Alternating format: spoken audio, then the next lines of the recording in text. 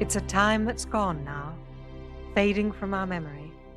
But what a time it was, a time of empire.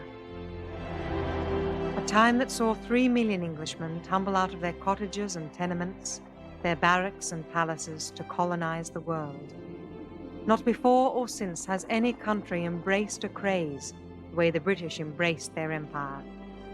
Believing above all that God was an Englishman, they took their language, their democracy, their law to the very ends of the earth. And in the service of such an empire, there emerged men who would become legends. Dr. Livingstone on the shores of Lake Tanganyika, General Gordon martyred at Khartoum, Baden-Powell besieged at Mafeking. On and on they went, deeds of valor and glory beyond mere imagination. And together they helped to build the largest empire the world has ever seen. An empire in which 40 million Englishmen held sway over almost 1/3 of the world's population. An empire which at its height boasted more than 4 dominions, 8 protectorates, 40 possessions, and in the words of the Colonial Office, nearly all the isolated rocks and islands of all the oceans of the world.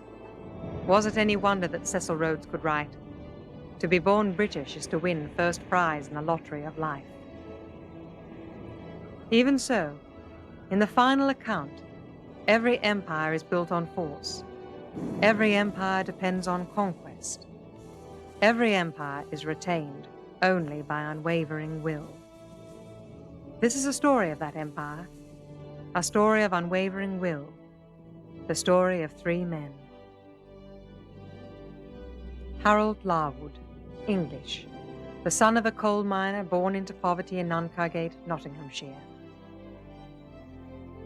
Donald George Bradman, born and raised in the Australian bush, the man who became a hero to his nation. And Douglas Jardine, a child of the British Raj, born in India, educated in England, surrounded all his life by affluence and power. As only the empire could conspire to do, these men came together in January 1933 in the small Australian city of Adelaide, that town of churches, there to do battle.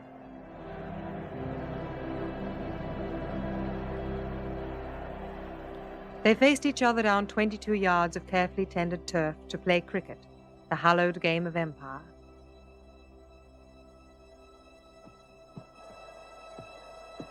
But suffer no illusion. In the guise of a game, this was as bitter as any war.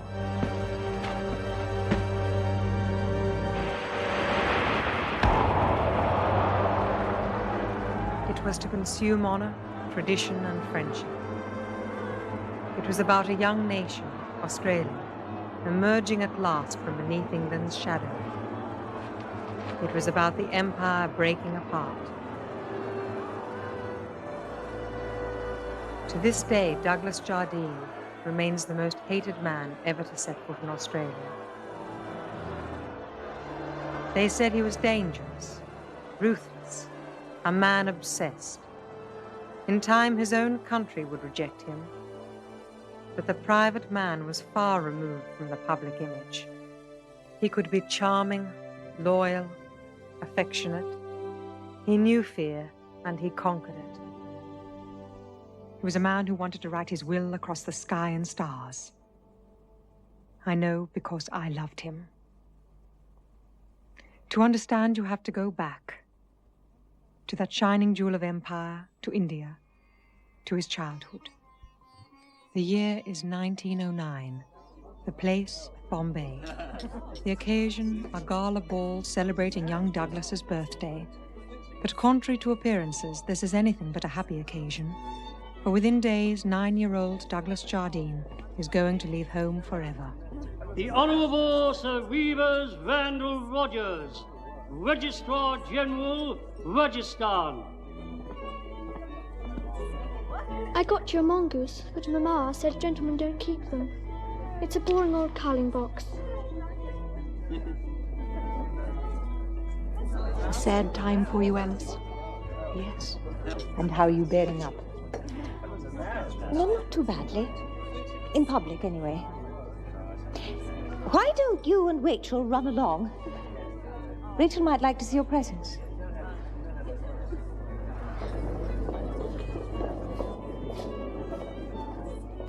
I've had 9 years to prepare for this. Poppycock.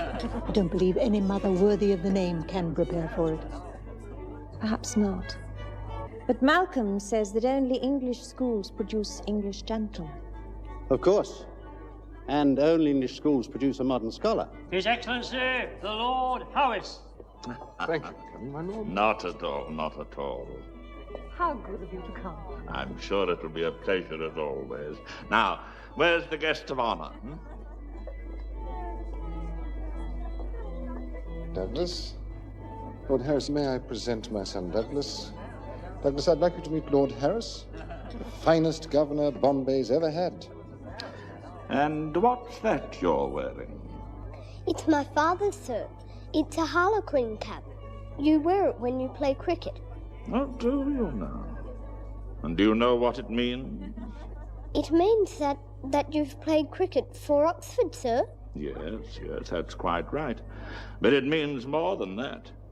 It means that you're a member of the most honored class in England. It means that you're a leading player in the Empire's greatest game. Did you have one, sir? Were you a cricketer? I've played the odd social game. Lord Harris is teasing you, Douglas. Not only did he captain England, he introduced cricket into India. Well, one had to civilize the place somehow. Do you want a harlequin cap for yourself one day? Yes, sir.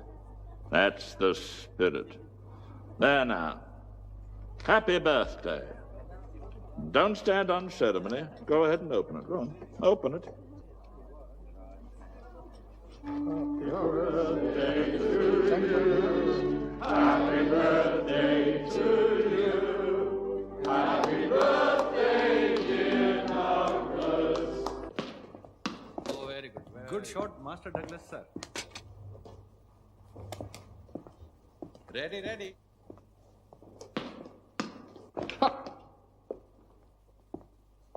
What have I told you about the late cut? Keep the ball down. And roll the wrists.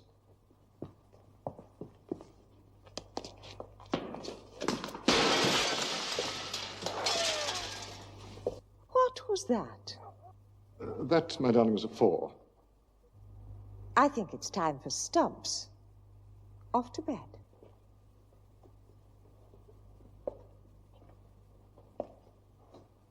Good night, my darling.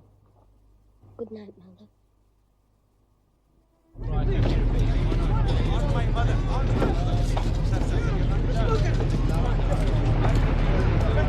Now, don't forget, Horace Hill is a cricketing school. That's one of the reasons why we chose it, wasn't it? Most of the fellows there will play the game, and a new chap can win their respect and friendship by his ability with the bat. We know that, don't we? And by the way he plays the game. Now, once more, what did I tell you about a late cut? Roll your wrists and keep the ball down. Good boy. And Douglas, remember? What, Father?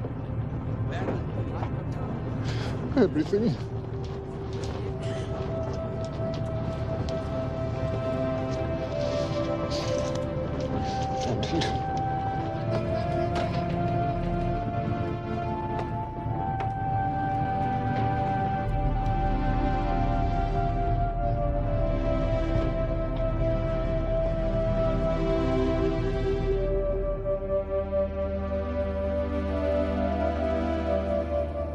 And And so, like thousands of boys before him, the sons of those who helped to build the empire, Douglas found himself alone in an alien world.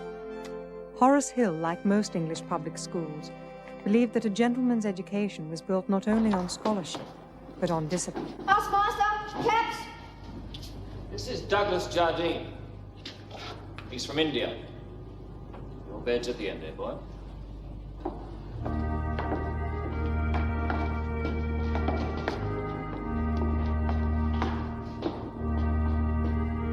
New boy.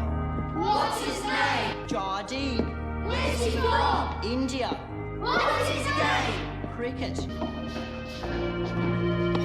And in the months that followed, Douglas would learn little about any subject except loneliness.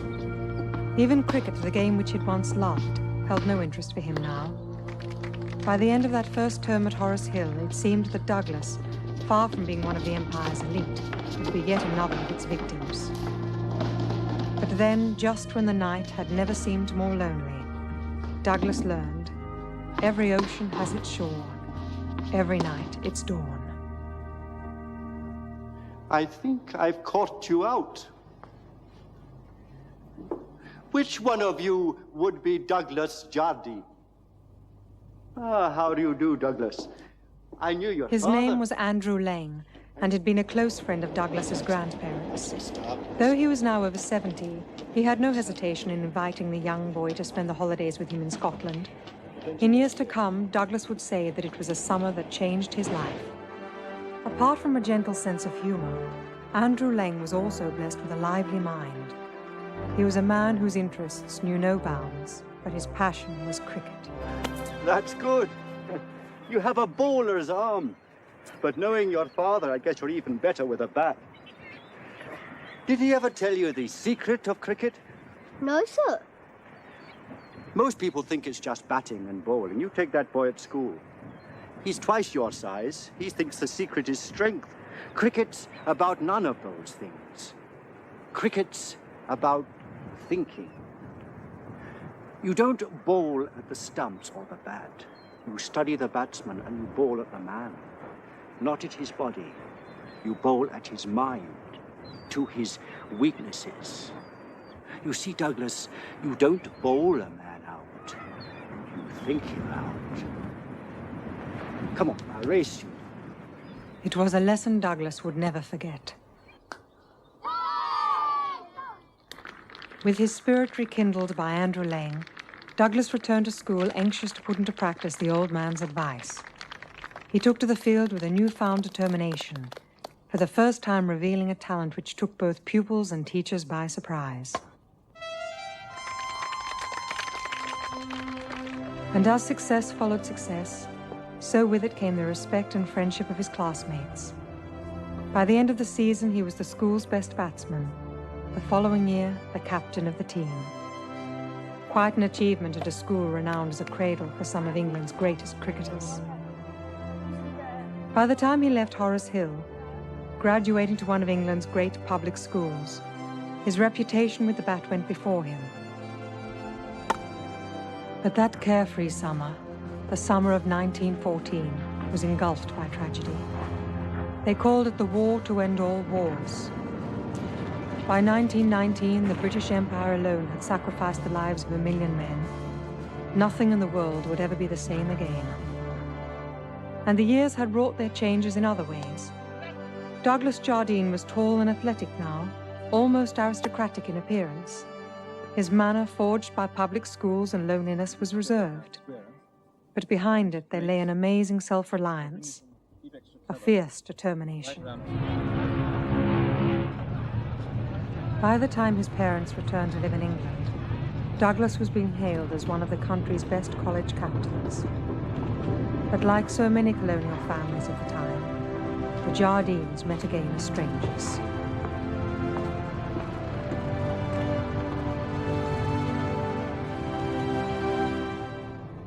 You're so tall. More handsome than your father. I should think so. And captain of Winchester. Your father's so proud. Thank you. We both are. All those years ago, your father was right. I so wanted to keep you. But look at you. A gentleman, a fine education. From what I hear, you play cricket the way I wanted to. Douglas, the world is before you. Oxford next, the law, partnership in a good firm. I envy you. There's no need for that. According to the head, if we don't beat Eton tomorrow, none of us will have a future. Oh, good man. Well, we didn't travel 8,000 miles to see you lose.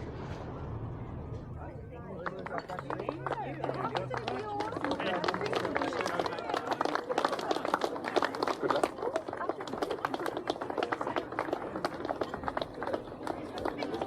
Right, that's the bat you gave him in Bombay. Good Lord.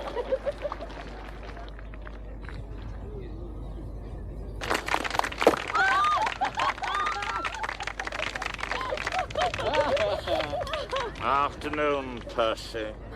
My respects, my lord. Respect is not that young man's long suit. Strangely dressed. Is it just affectation? No, I don't think so. No, most people consider the captain of Surrey to be quite mad. Just thank God he didn't bring his damn banjo. Oh! Well played!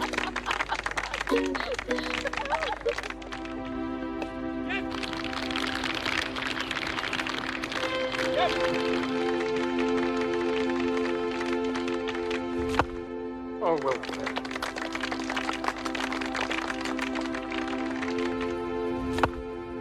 Oh.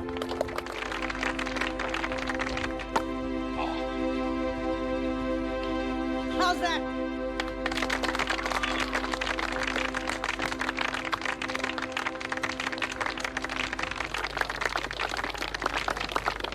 What's going on? Has someone won?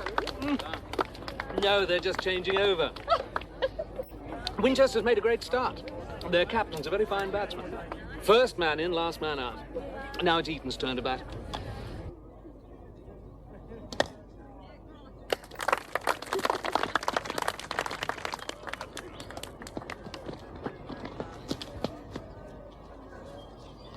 He's moving too far down his wicket. I'll warn him. Don't do that. Run him out. But it's customary to give a warning.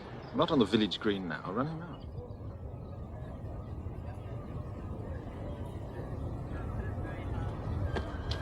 How's that? He didn't give a warning. They should have warned the batsman by showing him the ball before they ran him out. Mrs. Jardine, you'll have to speak to David. Can't have that sort of thing.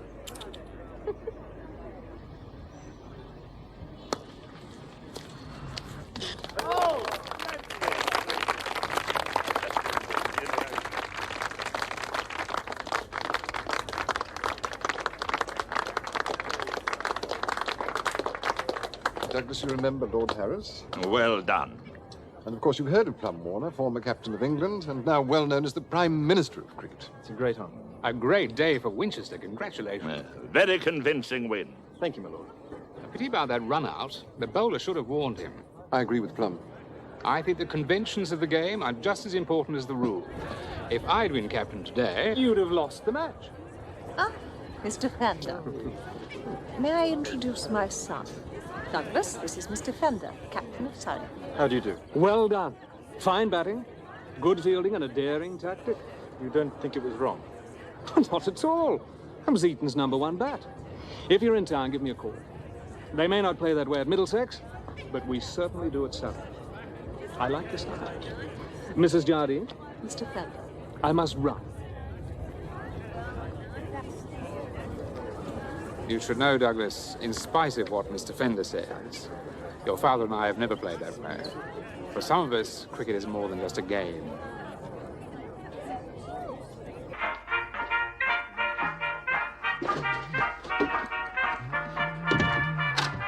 Douglas. Come in, come in. Mr. Fender. Ah, thank you. Well, I was delighted to get your call. How long have you been in town? Just 2 days. Yes. Someone once said there are only 3 rules to modern life. Never play cards with a man called Doc. Never sleep with anyone whose troubles are worse than your own. And never, whatever else you may do, drink anything unless it's French champagne.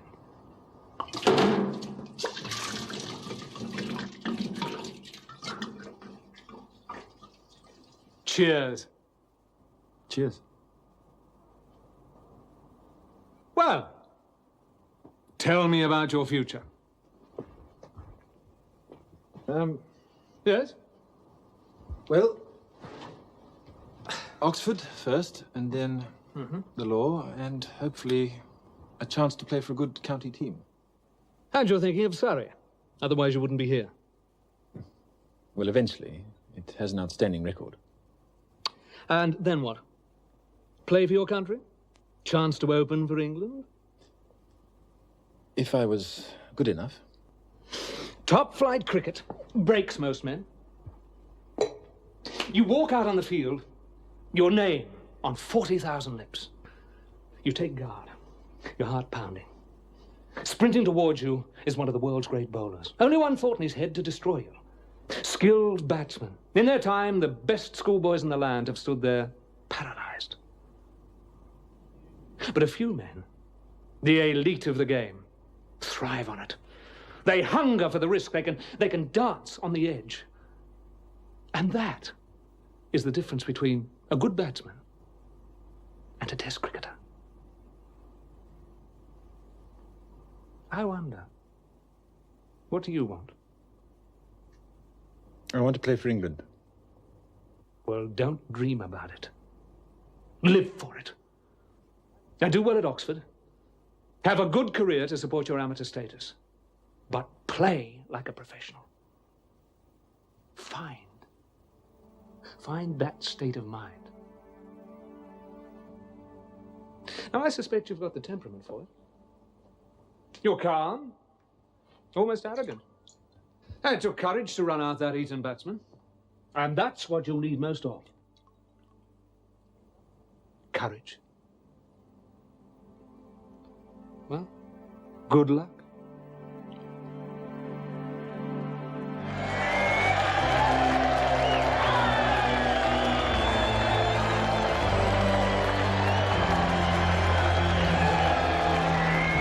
It's a great day for Australia, son. They'll have to rewrite the record books. The English taught us the game and we're beat the 5 dead straight. You know, Dad, I'll never be happy till I've played here. You can see the scoreboard there. Don Bradman, 100, not out.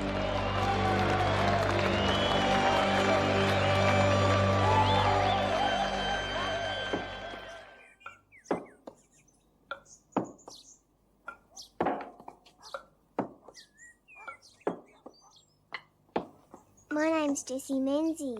Hi. I'm going to be staying here. Are you?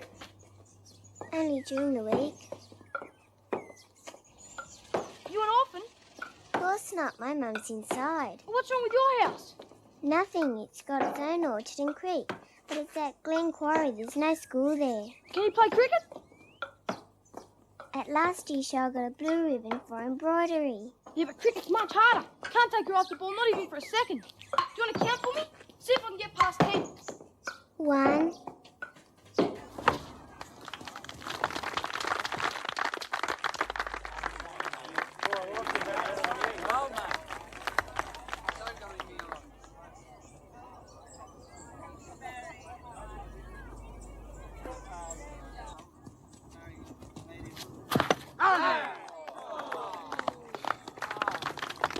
He played it forward. Should have hooked it. Sun got in me eyes. Come on, Jono, you're on. Come on. Yeah, How many runs now, mate? Get rid of this. I've got a century, yes? Come on, come on, mate. Oh, Come on. What about old Al? He's got arthritis. Excuse me, Dad. Just a minute, son. Oh, I could play. Son, they're full-grown men. It's half an hour to closing time. George, what have you got to lose? Go on, then. Oh, thanks, Dad. I won't let you down. Time's up. You'll have to declare. There you go, young fella. Thanks. You be careful. I'll be right, Mum. You wear this. Oh, Mum! You want to play with the men, you wear what the men wear.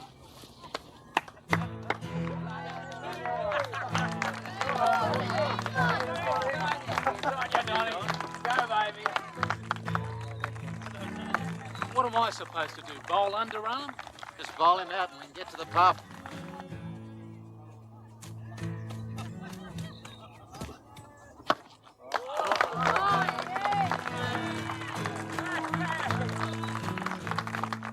Come in a bit closer. Could be a bit risky. Bugger that, it's only 20 minutes to closing time.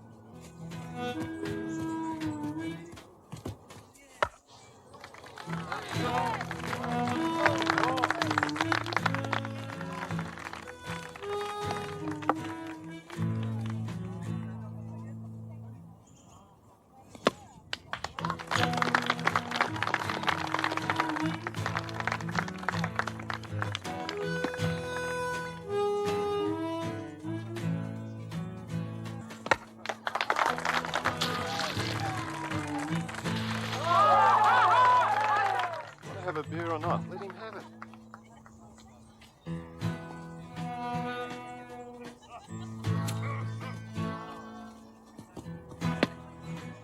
Helen! Oh, God! Hey! Hey, wait a minute! Hey, you can't do that! You can't do that! I turn it! I give him a go! Touch him! He's the umpire with us!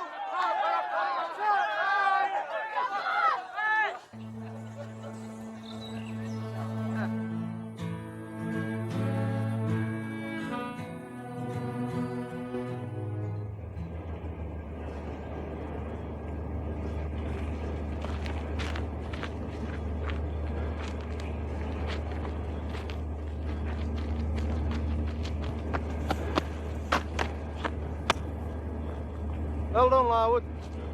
It's another 4 pints you owe me. Double or nothing? You can't do it again.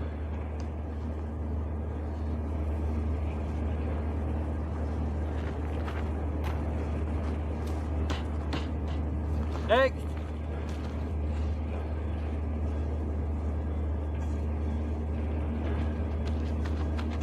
Come on, Harold.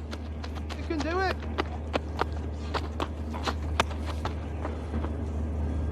And again, double or nothing. Where are you playing tomorrow, Harold? It's Oval. How much will you be getting? 7 and 6. Then you can buy pints tonight. Aye.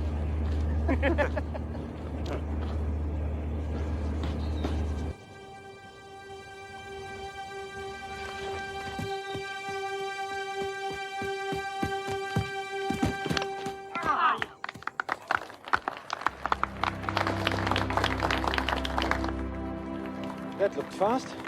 I wouldn't know. I didn't see it.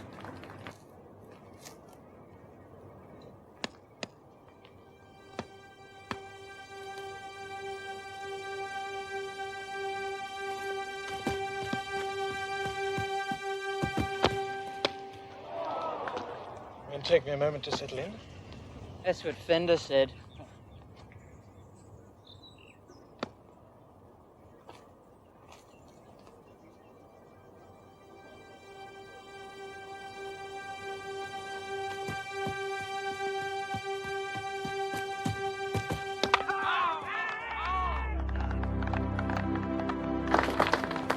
Oh, looks as if England's found herself a new fast bowler.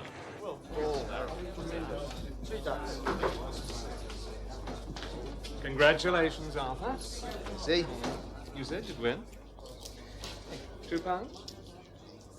You said I'd be out for a duck. £2. Thank you. And £1 for every Larwood wicket.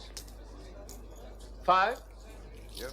Well done, Harold. Fastest bowler in England. In the world. What do I owe you, Harold? 7 and 6, Skipper.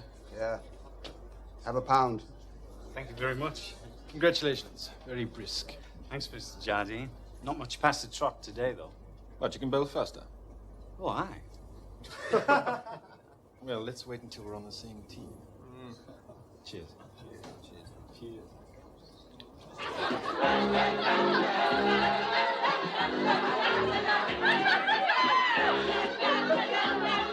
I can't see.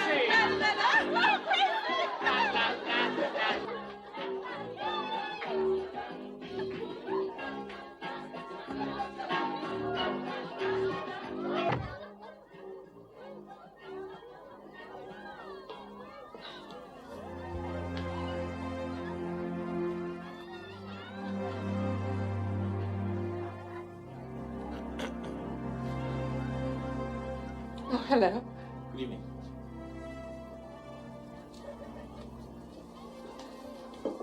You a friend of Percy's? Yes. Through cricket? Oh, no. I think cricket's a game for overgrown schoolboys. Huh.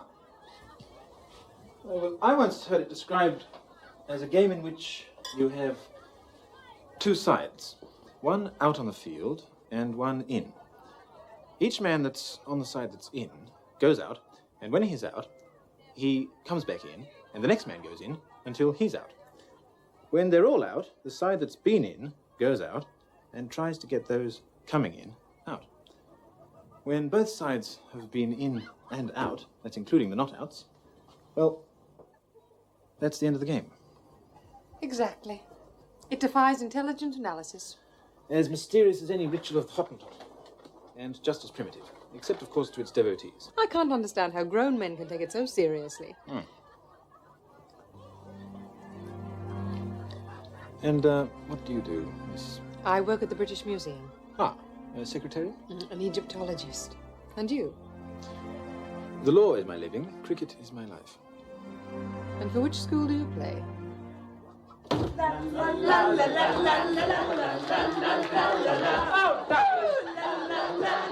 Try and stop this thing. Find the brakes.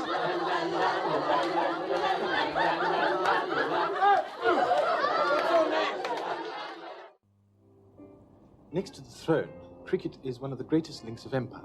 I'm not talking about imperialism. I'm talking about boredom. Ah, but don't you see? On the field, the batsman is never sure what sort of ball he'll be facing. Off spin, leg spin, full toss, yorker. A what? A yorker. Oh, a Yorker. That's a ball bowled right at the batsman's feet.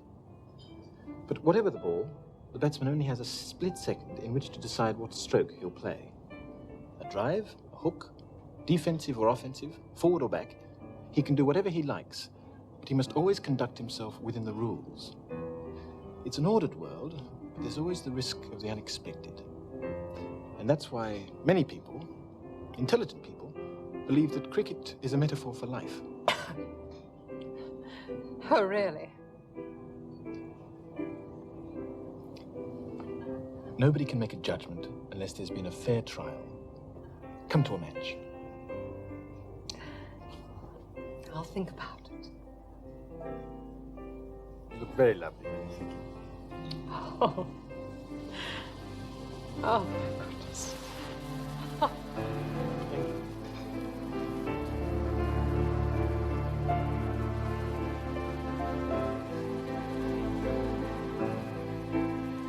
Oh, when you're young and falling in love, you do such foolish things. My mother followed my father from one diplomatic post to the next. I went to a cricket My match. father, Edith Clark. You do?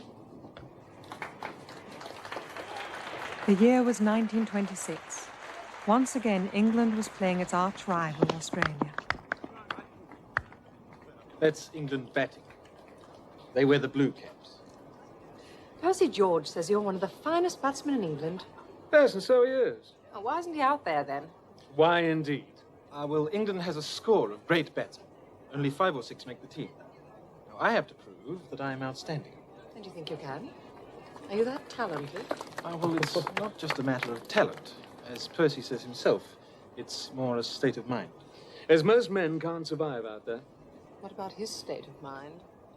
Oh, I think when Douglas wants something, he's bloody determined. Oh, damn.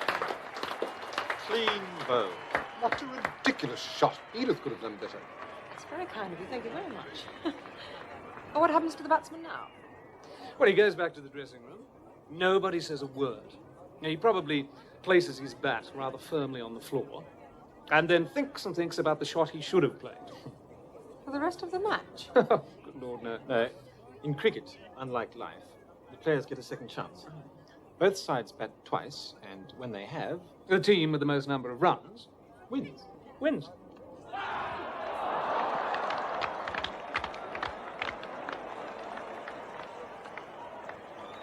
And now that the English have batted, it's the Australians' turn. And we can have our picnic.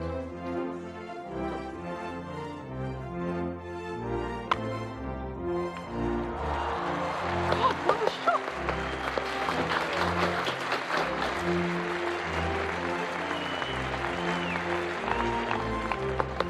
6.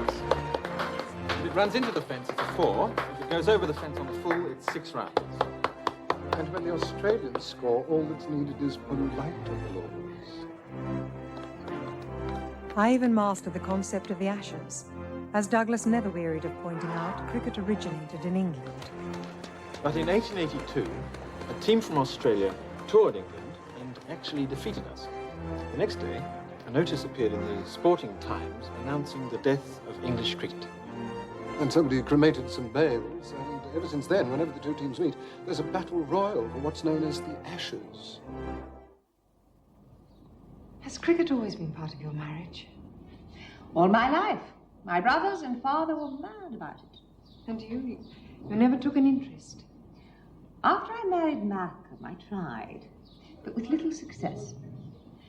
I decided then, whenever he spoke about cricket, I'd close my eyes and think of England. Yes, he's almost as old as I am. You should have been there. The look of horror on the faces of the Australians. Marwood was magnificent. Larwood, yes, scarcely had the ball left his hand, then yet another frightful Australian was on his way back to the pavilion. All out for 125. 125? Champagne. Oh, yes, champagne. I should have thought black coffee. No, champagne. We've invited a couple of people back. Yes, just one or two. My father always used to say, if you're looking for a decent fast bowler, go down the nearest coal mine. Well, here's to Larwood. Ah, Jardine, where's that son of yours? He's, there. Yes, turned into a fine young man. A fine batsman, too. Yes. Oh, now look, I don't think I'm talking out of turn, but there's a feeling at Lord's it's about time he had a run for his country. That would be a great honour. The captain. 3 cheers for the captain. Hip, hip. Hip, hip. Hip, hip. There must be nothing quite like it. Victory. To strive, to seek, to find, and not to yield.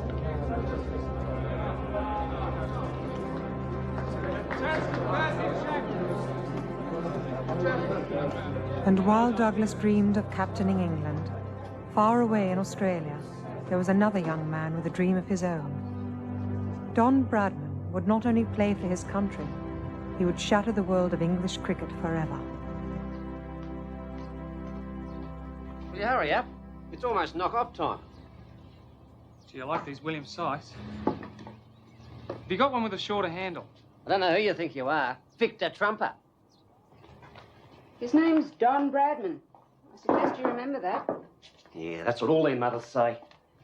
Don't forget little Johnny. He's going to play for Australia.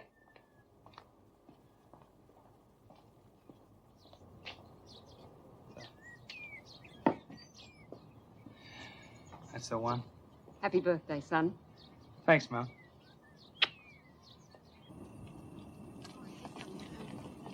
He'll be worried. He'll be all right. You know what he's like. Hello, Jessie. Hello, Bradman. Happy birthday. Thanks. I want to get you a gift bag, but I couldn't afford it.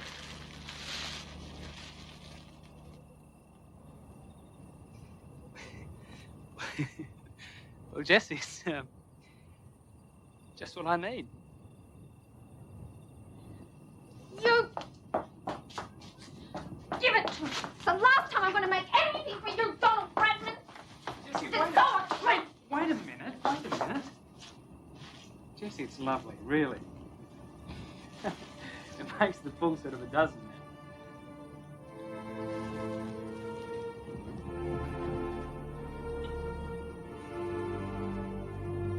John, there's a letter here for you from the Cricket Association.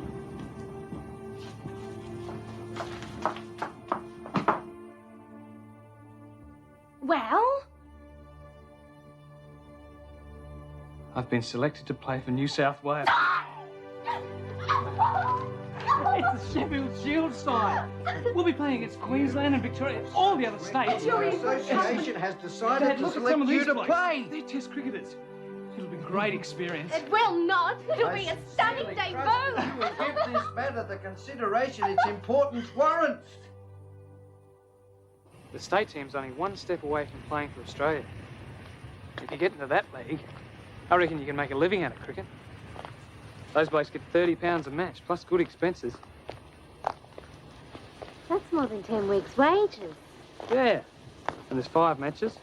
It's a whole year's salary in a season. And then if you tour overseas, it's a lot more, they reckon. 500 quid. And then there's endorsements. If you're a test cricketer, you can put your name to bats and boots. Might even get a column in the newspaper. Yeah. We'll have to see how I go with the state team. I reckon I could hammer out a bit of a future with a bat. Wouldn't be a bad life. Be a great life.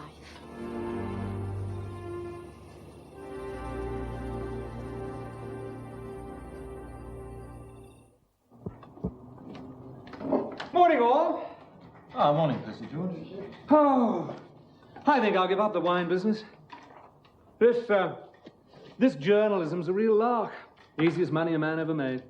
Well, it'd have to be easier than conveyancing. Yes, all you do is phone up your friends, have a bit of a chat, and then you phone this fella called the news editor. He's a frightfully nice chap. Is he? When I gave him my news this morning, he said, "Fender, you've got the best contacts in the business." Well, till then, I thought contact was something you made with a young woman. And what did he say to that? He said, "This is a scoop." Well, I almost laughed. I thought for a moment he was going to say, "Hold the front page." But he didn't. No, evidently they only do that in the case of a royal death or war. No, my news didn't rate. No? No. D.R. Jardine selected to play for England. And tour Australia. George! George! Sir. Thank you, sir. Now, you go and get some glasses, George. Yes. You know the shape? Yes, Yes. I don't believe it. Are you sure? Chapman's the skipper. Sutcliffe, Hammond, Larwood, of course, and you. I have the whole team. Who from? Never you mind. And so then the news editor says to me, "How would you like to go to Australia and cover the tour?" We'll be travelling together. I told you he was a nice chap. Hey! George, get yourself a glass. Oh, well done, George. How long will you be away? 6 months. When do you leave? Not for 4 weeks yet. It's a pity there are no pyramids in Australia. I'll miss you. I'll miss you too. My mother gave me this when I left India. She said if I ever got lonely, all I had to do was to wave. No matter how far, she'd see.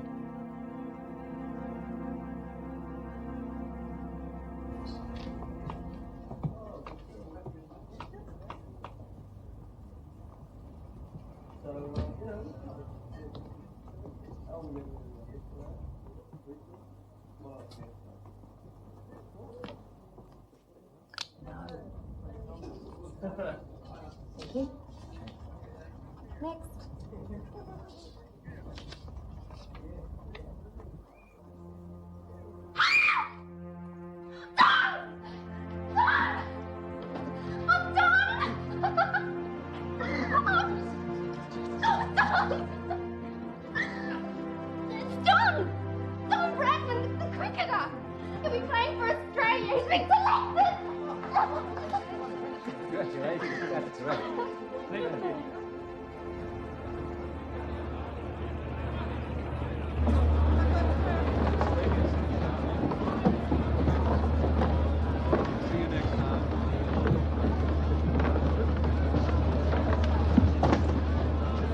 Porter, be so kind. Our bags. You with the English team, are you? Yes, that's right. Carry your own bloody bags. Welcome to Australia. Go on. Go home, you pommy bastards. Don't buy them. You might catch some.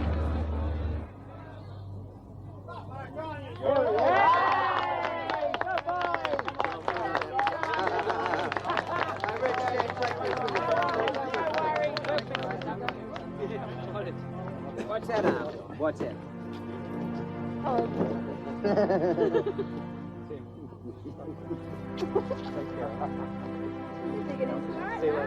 Come on, Tommy, do these rules. Certainly, Don. Get them palms hell, mate. Give it to him. Money, Aussie. You remember, no matter what. Very proud of you.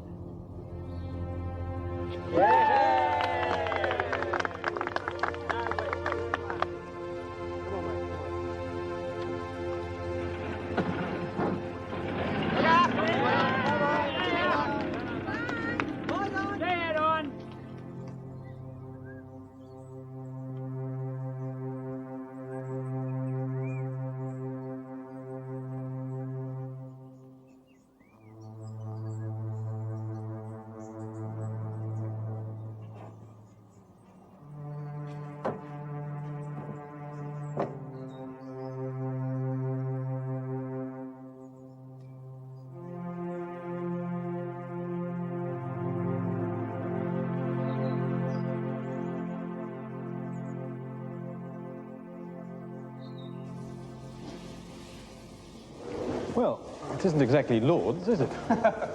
Don't forget about where you are. And don't worry about the heat. Those damn flies. Ah.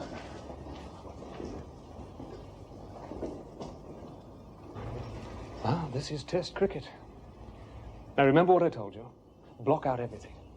Find that state of mind. Good luck, DR.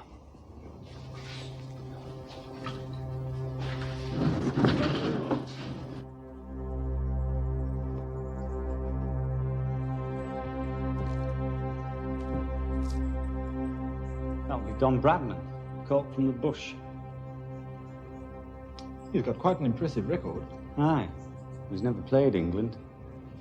No, we'll take him, Mr. Jardine. We'll have him for dinner. Harold Larwood was right. In his Test debut, Don Bradman would fail. Good luck, son.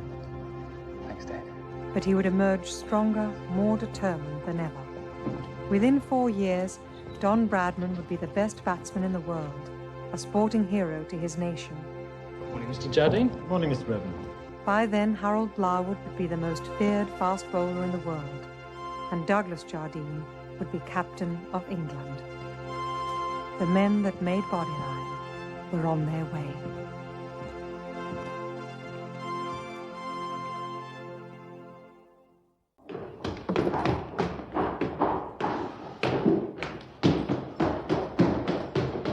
On the door, Sport. Pardon? Oh, yes, allow me. You're PGH Fender, aren't you? That's right. Saw you get done in 21. Ah. Clive Cooper's the name. Sydney. Call me Chook. Pleased to meet you, Chook.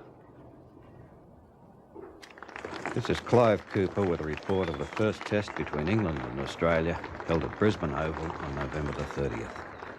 Australia lost the toss, and English skipper Chapman decided to bat. Australian skipper Ryder led his team onto the field, which included Bill Woodfull, surely a future captain, Bill Ponsford, Ironmonger, the great bowler Clary Grimmett, Vic Richardson, wicket-keeper Bert Oldfield, and Don Bradman, a young man making his Test debut, who I believe holds the future of Australian cricket in his hands.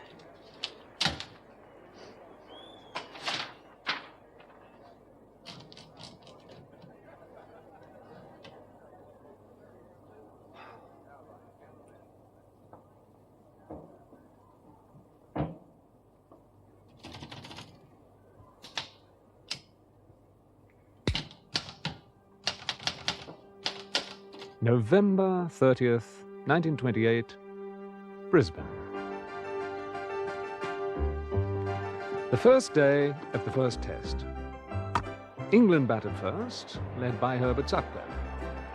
The English batsmen immediately set about destroying the Australian bowling. Hour after hour, the score mounted. Sutcliffe 38, Hammond 44, Hendren a mighty 169, Chapman 50, Hobbs 49, Tate 26, and Larwood a commendable 70.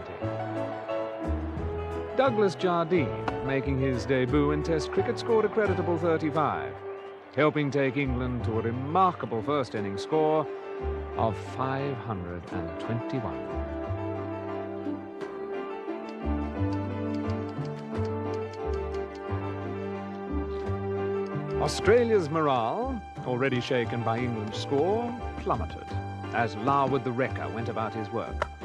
Woodfull caught brilliantly by Chapman for a duck. Ponsford bowled for 2, and Kippax caught for 16. The young Australian batsman Don Bradman, about whom so much has been written in this country, did not live up to the high hopes which many so-called experts held for him. LBW for 18. We once again witness the phenomenon of a young man burning bright, but ever so brief as he passes across the cricketing sky. Australia were all out for 122, giving England a massive, unbelievable lead of 399 runs.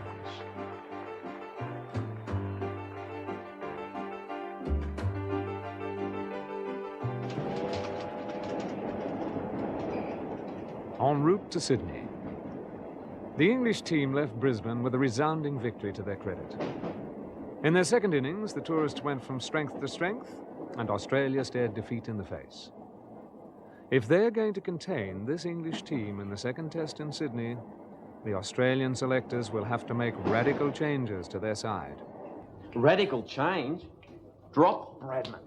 It's a bloody disgrace. Bullet in the head's a radical change. He's got more talent than all of us put together.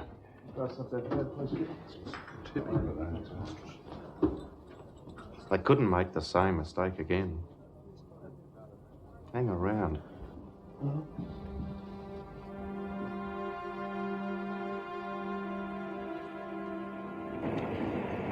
Australia have lost the second test in Sydney, and little wonder, given what must be one of the worst decisions ever made by the selectors in the history of Test cricket. The decision to drop Don Bradman from the batting line destroyed their chances and lowered the morale of the whole Australian team. Another victory for England in the second test. However, the on-field tactics of the English skipper, APF Chapman, are cause for serious concern. He insists on using Harold Larwood as a stock bowler instead of for his shock value. Still, success follows success. The Australians are finding our bowlers unbeatable, our batsmen unstoppable.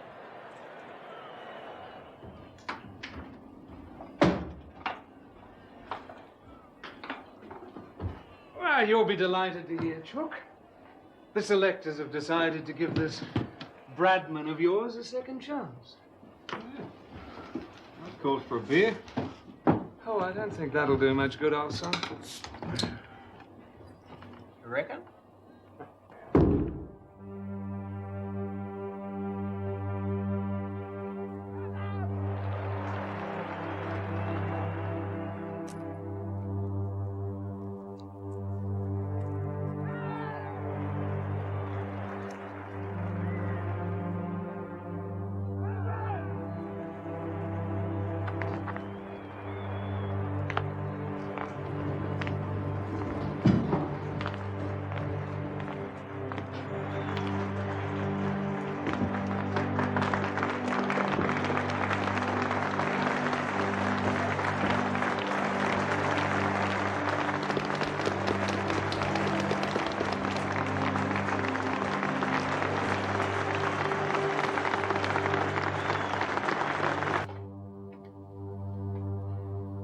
He's on his way to the wicket.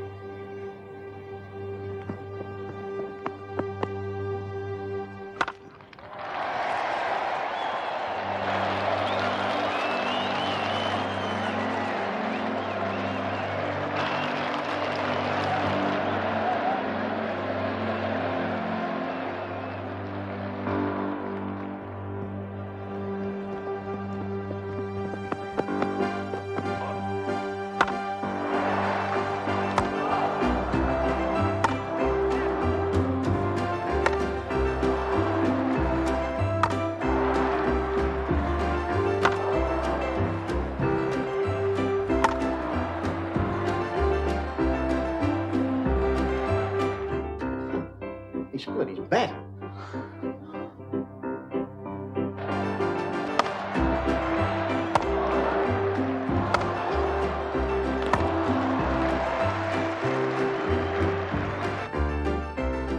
'94. No, it was '90s.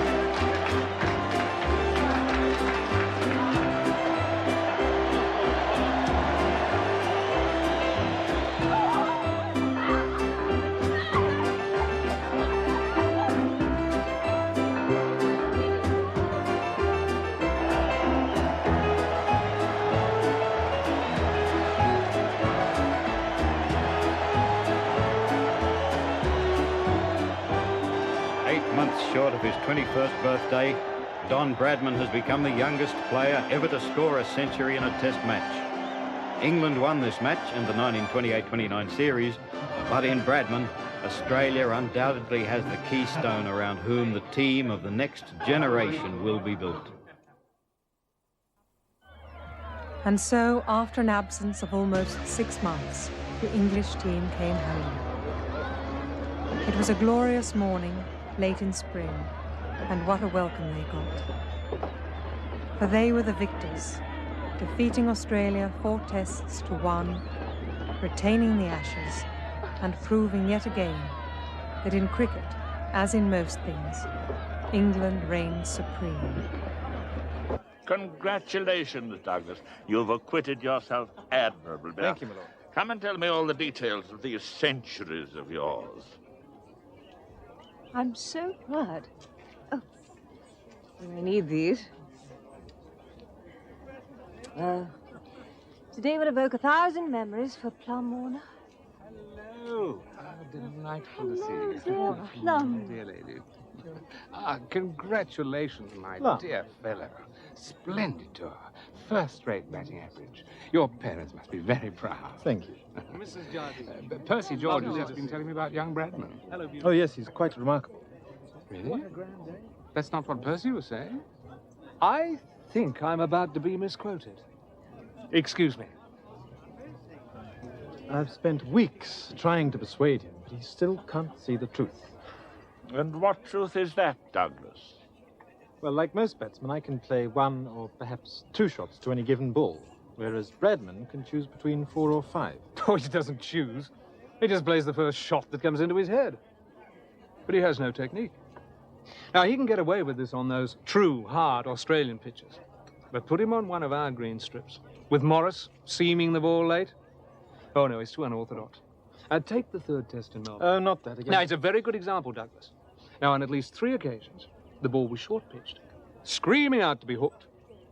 He played a cover drive. Oh, it's absurd. No, it's not absurd.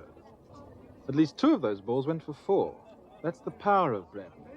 He's learned that a batsman's sole objective is to score runs.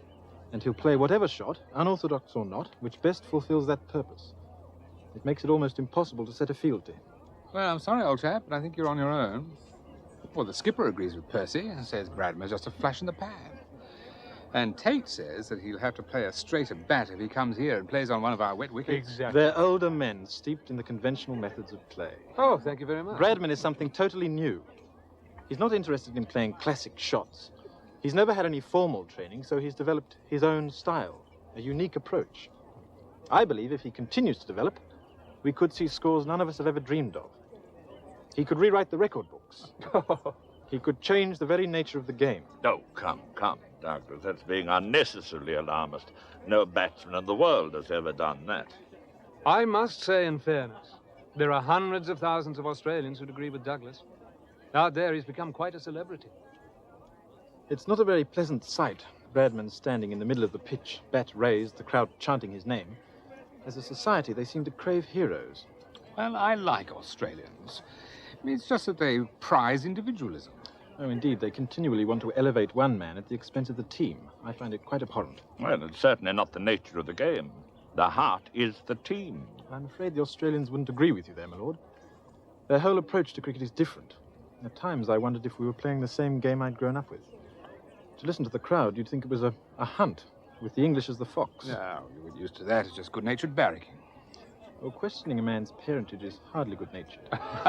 My dear fellow, in Australia, bastard is almost a term of endearment. Well, I come from a different world, thank God. The Australians are not a people I'll ever warm to. Nothing wrong with that. Always easier to give a hiding to a man you dislike. May I interrupt? I really do feel like a cricketing widow over there. Haven't you finished talking about the game yet? Not quite. Mr. Fender and I have something to discuss. Do we, my lord? Yes. What's that? Journalism. Ah, do I detect a note of indifference bordering on aversion, my lord? Now, don't start that banter with me. I found your reporting, your criticisms of Chapman, most distasteful. Now, it doesn't matter what your opinion of him is. He is the English skipper. He deserves your respect. It ill behoves you as a county captain and a man who has represented England to disparage his tactics publicly. It was an honest opinion. It was my job to report it. I am not talking about reporting. I am talking about loyalty. That is all I ask of a man. Not from a journalist, perhaps, but from a cricketer and a gentleman. Do you understand? Oh, I understand, but I don't agree. Oh, well, I'm not staying here to argue with you. I've made my point. But make no mistake, these things do not go unnoticed. I never believed they did. Well, then, why must you always be giving offense? Why must you be the tearaway? Why all this affectation? Not affectation, my lord. It's me nature. I suppose I could be a little more diplomatic. But I've always thought diplomacy a blood brother to hypocrisy. Honesty is one of the things I like about Percy George Fender. He may not be perfect, but at least I can live with him.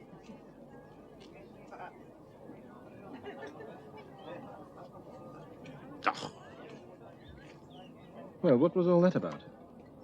Oh, nothing much. My attitude, behavior, personality. That's all. Why? Douglas, there's one thing you must learn about the Lords. In defeat, they're unbearable. In victory, insufferable. Hey-ho. Shall we go? Let's.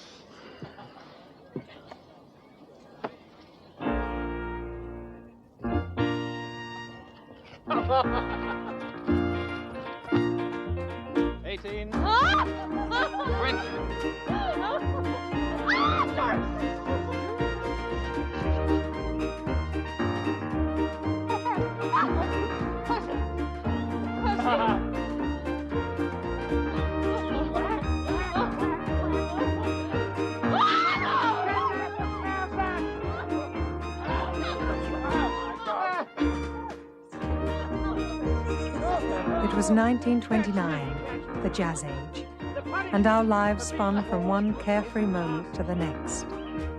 Every day we stretched out our hands further, trying to gather into our arms all the glittering prizes of our youth. And yet there was a brittleness in our laughter, a fever to our lives. It was as if we knew deep within some recess of our minds that nothing which ran so fast could run for long. Around the world, there was a gathering darkness, waiting to close in. The greatest depression the world had ever known, not only of an economy, but of men's spirits. Just as one generation had been destroyed by the Great War, so the next was crushed by the Depression. 1 in 5 people out of work, industry swept away, whole towns devastated. Hunger, rationing, and the dole. For many people, there was one thing which helped relieve the misery of their daily lives, and that thing was sport. In such a climate, the Australian Test side arrived in England in April of 1930. Among the team were 11 cricketers making their first overseas tour, all of them so young they were immediately christened in honour of their manager, Kelly's Creche. By any measure, it would prove to be a remarkable test series, one which those who witnessed it would never forget. You see, Don Bradman was about to rewrite the record book. That's fine, thanks. Yeah, same for me, thanks. Make that 3. Make it 7. Bill. Woody, dear Lovely chap, to welcome. see you. Yes. Gentlemen, Welcome. may I introduce Mr. Oh. Percy Fender, skipper of Surrey, the finest captain never to have captained England. Oh, thank you very much, Bill. How are Alan? Percy. Pleased to see you. Hello. How are you? Oh, we didn't actually meet in 28. I feel as though I know you, though. I've read most of your articles. Oh, that's more than I have. Hello. Nice to see you. Hello. I think you once described me as a schoolboy batsman. Ah, it's a journalist whim. On the other hand, Douglas here is a great admirer. Yes, we met in Brisbane. Oh, it has led to countless arguments. I think you're in for a surprise. Well, we'll see soon enough. Day after tomorrow. Mm-hmm. Surrey has a very good record against Australian teams. I think we'll give you a run for your money. We'll look forward to it. All the best, guys. Good luck, Bill. You too, Percy. Well, Don, how about the schoolboy giving him a caning?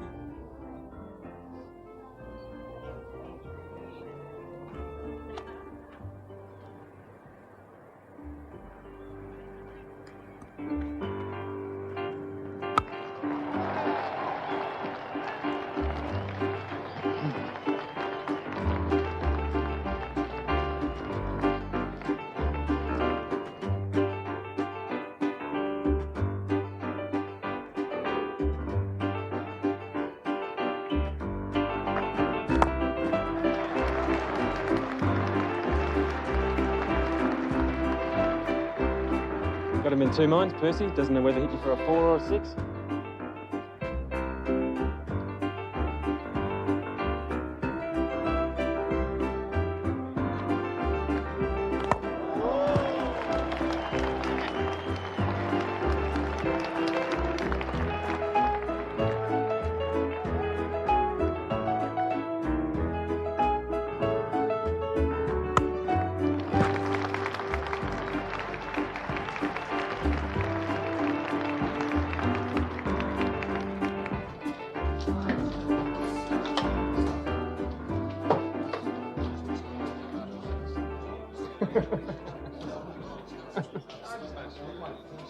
Oh, God. Oh, what a fool he made of me. He put every ball exactly where he wanted, where it would cause me the most humiliation. Don't worry, Percy. It'll be forgotten in a month. He's going to destroy every bowler in the land. As I said, he's unique, a phenomenon. Oh, nobody said we weren't warned. Oh, well done, DR. It's going to be a bleak summer. Will indeed. England's only hope is to think broadly, develop a new strategy, one aimed solely at curbing Bradman. You think so? I think our only hope is prayer. At least God is an Englishman. Or has that changed too?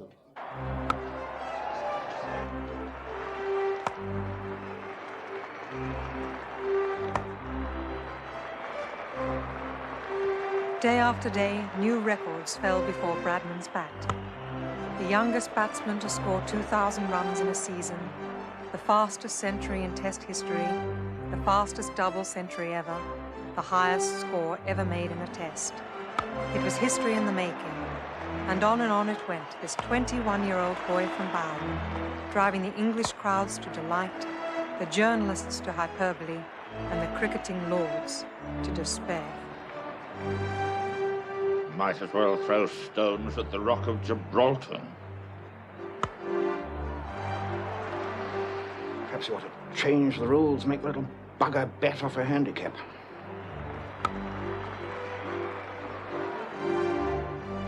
All we can do is pray for rain. Couldn't he be asked to use a smaller bat.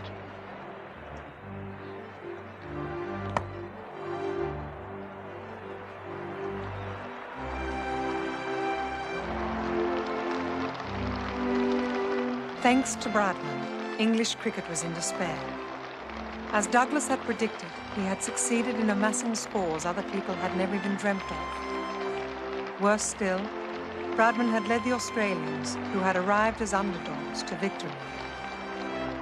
The Ashes were now on their way to Australia, where it seemed they would remain, if not forever, at least until Bradman gave up cricket.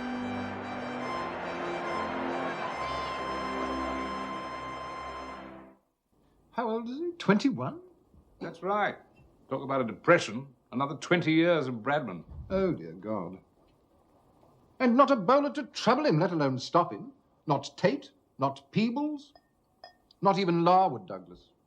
Larwood? He heads the casualty list. Bradman's finished his career. Thanks a lot. There's no profit in talking about individual bowlers. It's like waging war and worrying about an infantryman. Well, that's who does the fighting. Yes, but wars are won by generals. The first thing you need is a strategy.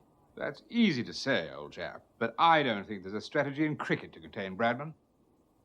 Not to contain him, to neutralize him. Oh, that is preposterous, Douglas. The boy's a genius. A perfect combination of reaction, footwork... Stroke-making? Yes, exactly. And intelligence. He's the best batsman in the world, no doubt. But the perfect sportsman hasn't been born yet. Every athlete has a weakness.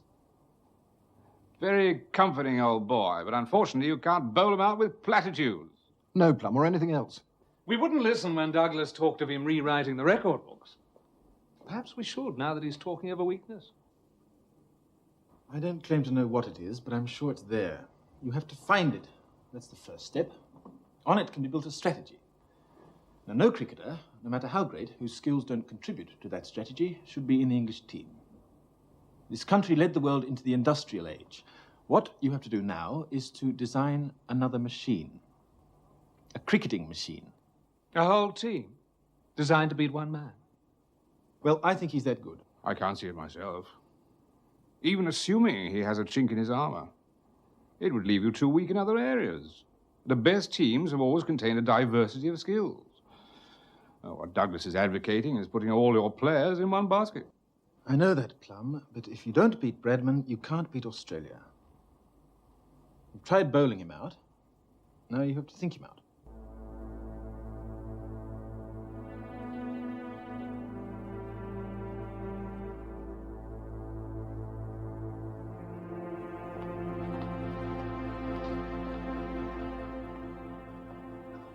Well, troublesome times, gentlemen.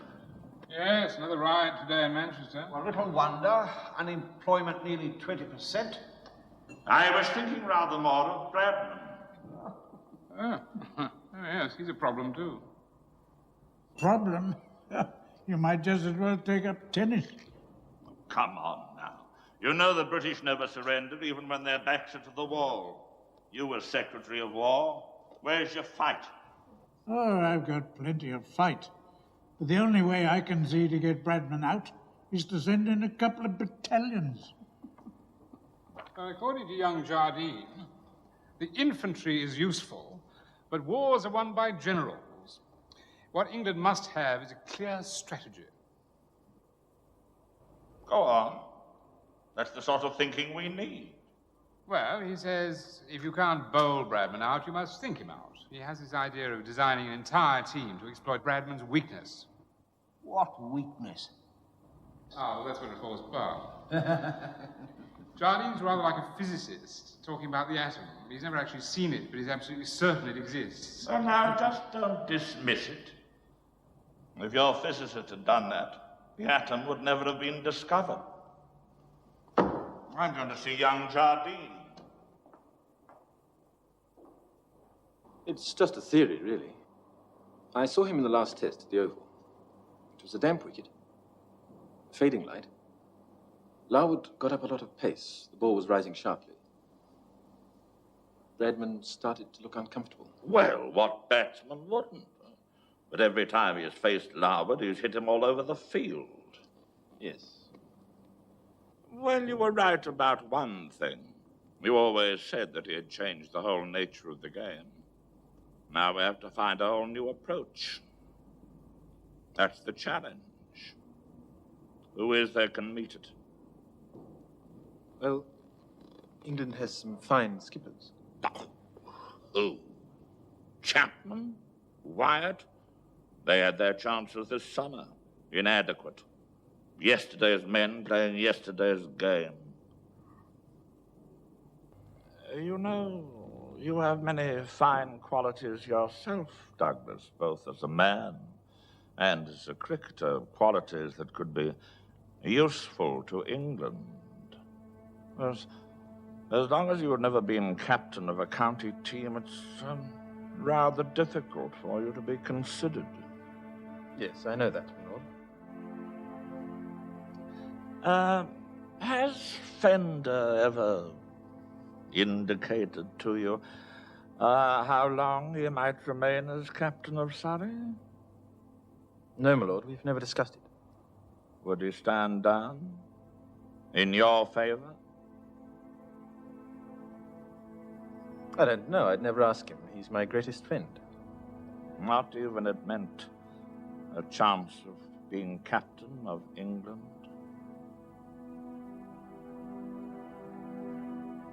No, not even then. I'm sorry. Oh, don't be. No, don't be. No. I admire loyalty.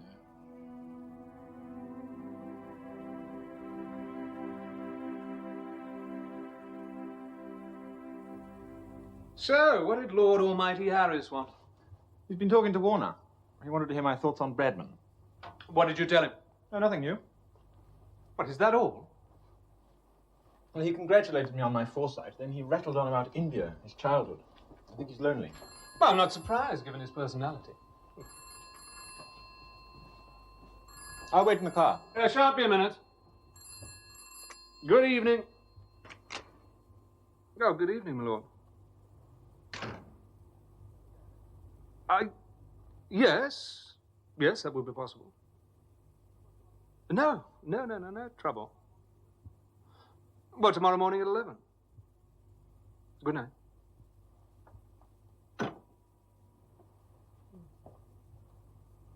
I'm quite sure that you don't want to spend any longer with me than you have to, so I'll come straight to the point. If you would, my lord. Regardless of how good a cricketer you might be, I think we both realize that you will never captain England. Do we? Why is that? Because I say so, that's why.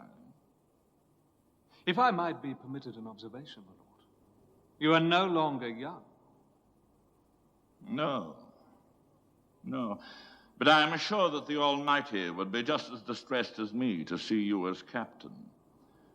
I am quite confident he'll leave me here for as long as I am needed. And is that the purpose of this meeting? For you to inform me of your divine mission? I asked you here to talk about Jardine.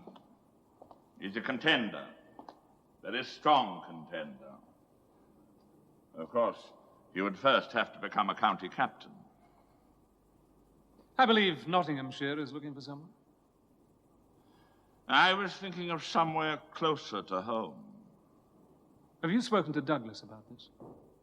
Yes. He refused to raise it with you. He has shown great loyalty.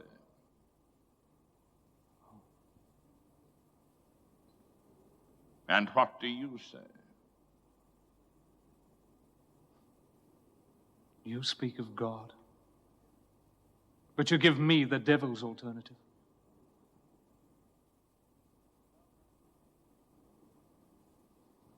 Good day.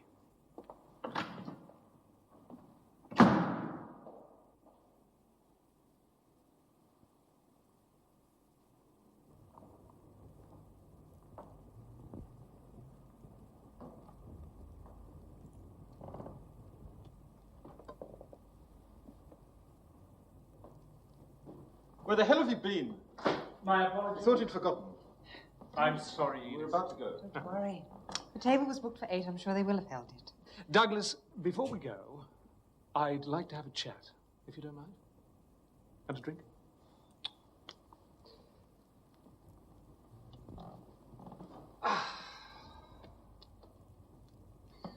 Well, I have spent the day in St. James Park, thinking.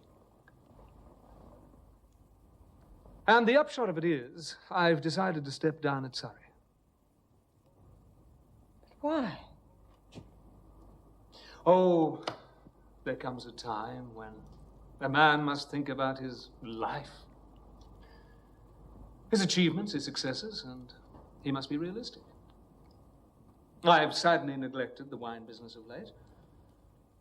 And the truth is, my best cricket is behind me. That's rubbish. You've been speaking to Lord Harris. I ran into him. What did he say? He rattled on about India, his childhood. I think he's lonely.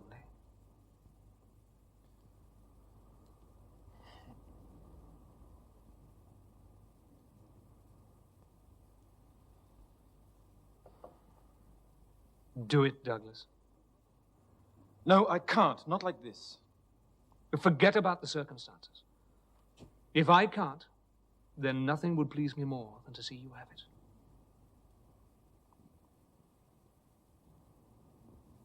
Take it as a gift. A gift to a dear, loyal friend.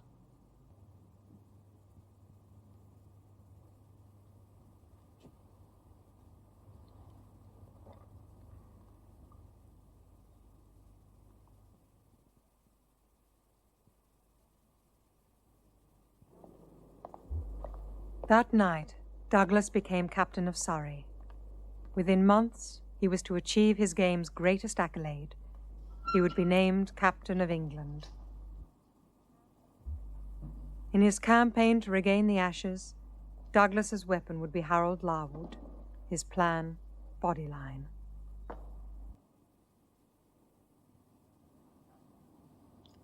The captain. The captain.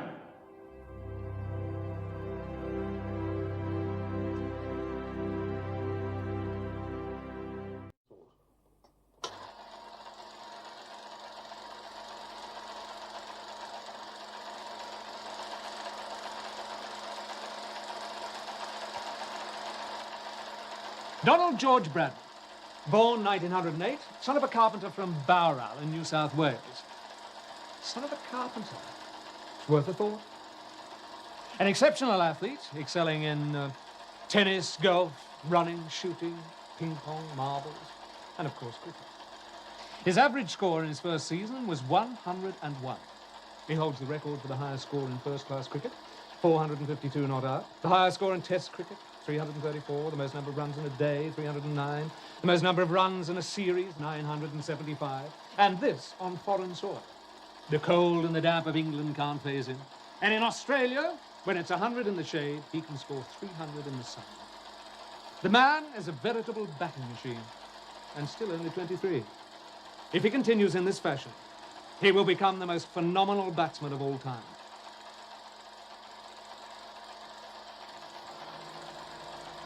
Imagine what history will say about the man who was able to defeat him. Yes, Percy. What else do you have? I need all the information I can get. His batting averages on every type of wicket. I need to look at every time he's failed, see if there's a common element. We must find his weakness. Well, assuming he has one. What we must do first is talk to some bowlers. Fast bowlers. Was there no time you had him worried? No, Mr. Jardine. I bowled fastest and hardest I could at him, but he always had my measure. Well, a couple of our chaps did try bowling round the wicket, and his leg stump. Well, that kept down his runs. Bradman wouldn't have liked that. No, he didn't. Yes, he likes to make runs, doesn't he? Thank you, George. Apart from that, there was no other time we had him in the slightest amount of difficulty at all. Thank you, George. Perhaps if you spoke with someone who bowled at him more often. Larwood, for instance.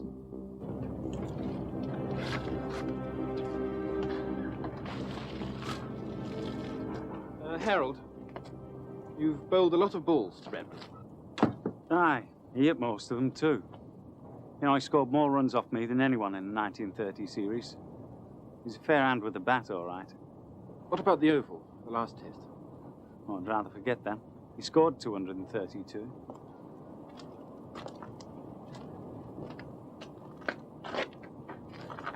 After rain had stopped play, you were brought back on.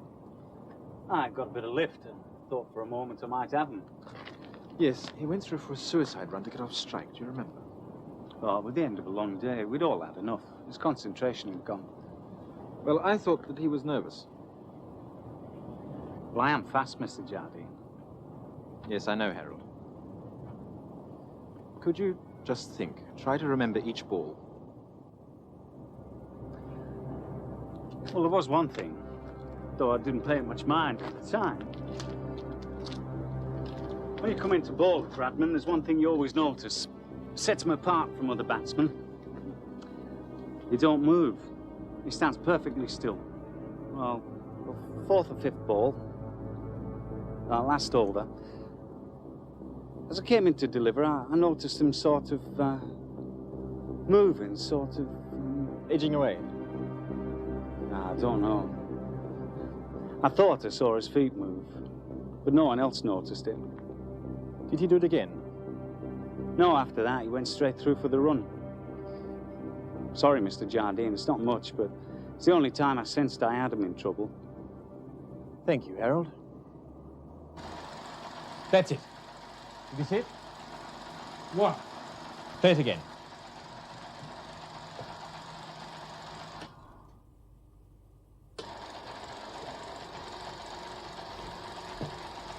Now, watch his foot. All right, so he moved his foot. Douglas, you're making too much of this. No, Percy, I'm not. Larwood also sensed something. He said it was the only time that he detected any movement from Bradman before the delivery. Oh, come. All batsmen move their feet. I myself have the habit Bradman. of...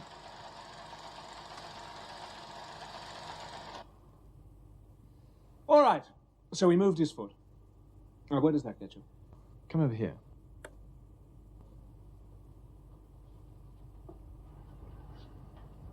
Right. Oh, just a minute.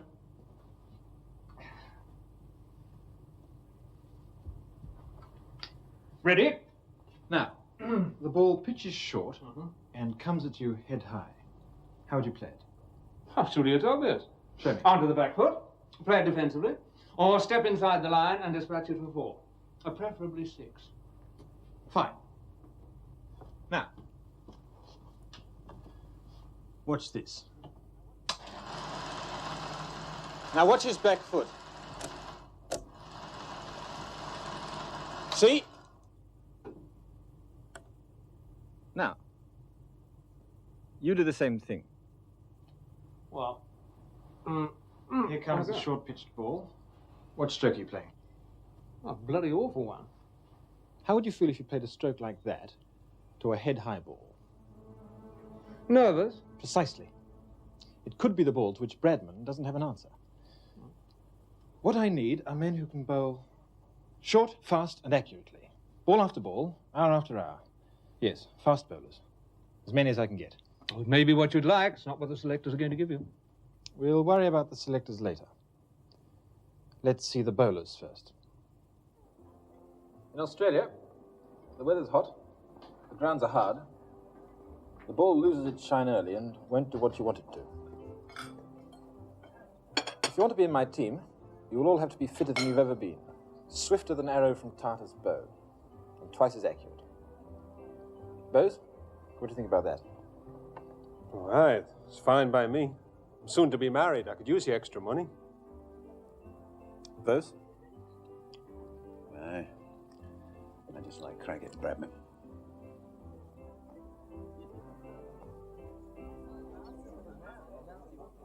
Harold? Aye. Give it a go.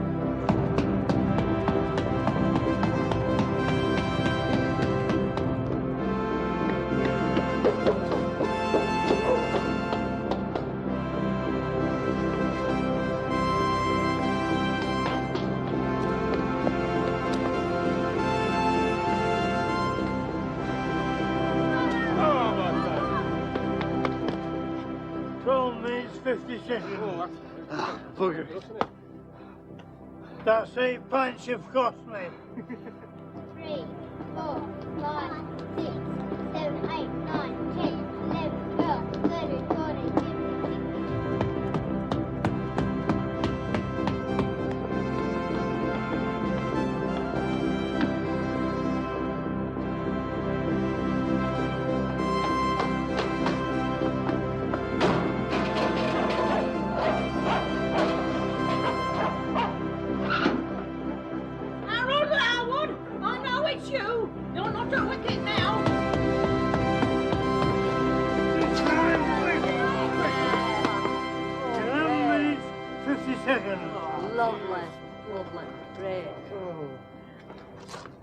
That'll be 24 pints, lads. Thank you.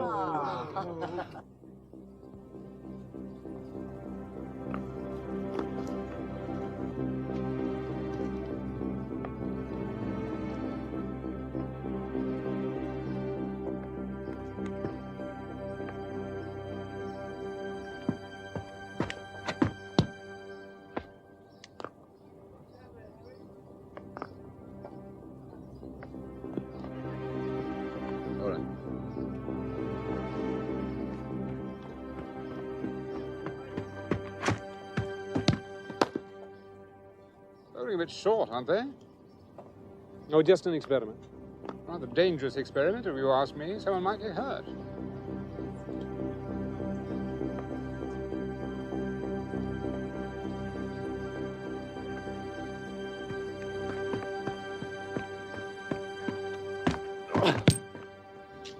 I say.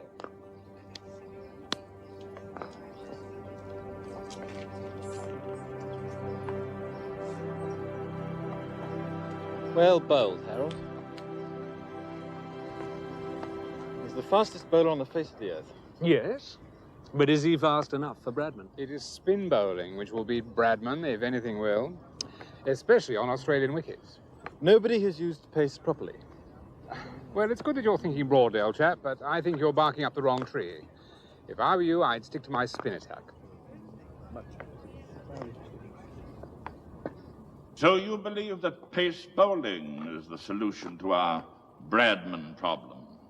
Yes, sir, I do. What does Plum think of your intentions? Well, he thinks I'm wrong. Yes, well, of course, he has been considering the evidence. Bradman has been dismissed more often by spin than by pace. It's an aberration. Pace has never been used consistently as part of an overall strategy. Well, tell me all about your strategy. That would be premature, but I do have particular requirements. Bradman is an unorthodox batsman. We must employ unorthodox tactics.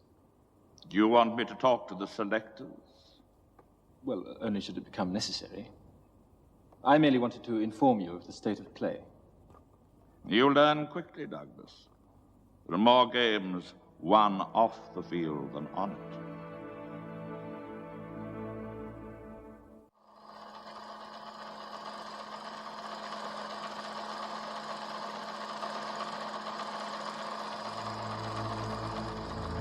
So Douglas became obsessed with Bradman.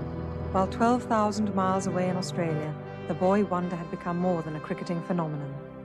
He was now a national celebrity, the first of a new breed of sporting heroes, his publicity value paying huge dividends for the hero of a nation. For Bradman, the price of fame was to be a clash with bureaucracy, which almost resulted in his giving up cricket, and Douglas Jardine losing the target of all his battle plans. The board will see you now, Mr. Bradman. Morning, Don. Dr. Robertson. Do sit down. You know Mr. Jeames. Morning, Don. Mr. Oxlade. Well, thank you for coming in, Don. The reason we've asked you along today is that we have a problem. This three-way contract you've signed, it includes writing for the newspaper. Yes. Yes. Well, I'm afraid that is in direct contravention of Control Board regulations. You see, Don, this clause that Dr. Robertson is referring to specifically states The that... gist of it is that no player is allowed to write for a paper if he's also playing in the test matches. Is it all right for me to do the sporting promotions? Oh, certainly, certainly. And to continue my radio broadcasts? There's nothing in the regulations about broadcasting. Even though I'll be commenting on the cricket. This regulation predates the introduction of the wireless. Now, let me get this straight. You're saying that I can promote sports goods and broadcast cricket comments on the wireless, but I can't write about it in the newspaper. That's correct, Don. Well, that is ludicrous. You must appreciate that we, as the watchdogs of Australian cricket, must ensure some order is maintained. Only players whose sole occupation is journalism are exempt from the ruling. And you must appreciate that I am not qualified for anything else. And I can't earn a living from playing cricket in Australia. My only alternative would be to take up the offer to play as a professional in England. Well, we wouldn't want that, Don. What other choice do I have? I will not renege on my contract.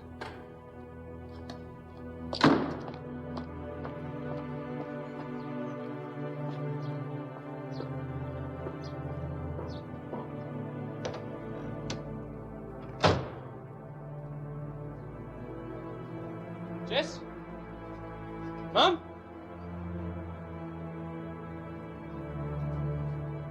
Jessie? Come in. Jessie's trying on a wedding dress. Jess, I need a letter typed.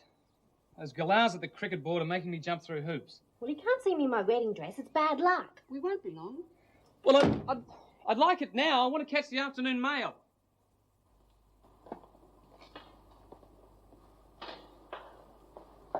The mail, sir.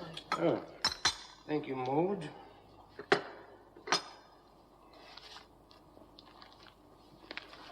From Byron. Milk or lemon? Milk. No, lemon. Bradman's request for permission to write. We can't allow any player to dictate terms. Cricket is a game for 11 aside, not a parade of film stars. This public idolatry of Bradman threatens the very future of cricket. Oh, you're right, Alan. Nevertheless, we couldn't afford to lose him. Does he make any mention of the England offer? Cricket without Bradman would be like Hamlet without the Dane. That's a little extreme, surely. Besides, I don't think Bradman would be prepared to abandon cricket or move to England. Anyway, there's no urgency. The Test series is months away. I think we can afford to let him sweat on it for a while.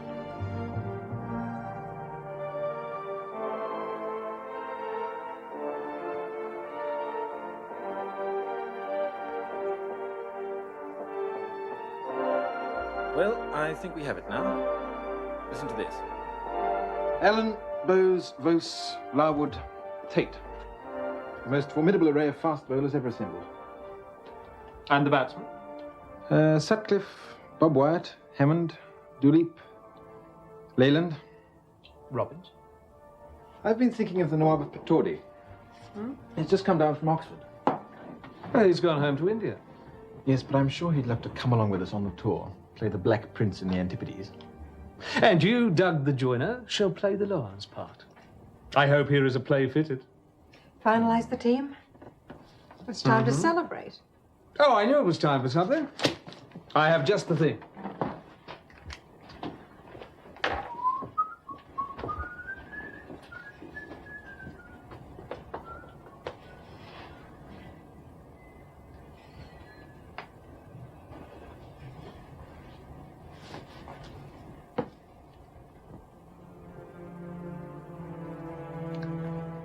What on earth are you doing? Attracting your attention. Although perhaps I should be wearing a cricket pad.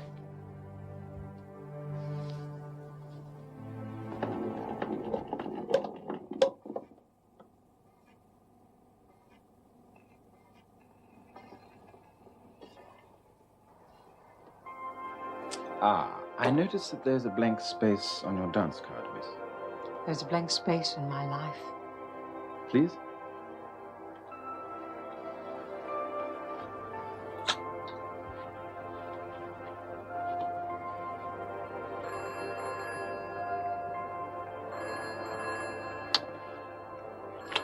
Telephone. Yes. What might be important? Might be. Don't bother, I'll get it. Fender. Oh, yes, he is. Oh, I see. Yes, I'll tell him.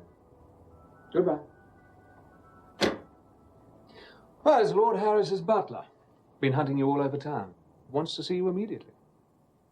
Well, can't it wait till the morning? Ah, the thing is, he may not be around in the morning. That's from our very first test in India. Do you remember India, Douglas? Indeed I do, my lord. Remember your first cricket bat? Very well. And who gave it to me? And I remember a small boy in Bombay who told me his greatest ambition was to wear the harlequin cap. I watched him grow. I watched him learn the game of empire. I noted with pride his captaincy of Winchester. And when he was chosen to play for his country, no one was happier for you than I. Then, when you were ready, I saw to it that you became captain of England. I recognized in you something that nobody else could see. I saw a man imbued with the courage of his convictions, a man who used justice when possible, severity, severity when necessary.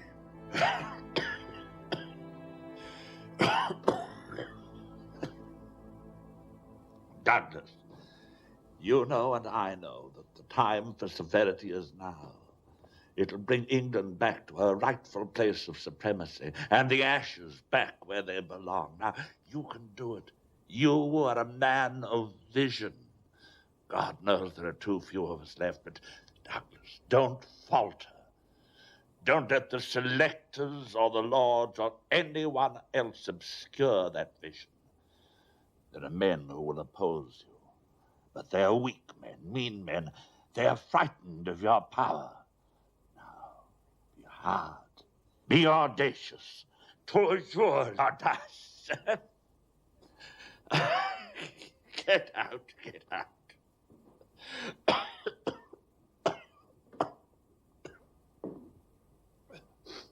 Shall I call the doctor? Ah, that old leech keeper, waiting for me to die, but I won't give him the satisfaction. Not until you brought me back the ashes.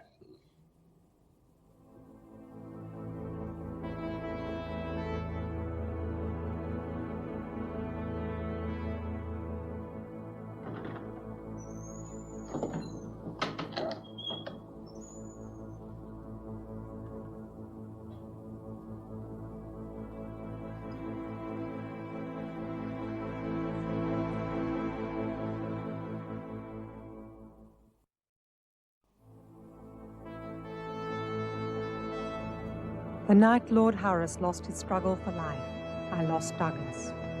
Before he entered that room, he was a man with a vision. When he came out, he was imbued with a sense of destiny. There was no stopping him. I'm sorry, but this is impossible. It leaves no room for my pace attack. But these are the recommendations of your selection committee. Yes, sir, but it is I who must lead the team and determine its strategies. Yes, but we know nothing of these strategies. As one who's been in my present position, Plum, you will appreciate, I'm sure, that that is the captain's prerogative.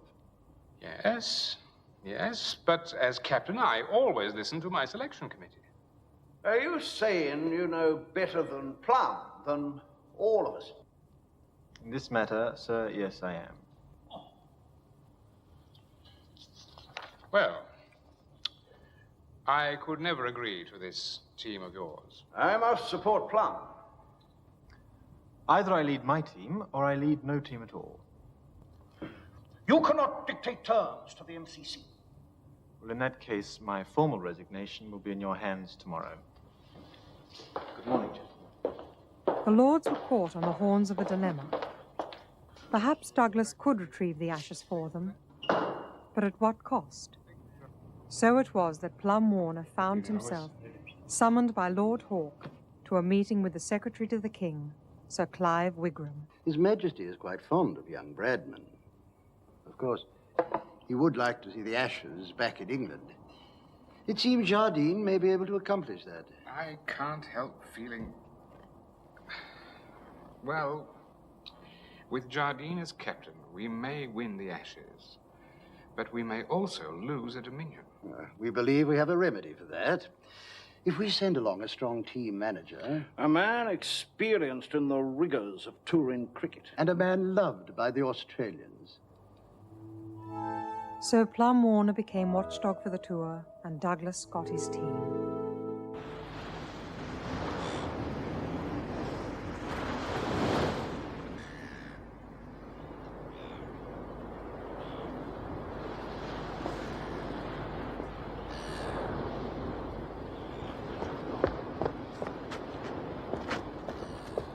Son, glad you didn't take up that England offer, comrade. Spare a word? And if you can keep up, Chuck. Jardine's team? I've got Jardine's team.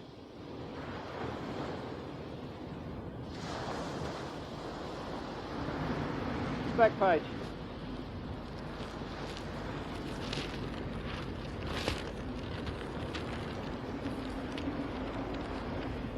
Larwood, Vose, Bowes, Alan Tate. 5 fast bowlers. What's he got in mind?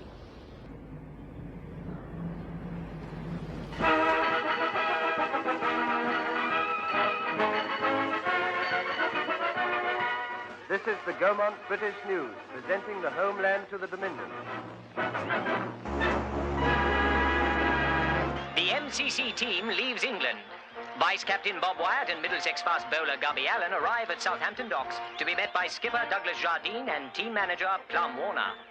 The MCC team is departing for Australia in an attempt to regain the ashes lost in 1930. Will they prevail against the heat and the dust and the flies, and above all, against the Australian batting phenomenon Don Bradman? Allen will form part of a formidable array of fast bowlers, men like left-hander Bill Bose and Pride of Nottingham Harold Larwood. Chatting with Yorkshireman Bill Bowes, a late addition to the team.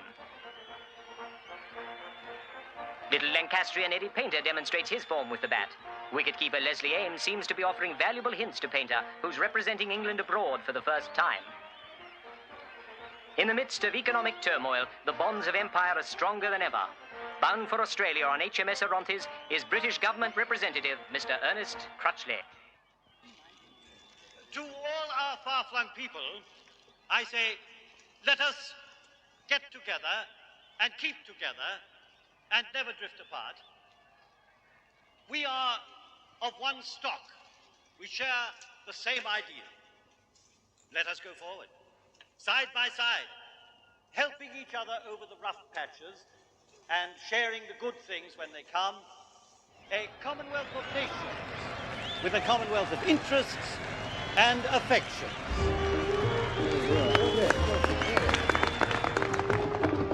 I still reckon you were pretty lucky with those last three, you know. Come on, lads. Time for a run. Time for what? For a run? Run where? Where's the bloody fire? Excuse me, ladies, I hate to interrupt, but Mr. Allen and Mr. Wyatt have a prior engagement.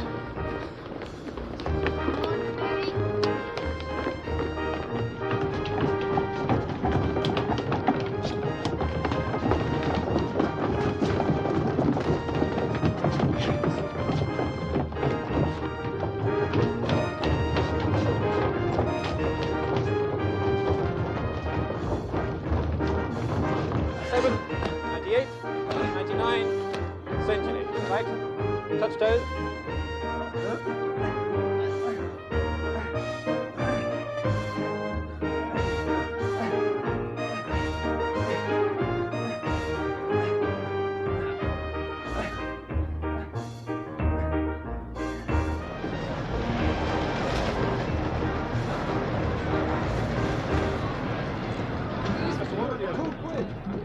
Warner, His Highness is arriving. Is Petty arrived yet? Hi, Skipper, he's just come up. Come on, let's go and get your daddy. I want to see that. Right, better get rid of this stuff. My dear Douglas, what an adventure we have before us. We have a real battle ahead of us, Paddy. I promise you at least 1 century. Excellent. I need all I can get.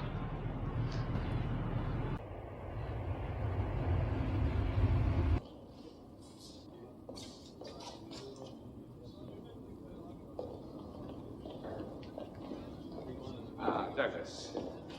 Pardon us for interrupting you, but I felt we should have a little talk. Yes, certainly.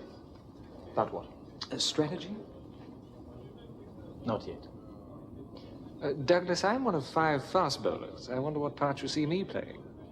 I'd like you to take as many wickets as you can. Good heavens, man. Gubby is one of your fast bowlers. Bob is your vice captain, and I'm your team manager. Surely we have a right to know. Well, of course you have. But at the right time. I should have thought the right time is now. Plum, I am sorry. You simply must trust me.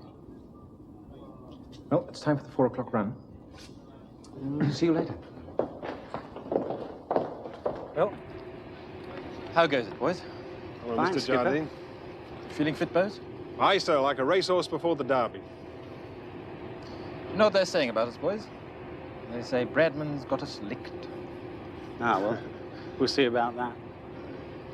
They say if we can't beat them on the English pitches, what chance do we have on theirs? Ball faster, sir. Do you know what it's like in the Australian summer, boys? The ground is hard, the pitch is slow, and kind to batsmen. And the Australian sun, well, Harold will tell you, you'll live to curse it. What is it you want of us, Skipper? I want you to bowl faster than you've ever done before, and more accurately. I will call upon you to do it hour after hour, day after day, and to curse not only the sun, but the name Jardine. Our reward will be the Ashes.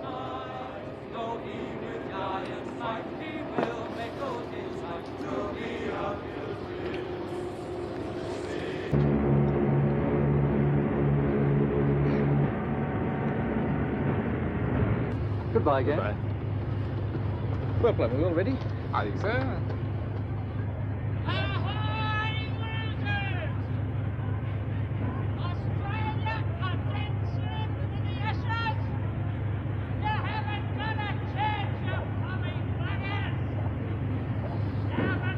Oh, it's a local character, Ernest Jones. He used to be a fast bowler. I saw him break a batsman's ribs once. Now he just follows the Australian team around. He's harmless now. Australia are dead certain for the Ashes. England, go home! What can you expect from Australia? You don't stand a chance, you bastards, with Bradman! Gentlemen, we are entering the land of the barbarian.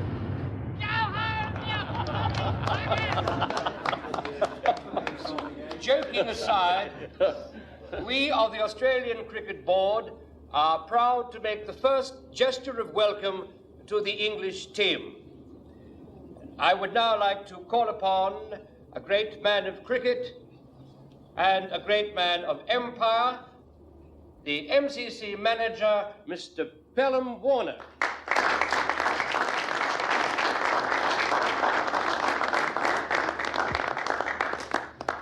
Thank you, Dr. Robertson, and members of the Australian Cricket Board for those kind words of welcome. There are no better hosts, nor no truer friends than Australians. I admire your sterling character and have developed a healthy respect for your cricketers. You know, the very word cricket has become a synonym for all that is true and honest. To say that is not cricket implies something underhand, something not quite in keeping with the best ideals. And this is the aim of the Maribyrnong Cricket Club, of which I am a humble, if devoted member, to preach the gospel of British fair play as developed in its national sport.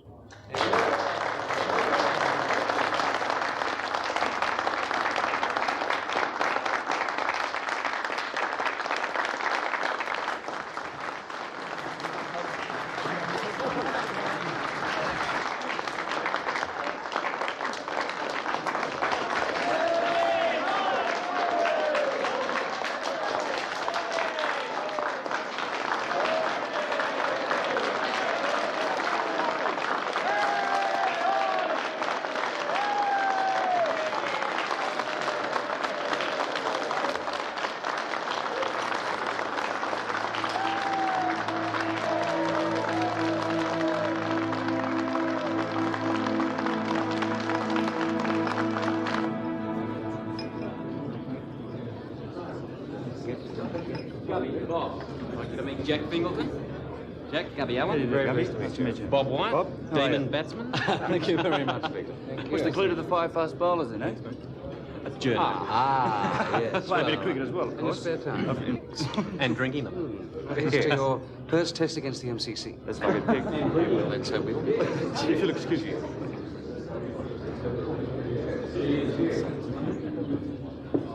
What does that badge mean? It's our cricket board, sir. They won't let Mr. Bradman play in the tests. I'm sorry? Mr. Bradman, sir. They won't let him play. Something wrong? It appears Mr. Bradman will not be playing in the series. Why on earth not? The Australian Cricket Board. The bureaucrats have struck again with the full force of their mediocrity. I beg your pardon?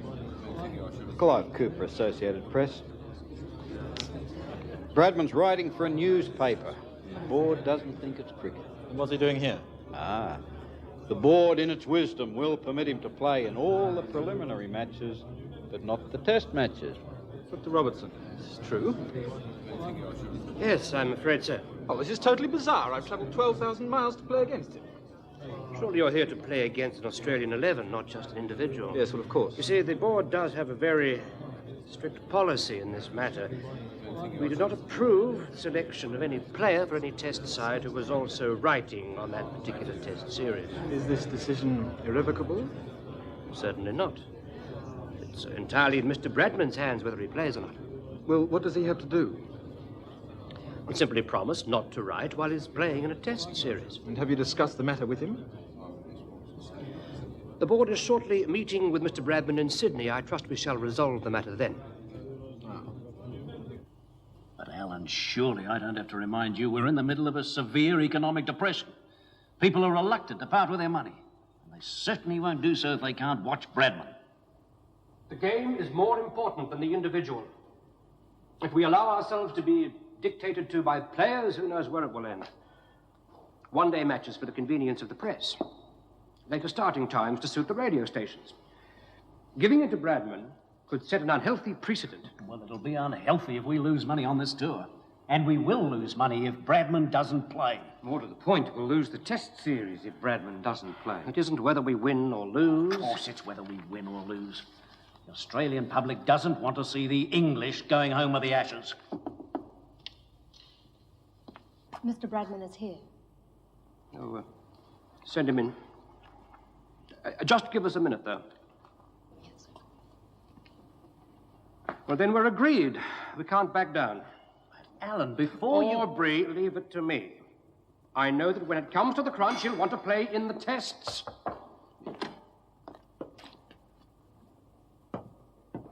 Morning, Don. Dr. Robertson. Come in. Take a seat. Thank you. Cup of tea? No, thanks. Now, Don, as we explained to you at our last meeting, the situation with your present contract is a very delicate one.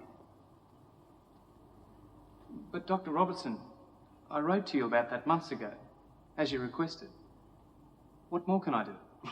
Well, you see, our problem is, Don, that we can't approve the selection in a test of any player who is writing about that series. I'm sure you will appreciate, Don, that it could be most disruptive to have one member of the team commenting on the selection or performance of any other member of the team. The problem is that only players whose sole occupation is journalism are exempt from the ruling. Yes, and in your case, you're also promoting sporting goods and broadcasting on the wireless. Well, that makes 3 occupations. I have a 3-way contract, part of which involves writing for the newspaper. It is a contract which I must honour. If that means giving up cricket, then I will give up cricket. No, Don. Surely you can reconsider. No, I came here today to ask the board to reconsider. It seems that I have failed.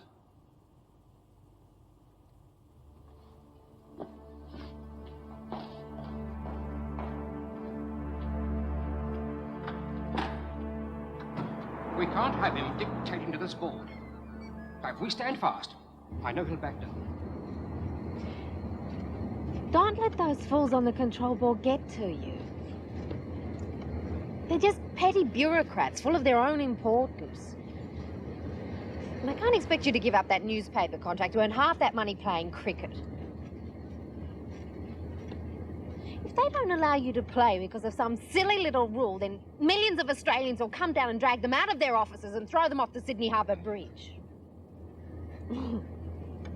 It's not just them. You know, they all reckon he's mad bringing 5 fast bowlers out here because our wickets are slow. But he's up to something, and I don't know what it is.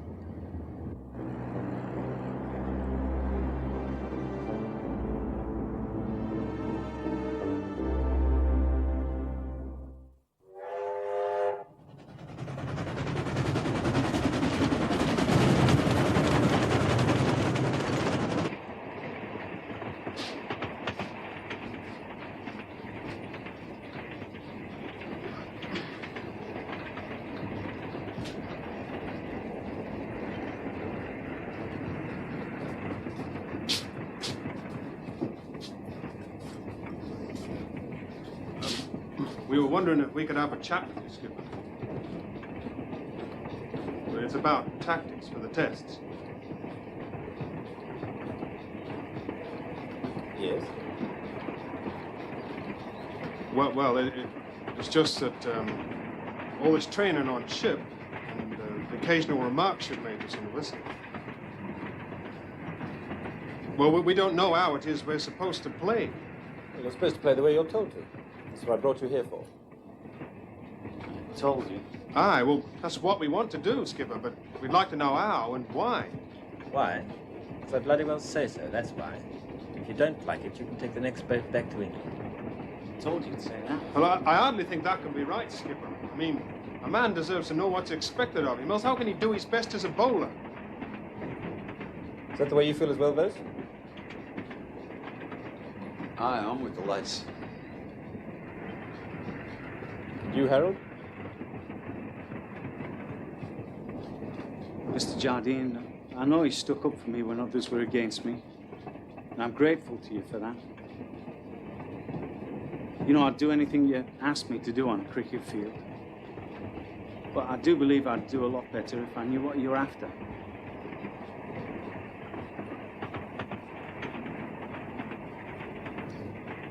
Very well. Sit down, all of you. Come along.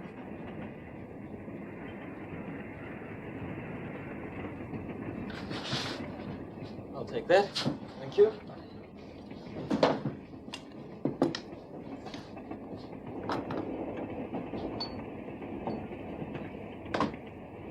Thank you. Now, thus far, I've impressed upon you all the importance of accuracy. You must be systematic. We must concentrate our attack on one side of the wicket. Now look here. Here's the wicket. Batsman. Bowler. I believe we should attack the leg side. I shall back you up by placing a field something like this. Wicket-keeper. I should place one or perhaps 2 men on the offside. Here and here. Then a couple in the deep. Here and here. And the majority close in on the leg side. 2 leg slips. Backward square leg. Short forward square leg. And a very silly middle.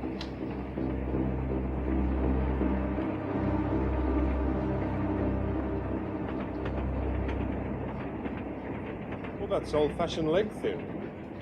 Ah, well, always keeps the runs down. I don't just want to stop them scoring. I want to get them out. That's why you must be accurate. I want to bowl short and to make the ball rise up at the batsman. If he hooks, he risks being caught in the deep. If he defends, he risks popping a catch up to the leg train. And if he doesn't defend, he risks getting hit.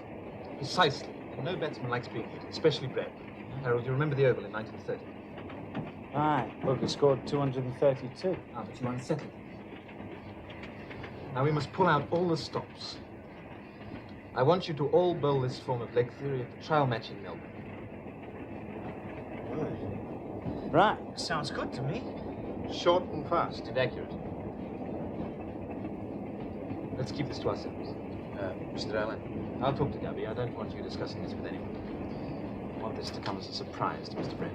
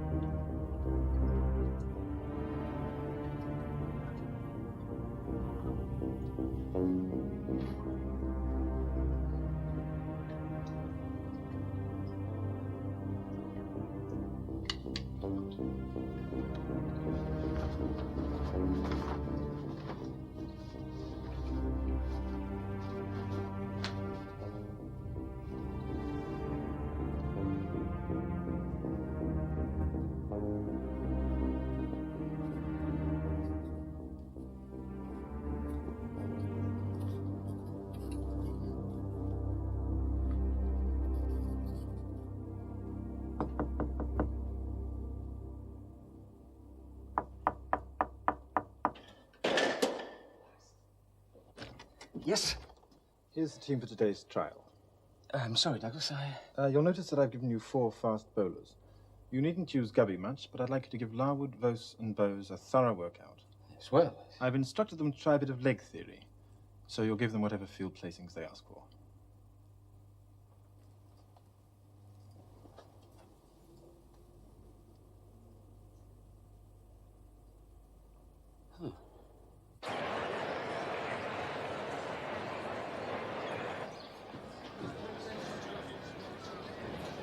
That's 4 quicks. What? They're playing 4 fast bowlers. Are you ready for the toss, Bill? Where's Jardine? Mr. Jardine's not playing.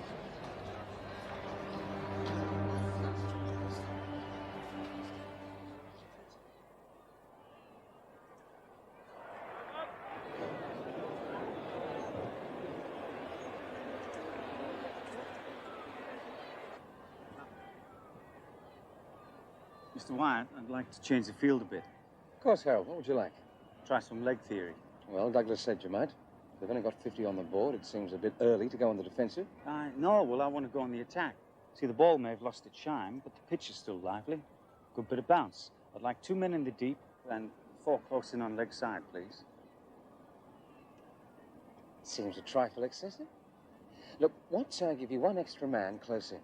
Mr. Jardine wanted me to try it with more, Skipper. 4, you say? Aye, please. Gubby, short forward square leg, please. Bill, deep square leg. Walter, leg gully.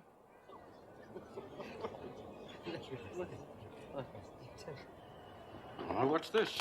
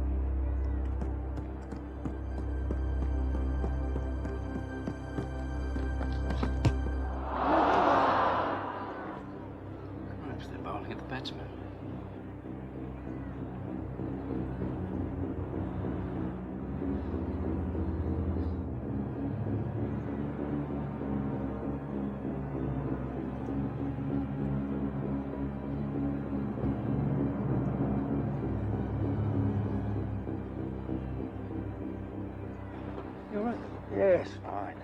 Yeah. You are sure? Yeah, it's fine.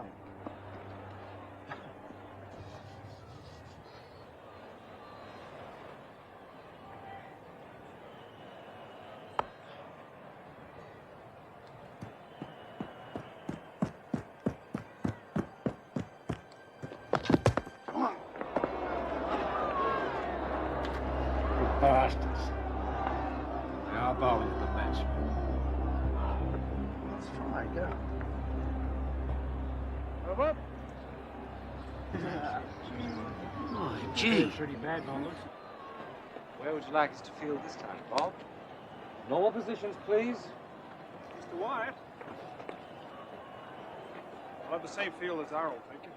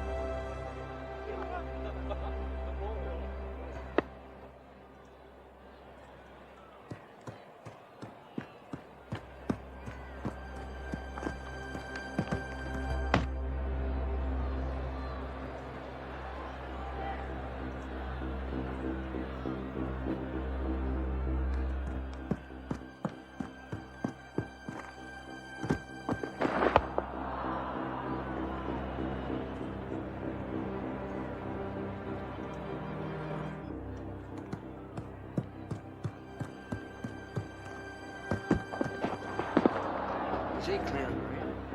Just trying not to get hit.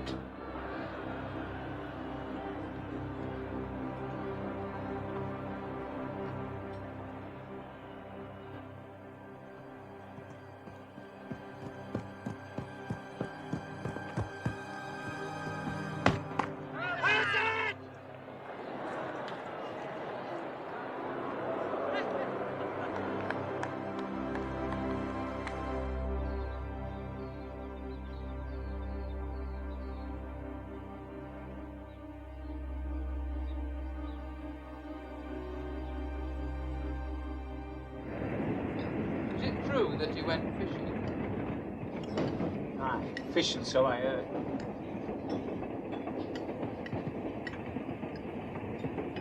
He's a strange one, that. Keeps himself to himself, that's all. Well, he was right about those leg theory tactics anyway. Aye. He knows what he's doing, all right. Oh, Mr. Warner. Well, that's... Mr. Douglas. He's down there, sir. Aye, in the carriage.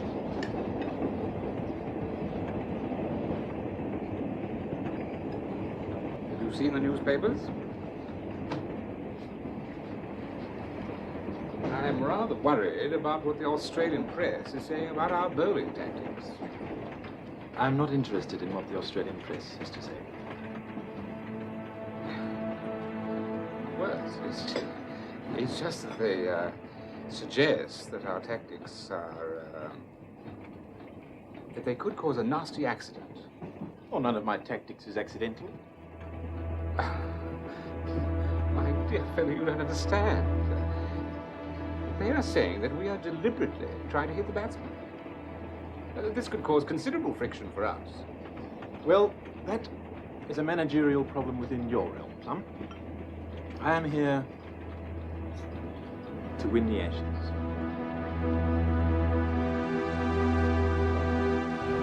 It just seems to me it was simply a lively wicket that day. Then, of course, there was the rain. In Melbourne, there's always the rain. Yes, there was the rain, and it was a lively wicket. But I've played a lot of cricket on lively wickets. And I know that that bowling was part of a premeditated plan of attack. Are you suggesting that these tactics are against the rules? I'm suggesting that these tactics are against the spirit of the game. Thank you for your concern, Don. We'll certainly look into it.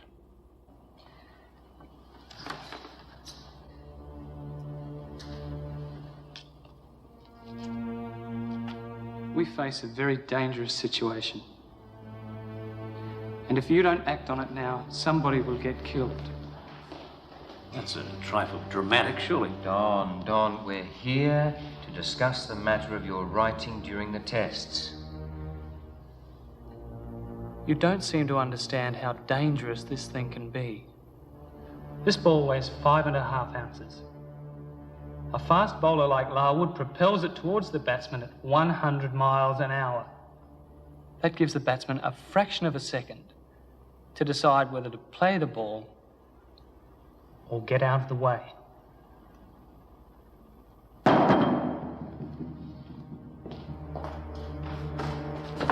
What do you think about England's bowling tactics? What did you on the board talk about?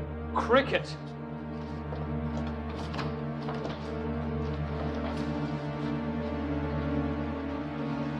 Don, you all right? Yes, George. I'm all right.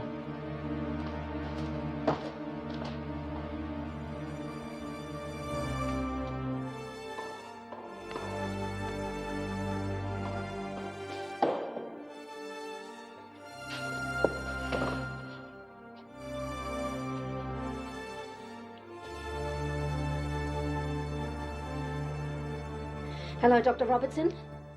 I'd like you to know you won't have to make a decision regarding my husband in the first test. The doctor's just seen him and decided that he's unfit to play. Here's Dr. Peters now. Rabbits in his first test. Playing position. On behalf of radio station 2UE, welcome to the Sydney Cricket Ground on this fine 2nd of December. It's certainly a day which every cricket fan in Australia has been waiting for since 1928-29, when the English cricket team last visited our shores. On that occasion, they took the Ashes back to England with them. Thousands and thousands of cricket lovers are streaming into the Sydney Cricket Ground on this, the first day of the first test between England and Australia. Despite the loss of Don Bradman, Captain Woodfull will lead a strong team of experienced greats, Ponsford, Grimmett, Oldfield, Kippax and Richardson. And the youngster Jack Fingleton is playing in his first test. So Stan McCabe, who taught England in 1930, will be playing in his first test in Australia. You dressing for the heat, Finger? No, for the sconers, Napper.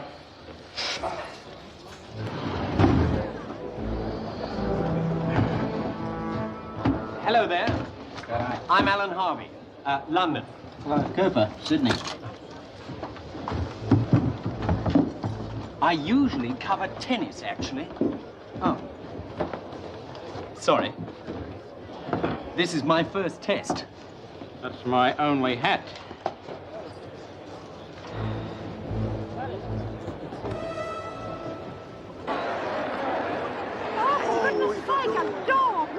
Now, you be quiet, all right? You're not supposed to bring dogs in here. No, he's all right. Look. It's it. As skipper Jardine leads his team onto the field, we're reminded of what great names are included. Vice-Captain Wyatt has been an English skipper. Herbert Sutcliffe and Wally Hammond will undoubtedly go down in the history of sport as cricket immortals. Australian-born Gubby Allen is now a top amateur, and of course there's the fierce and awesome talent of that great bowler Harold Larwood, the Nottingham professional. And for those of you who are not familiar with Larwood, he's not very tall, only 5 feet 9 in height. But in the world of cricket, he's right on top of fast bowling. We see him now approaching Jardine, who examines the pitch before commencing his field placings. And the applause from the huge crowd as the Australian opening pair, Woodfull and Ponsford, make their way down to the gate.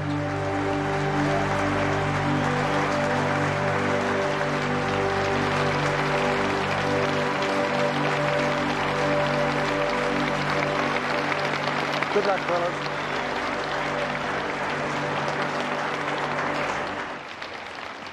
Oh, Mum's made your favourite chocolate cake. She said you're only to get a piece if you're still in at lunch. Got the armoured ice? Certainly has. I'll be there. Good luck, mate. I'll take Larwood. Good luck, Woody. Morning, Bill. Hey, Gubby. Lovely day for us. Yeah. Midland leg, thanks, George. That's fine, Wally. That is centre and leg. Right arm over, Bill.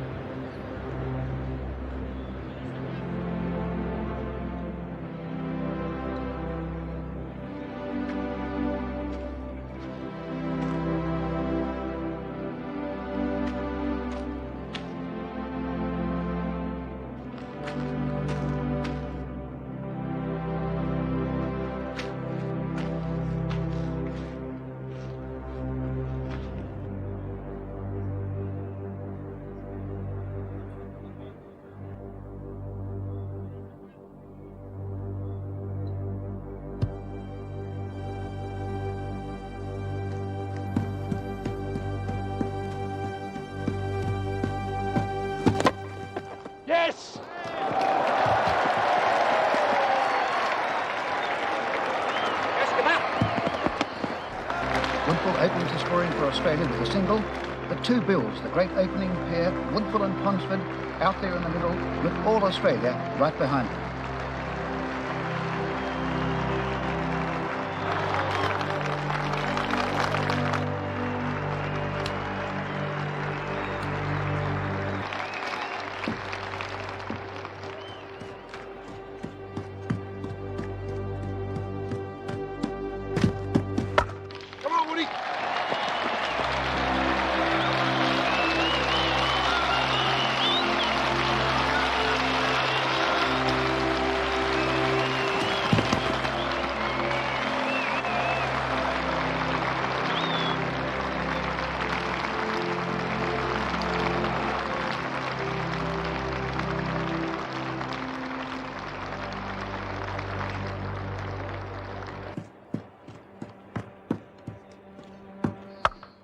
Yes!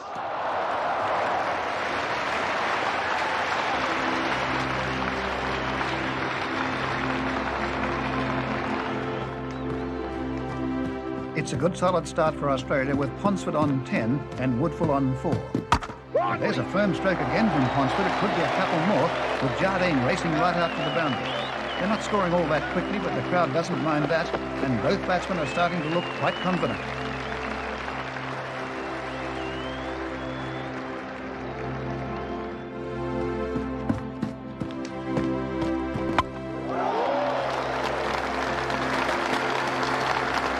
Australia, no wicket for 16. The openers Woodfull and Ponsford looking solid against the fast attack of Larwood and Vase.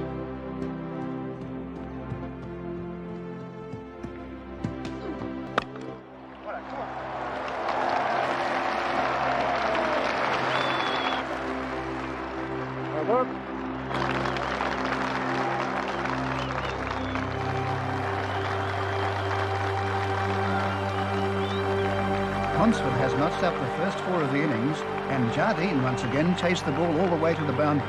And he hasn't moved back, even though it's the end of the over. England's captain looks deep in thought.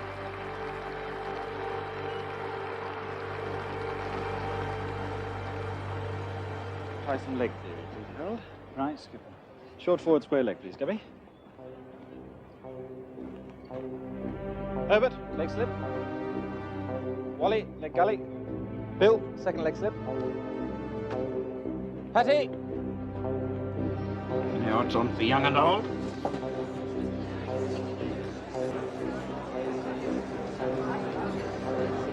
So Jardine has decided to use this unusual placement. And this is my first opportunity to speak about the packed onside field, which we saw for the first time in Melbourne last week. There are wide open spaces on the offside, and the criticism of this leg theory is that the fast bowlers Larwood and Vase appear to aim directly at the batsman rather than at the stumps. And my question for Jardine, if he's not trying to bowl them out, how does he expect to dismiss experienced batsmen like Woodfull, Ponsford and McCabe?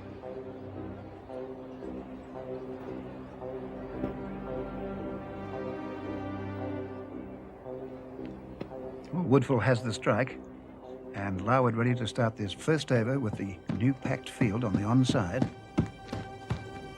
And it's short, and Woodfull's been hit. He made no real attempt to get away from that ball, and it struck him on the shoulder, on the left shoulder. Larwood just glares down the pitch and goes back to his bowling mark.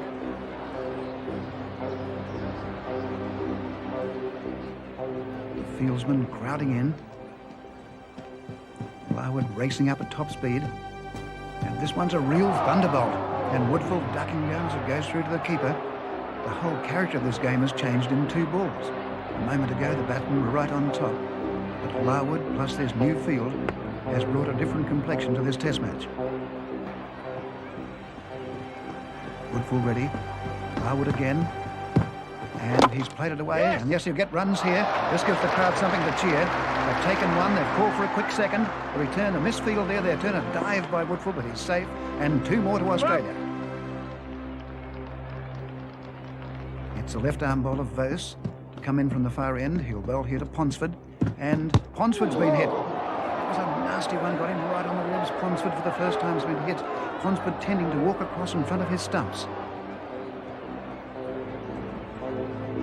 Vase hasn't got the real pace of Larwood, but he's fairly quick. Ponsford just places one around the offside, they'll go through for a single, and that will bring Woodfull down to face the left-arm bowler Verse.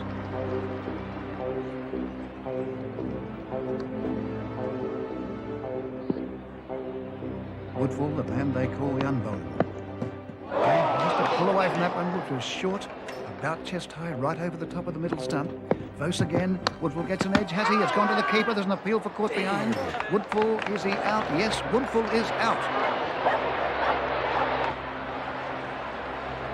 Bad luck.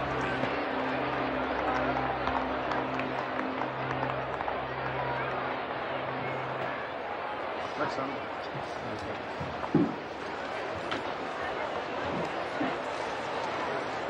Head down, Jack.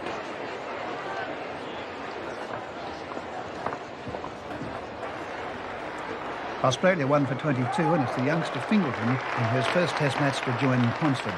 He'll bat at number 3, the spot usually occupied by Don Bradman.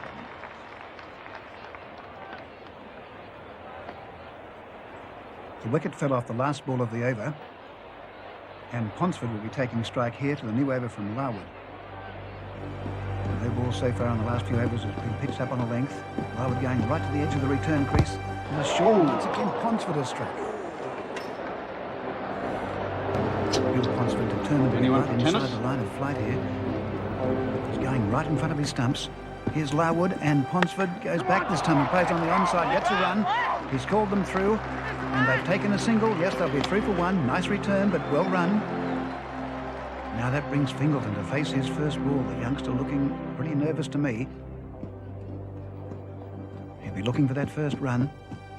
And here's a rocket from Larwood that struck Fingleton just above the waist. It must have hurt. He's just rubbing the spot there. Fingleton learning very quickly what Test match cricket's all about.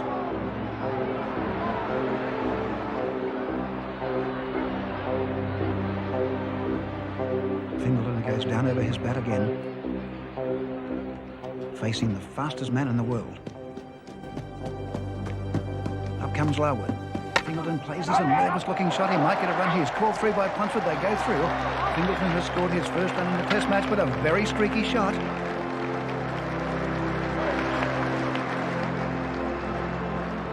That's a sequence of 4 straight short pitch balls with one in the middle that was on the stumps. Now, what will Larwood do this time? Bowling to Ponsford, and Ponsford goes across, and he's gone right out, and his leg stump's been knocked out of the ground. Ponsford went too far across, and Ponsford's been bowled. The open chocolate cake.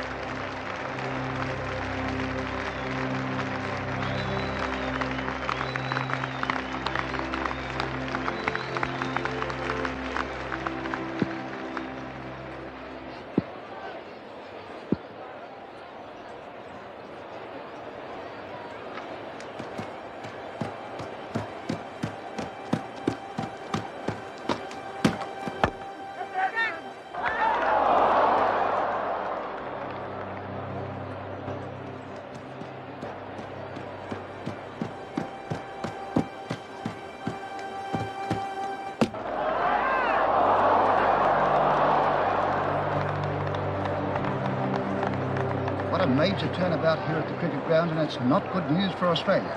Ever since Jardine altered his field and the bowlers started using leg theory, Australia has collapsed. Woodfull, Ponsford, Fingleton, Kippax, all out. It's 4 for 72, and now McCabe joins Richardson at the crease. Come on, Vic, let's give these pommies some stick.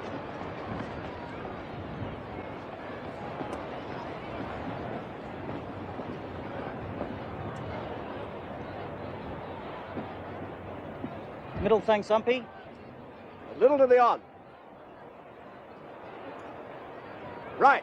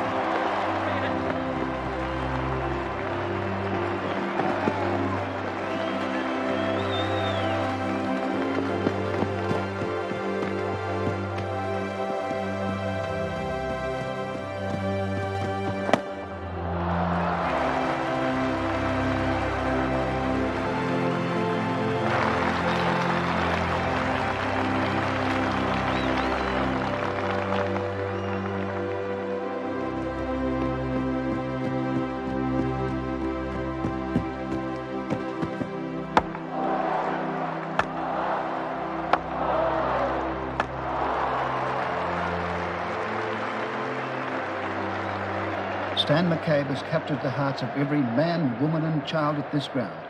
He's 77 now, he's taken some risks, but can he go on in face of this English attack and score a century?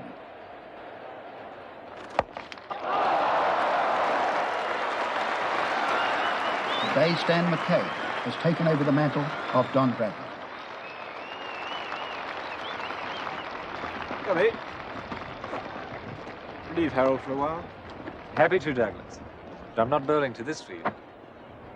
You'll bowl as I tell you to bowl. It's bad enough having to feel to it. I won't bowl that way. You will if you want to play. You can't threaten me. Do you want to play or not?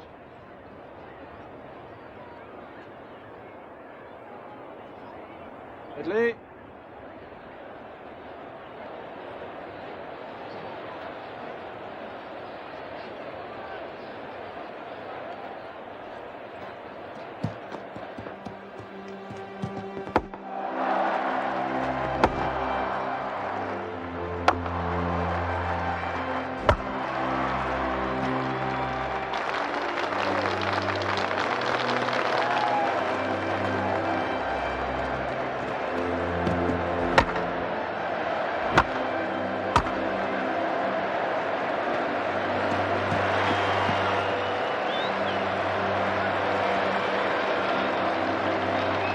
Crowd wild with excitement. McCabe is 97. Another three to make one of the greatest centuries ever seen on this ground. He's taken many chances, but surely Dame Fortune will smile on him for just 3 more runs.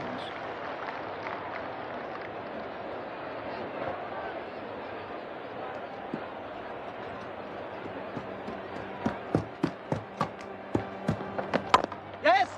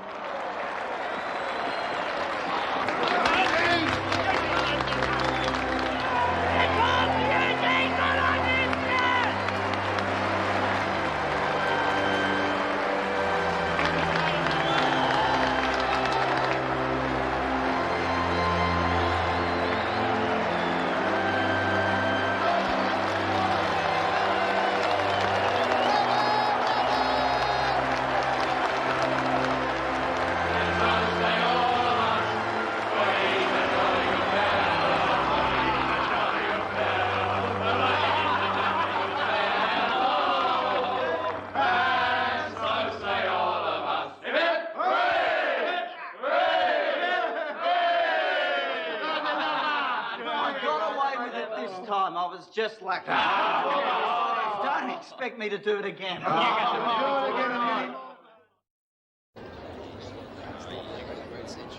At lunch on the second day of the first test, Australia all out first innings for 360, and of these no less than 187 to Stan McCabe. And his batting on this second morning was just sensational. Now it's England's turn, and can Hammond, Sutcliffe and company and the newcomer Patowdy do as well as the Australians? You are the cream of England's batsmen.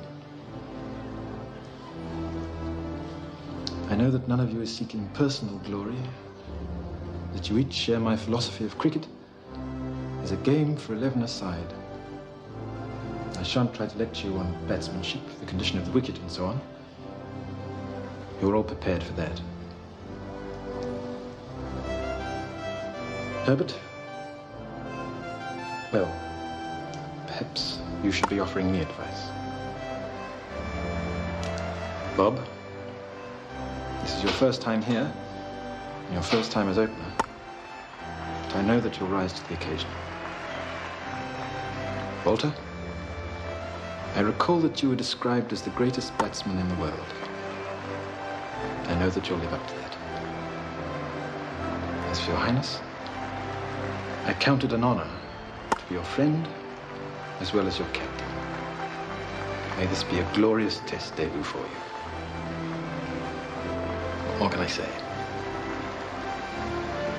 Though all we made depart, the old commandments stand. In patience, keep your heart. In strength, lift up your hand.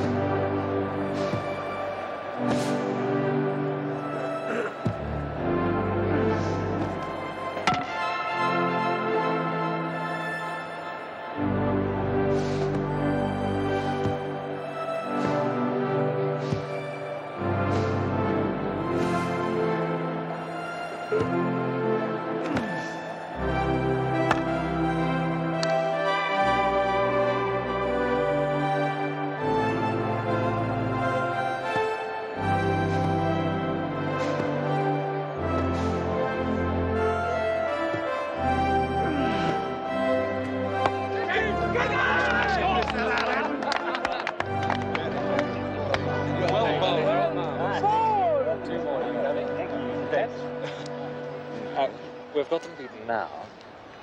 Do you think we can ease up a bit on the short pitch bowling and the leg theory? Not while Mr. Bradman is up there watching.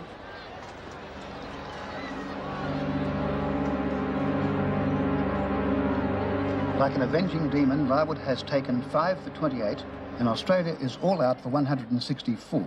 At the close of play, Australia's combined total of 524 is exactly the same as England's huge first innings. This means that England has to score 1 run only tomorrow morning to win the first test, an unhappy prospect for Australia. Who's going to pay a shilling to see that tomorrow? I am. You would too if you believed in our boys. You never know. It could rain for a week.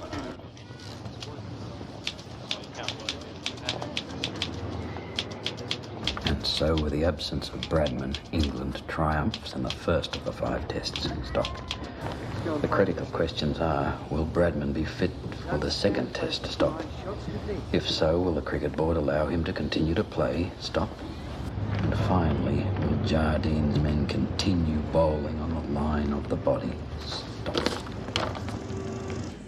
That'll be 3 and 4pence, thank you. Crikey, I left me cat behind. Could you just send that off, dear? I'll go back and get my wallet. I'm sorry, I'm not allowed to do that. Look, fair go. If I don't send that off, I'll miss the deadline. How much is it? 3 and 4pence.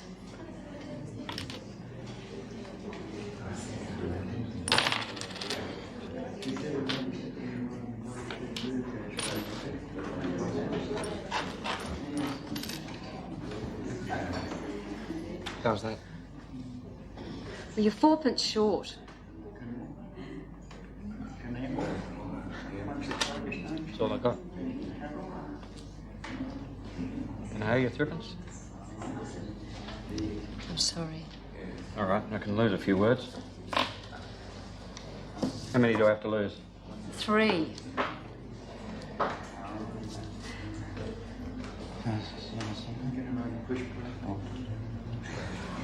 Righto. Change the line of the body to bodyline. That's 2 words. No, it's not, madam. It's 1. Bodyline? Bodyline.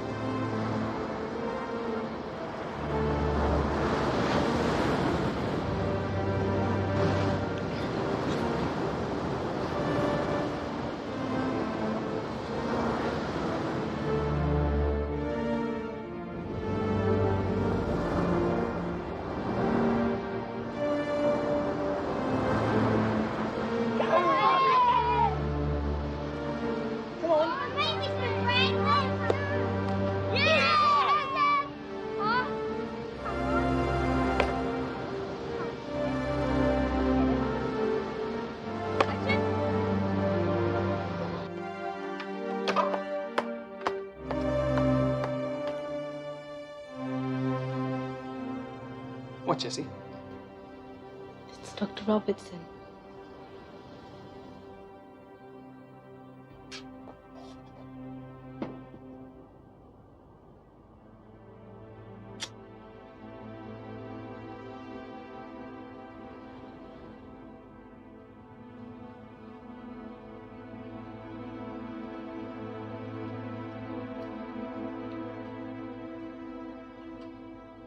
Hello?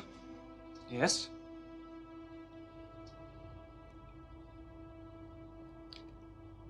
I see. Well, I don't have any choice. I have signed a contract to write for a newspaper. Look, it's a contract, and I intend to honour it. Dr. Robertson, I can't play cricket forever. I've got to think of a career. And if cricket interferes with my career, then I must give up cricket. No, I'm afraid that's final. Goodbye.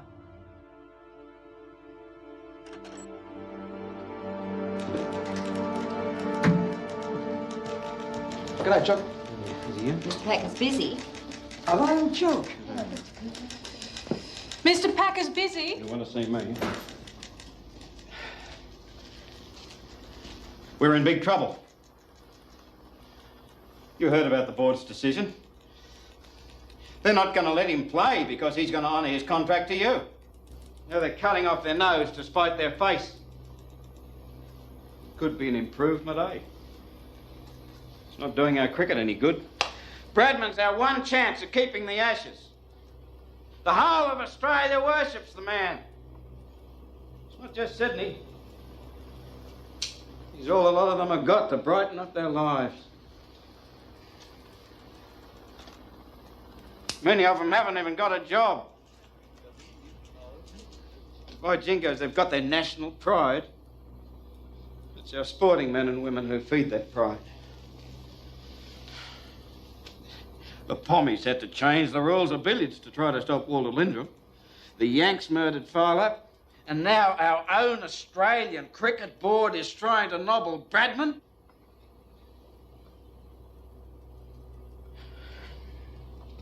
There are some fine batsmen on the Aussie team, I'm not denying that. But without the Don, we might as well burn the bales now and hand the Ashes to Jardine on a silver platter.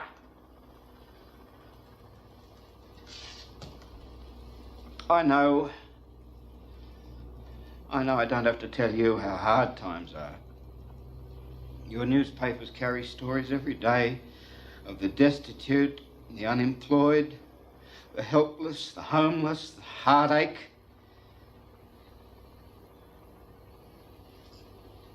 It's a grim picture. This country needs heroes, and that's what Don Bradman is. He's our hero.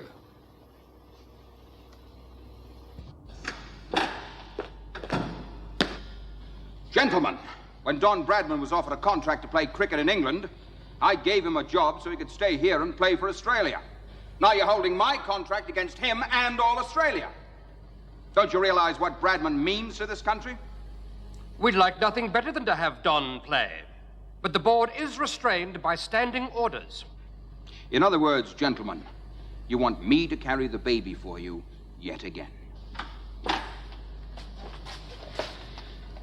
Well done. These gentlemen aren't keen on your writing for me, it seems. There's nothing in my agreement with them which obliges me to play cricket. But my contract with you is very fair, Mr. Packer. You can force me to write. Oh, I realize that. But I want you to forget writing. For the time being. That's right, Don. I'm releasing you from the contract. You can play in the tests. If you want to.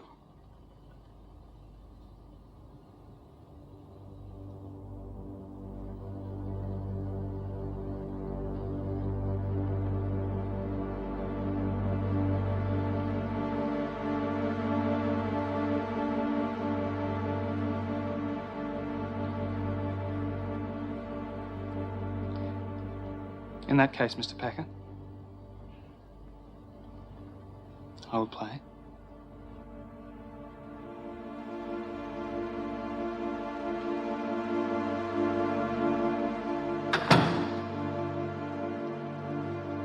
At last. I have come 12,000 miles for this.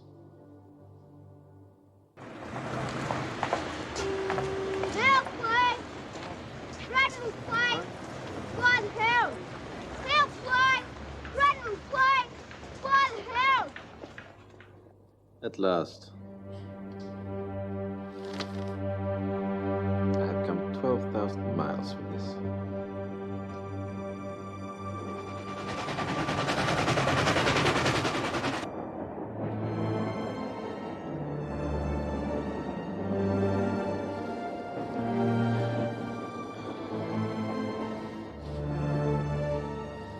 Don? Can't sleep, Jess.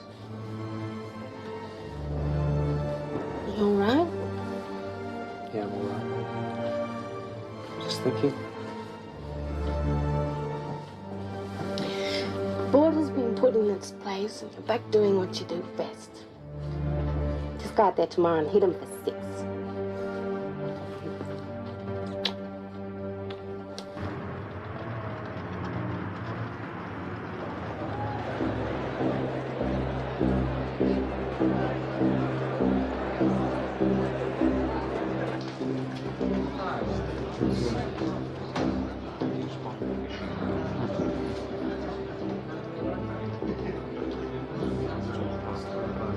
Get ready, Bill. You'll be playing today. Oh, aye, Skipper. I'm sorry, Henry. You'll be resting. I'm trying a pace attack. Why'd you ask about it? Why aren't you dressed? Frankly, Douglas, I wasn't sure I'd be playing. Of course you are. So Bradman is playing. Just get dressed, please, Cubby. You know I won't bowl to your leg theory field, don't you? Very well. Douglas?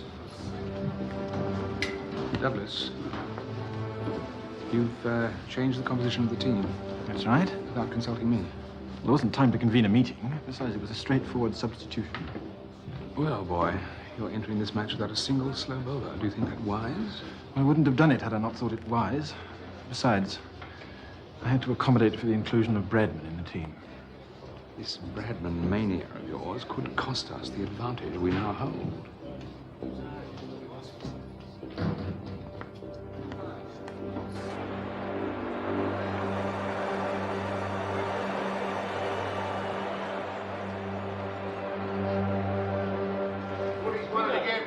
Good on you, Carl. Beauty.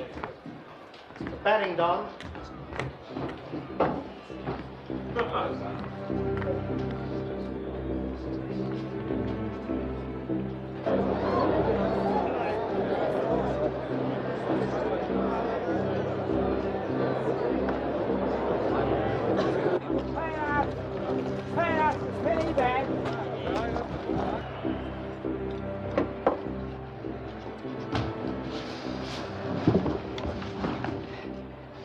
You're in my seat.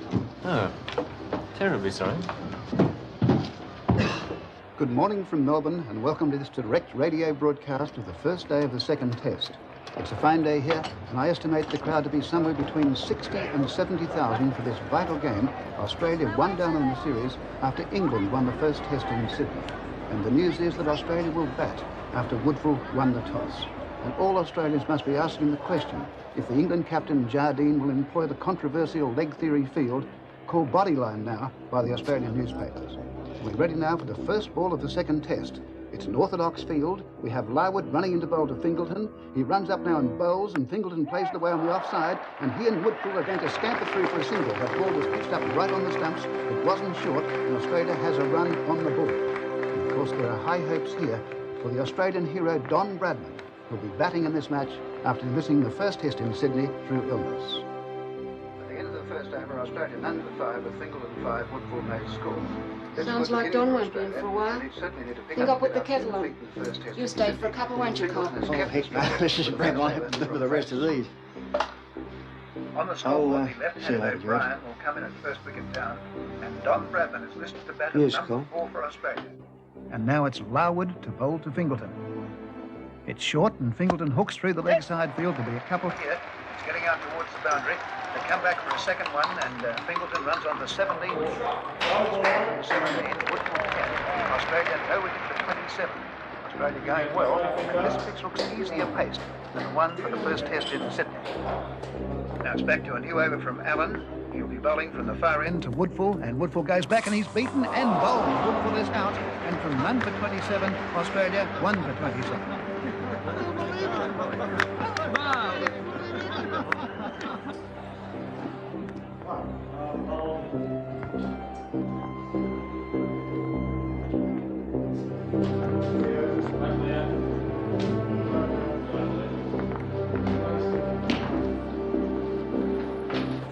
Has put up a marvellous performance today so far. He and O'Brien have continued to resist the fast bowling, and the Australian skipper, Bill Woodfull, has wisely used O'Brien to take the sting out of Larwood's attack before Bradman comes in. So the stage, therefore, is set for a major innings by Don Bradman.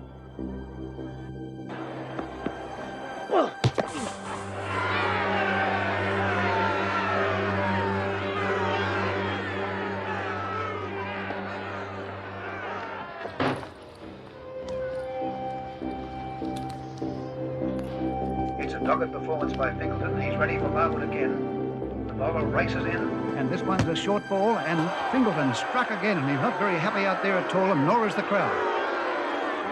Bugger off.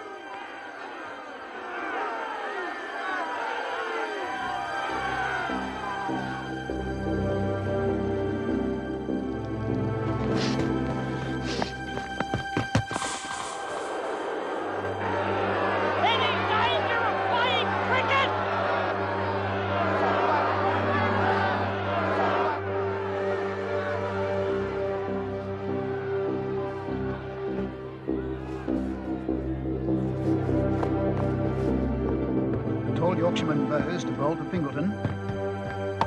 It's pushed away on the onside. They go for a run. Surely this looks like suicide. The fieldsman there is Wyatt. The return looks good. O'Brien must be run out. Yes, O'Brien has been run out for 10. Australia now 2 wickets down for 67, and the stage here is set for Don Bradman.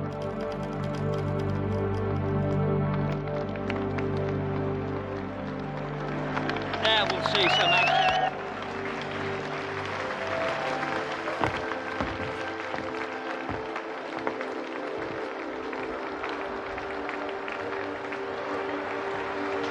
What's up?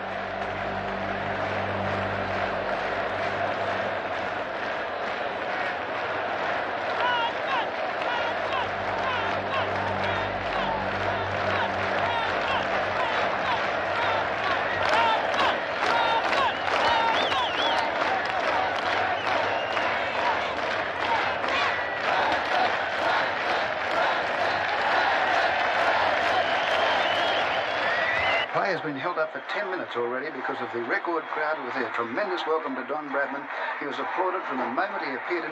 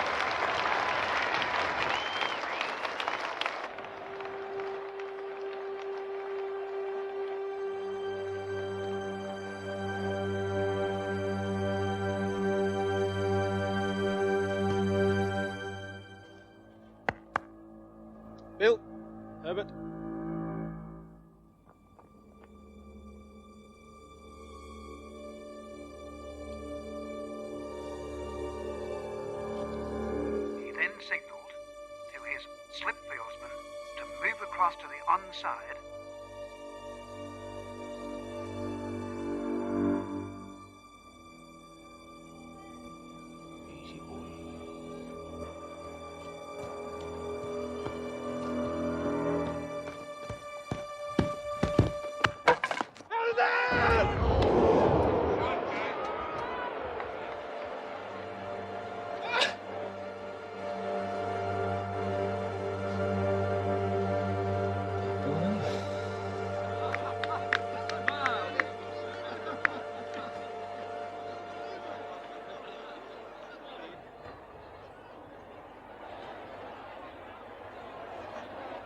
Outside the off stump, it was an inviting height. Batman tried to step inside it and hook it away to the lakeside boundary, and it must have hit the inside edge and go back under his stumps. I can't believe it. Don Bradman is out first ball, and I've never seen a scene like this at a cricket match in my life. He is walking off the field, and there's not a single sound.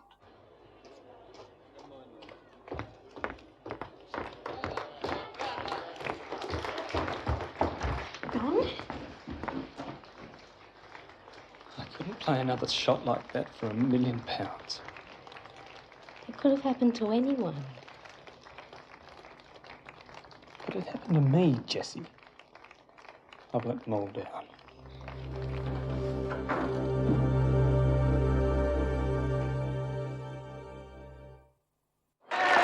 And that's the end of England's first innings on this, the last day of 1932. Australia leads England by 59 runs, Australia 228, England 169. We'll be back on Monday for the continuation of this exciting second test. Until then, I wish you all a happy and prosperous New Year.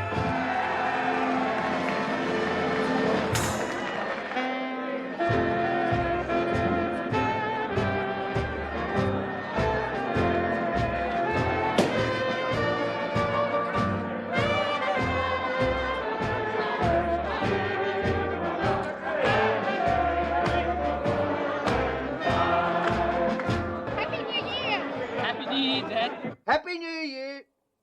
Now here's Mother.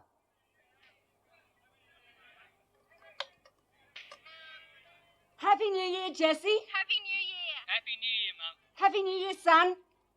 And son, how about a century for the new year? I'll try.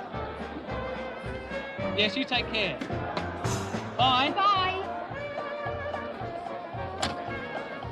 Happy New Year, Jess. Ah, got a big stop here.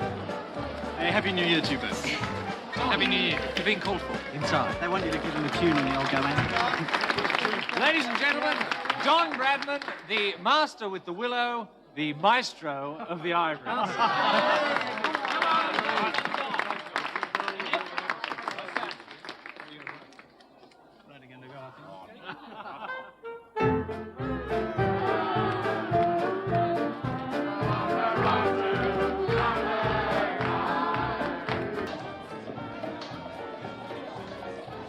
Two beers, thanks.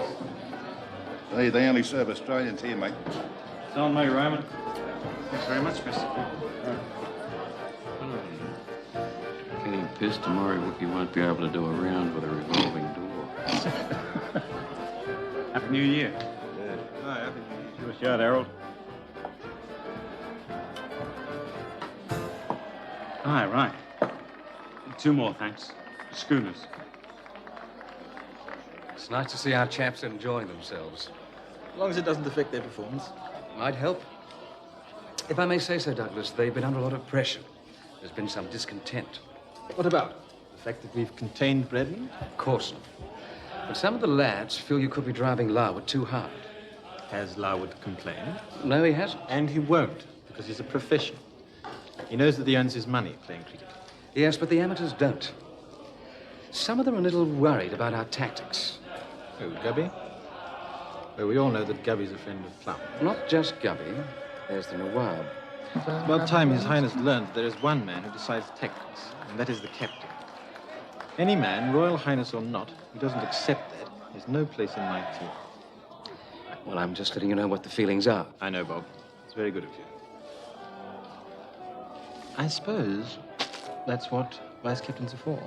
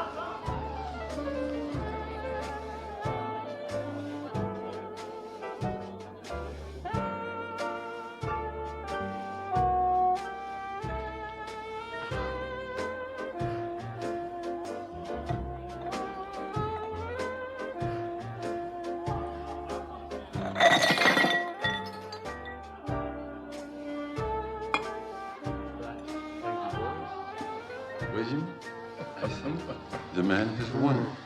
It's good on you, mate.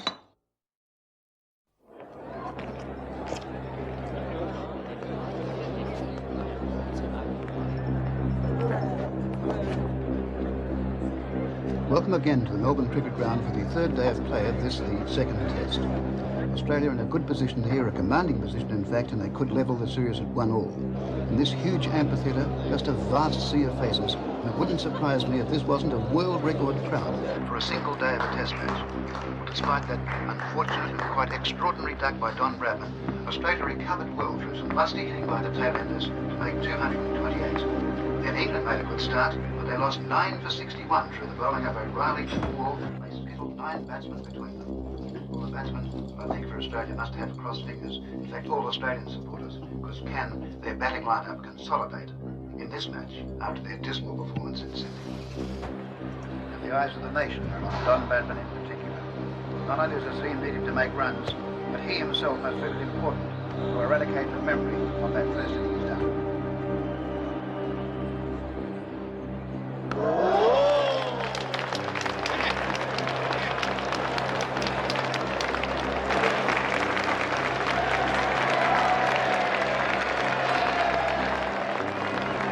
England fast bowlers are struggling too on this pitch, and Captain Jardine must have regrets about not having the services of a quality spin bowler such as Headley Verity.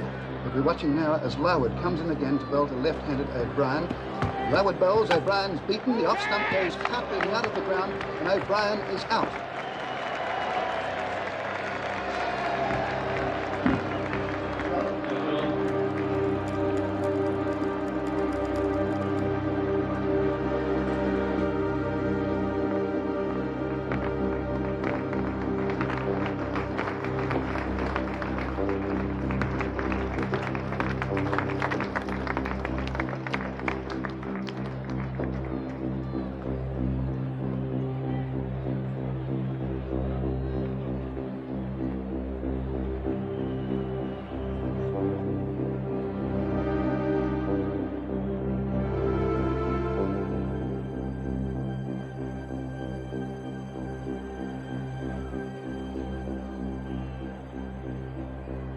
Great chance for Don Bradman! Hip, hip!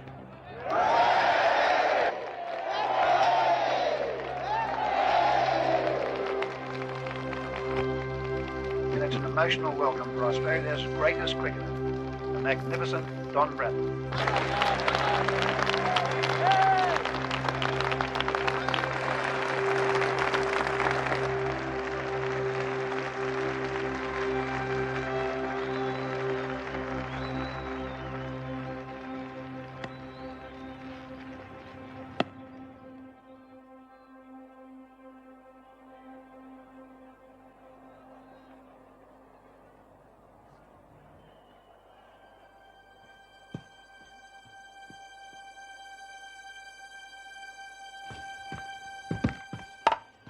It's straight for a hit on. Bradman goes through for a single, and he's off the pair. They come back for a second, and Don Bradman has scored his first runs of the match, his first of the series.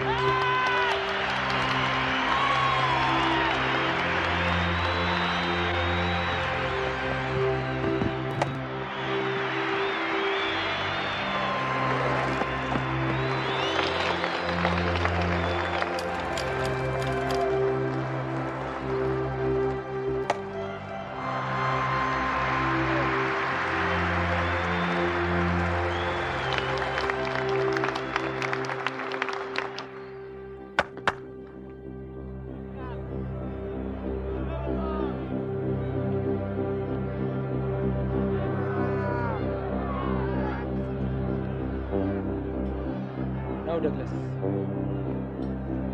I see that His Highness is a conscientious objector.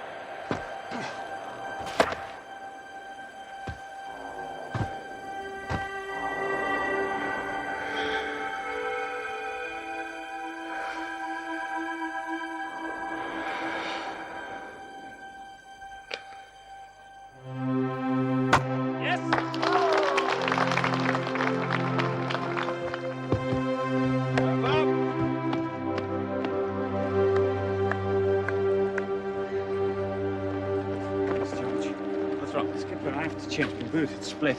Very well then, but hurry up. Right.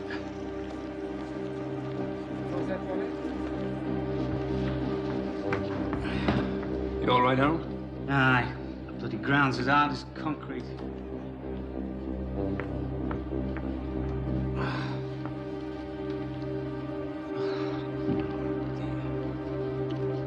It's been a day of high drama in the second test here at the Melbourne Cricket Ground, and the important news for Australia is that Don Bradman is not out.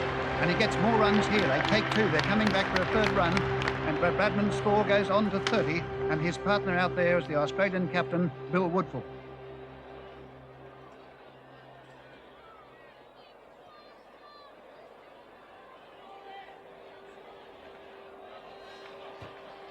Barwood to bowl to Woodfull.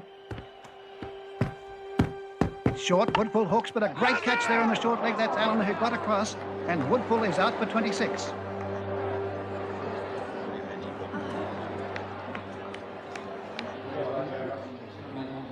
Good luck now, bud. Good luck, Thank you. And McCabe has been clean bowled by Allen for a duck.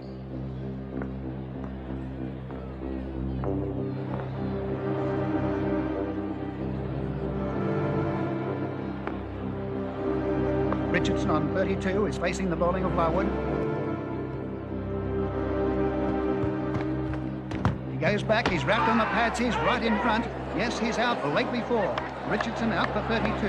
Australia 5 for 135, a lead of 194. And the man who can win this match for Australia is Don Bradman, but he's running out of partners with the Australian wickets tumbling.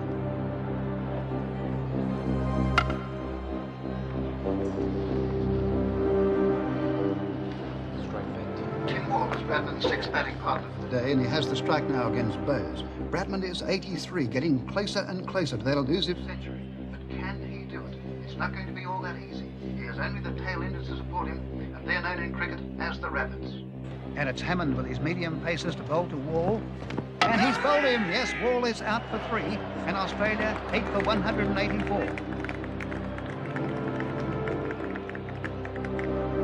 Larwood bowls to Bradman. He's on 96. He'll get runs here. They take a single. He goes to 97. They're coming back for the second run.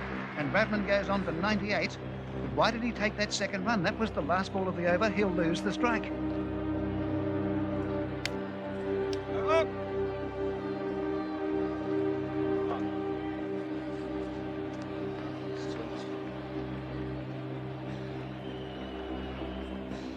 Hammond to bowl to O'Reilly.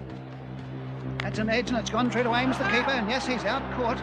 Australia 9 for 186, and only Ironmonger to come in, and Bradman is 98. Thanks, now, by the lucky one. Dainty, it's your missus. The wife. Tell her to hang on. Don't joke about it. Don't even try to hit the ball unless it's absolutely necessary. Just hold out till the end of the over. He'll call you back, love. Don's in trouble now, son. Not Dainty, not the ferret. Huh? Mr. Ironmonger doesn't look much like a ferret to me. That's what they call him. It'll be all right, son. I won't let you down. Well, most bowlers, you see, they can't bat to save their lives. They come in at the end of the innings. They're called rabbits. Now, Dainty, they call him a ferret because he goes in after the rabbits. Right arm over, 3 balls to come. 3.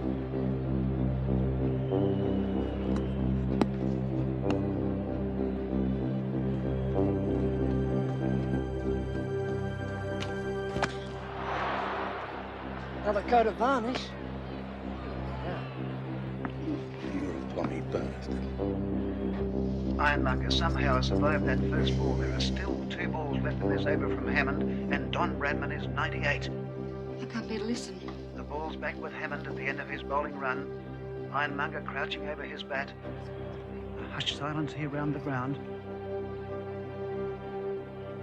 Hammond starts to move in.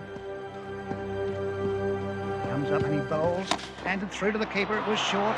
No stroke offered by Ironmonger. 1 ball left in the over. Jardine brings in the field. You're a little easy on us with your old fellow. 1 ball left in this dramatic over. Not a sound around this ground. Hammond to Ironmonger. It's off the bat, it's in the air, Jardine dives. It was a catch, but he's dropped it, he couldn't take it. And Don Bradman has a chance to reach that 100. Well played, Daddy! It's the end of the over. It's all right, Ironmonger's survived. They lead now by 245, but the important thing is that Don Bradman has the strike and a chance to make that 100 Yeah, Don's after got his his first chance. ball duck in the first innings.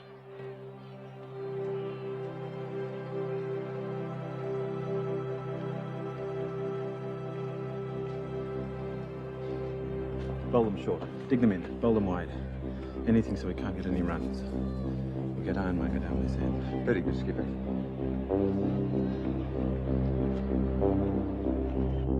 Bradman crouched down over his bat, the bowler his face. Jardine taking a long time to place his field.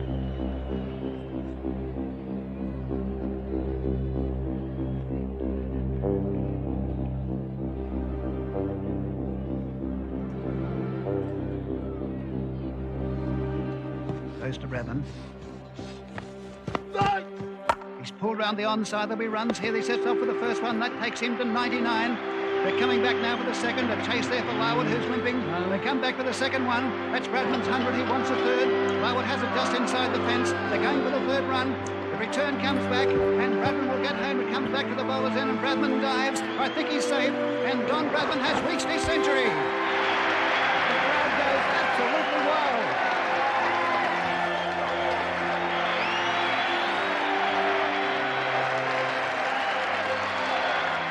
Don Bradman, 101 not out. Australia 9 for 189. One of the greatest centuries ever seen on this ground.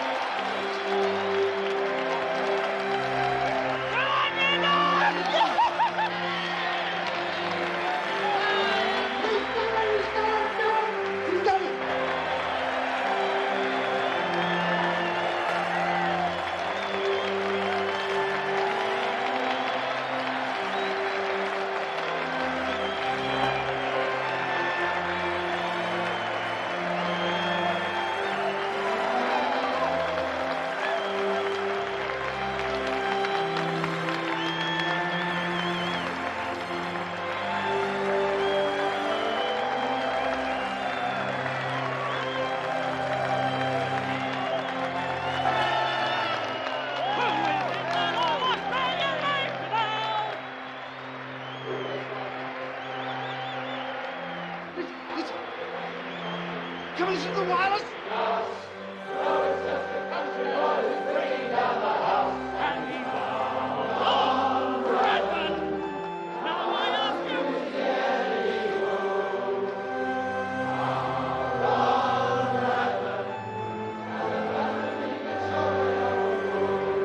And just listen to this.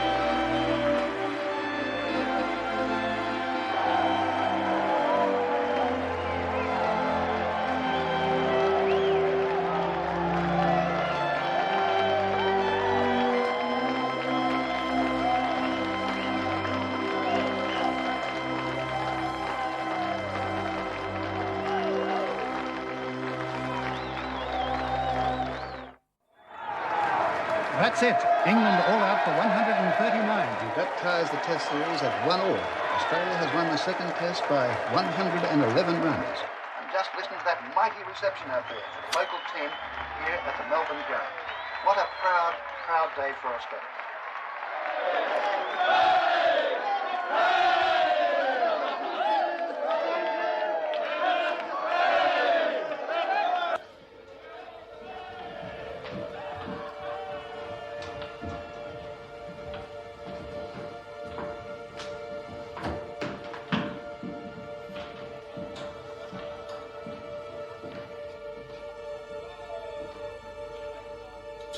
Are you coming to congratulate the Australians?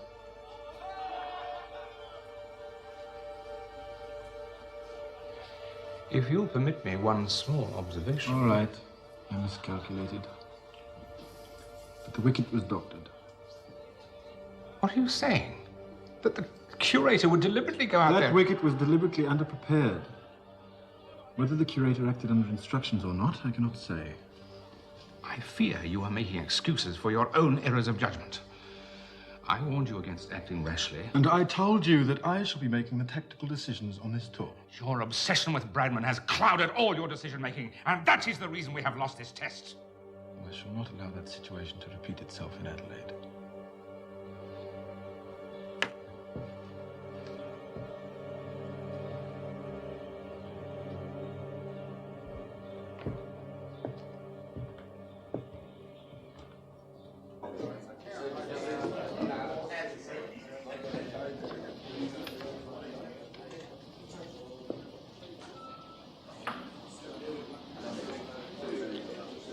Excuse me, Mr. Jardine. Yes, what is it? Well, I've just discovered I'm to play in social match at weekend. Yes, it'll be the 12th man. Aye, well, I thought I might have a bit of time off before Adelaide. What were you planning to do? Well, I was simply just hoping to rest my feet. I had to leave the field 4 times in second test. Yes, I'm well aware of it. You spent an hour away from the game, all told. Aye, but I still bowled more overs than anyone else. You would have bowled a lot more if you hadn't been off the field so often. I couldn't help it. My boots kept splitting. I bowled as hard as I could. No, you didn't. None of you did. That's why Bradman scored his century and the Australians won the test. Vokes and Bows aren't in this social team, though. Harold, listen to me. You are my principal weapon, the spearhead of my attack. Not Vos and Bows. I want you fit for Adelaide. Fitter, faster, and meaner than you've ever been. So I'm to be 12th man, then? No. No, you can play. And I expect to see you at the practice nets tomorrow. Aye. Right.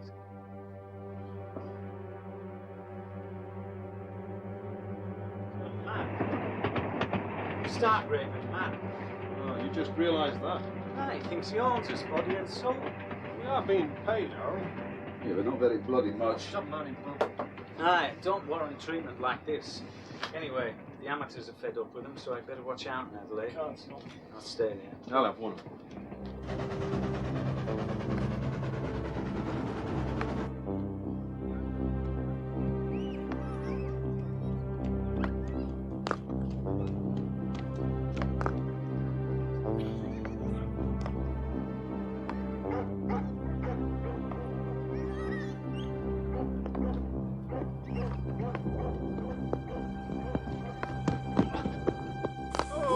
Like dropping a cake of soap. Knock that beach ball off his nut, Harold!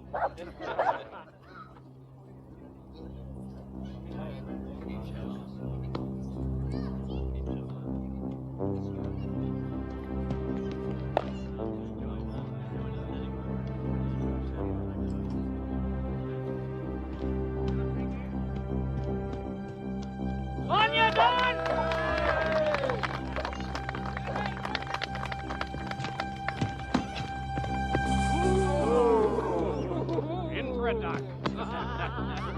Well bowled, Harold. Good night, fellas.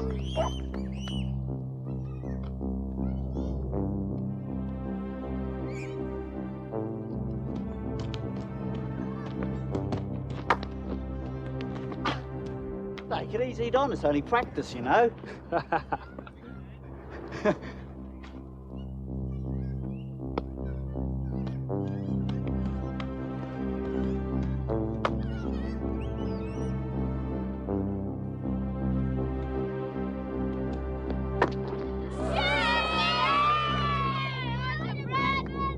Hey, fancy cat. Have a look at the boy next to you. He'll show you how it's done. Did Mummy call you, son? Want it on the phone, are you?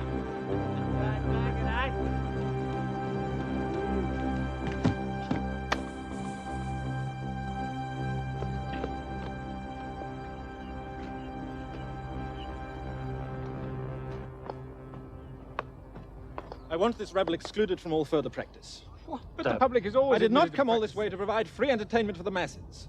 I do not want them here after luncheon.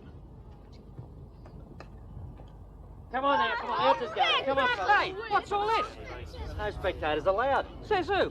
Orders of the cricket board and Jardine. Go to buggery. We'll see about this. I can go anywhere on the press. Yeah, I know. Now look, James, you can't... Hang on, he's all right. He's me photographer. Who's that? Your assistant? Never seen him before in my life. Stay. All right, but don't you cause any trouble, Jamesy. I'm sorry. Sorry, boy. Sorry, mate. Sorry.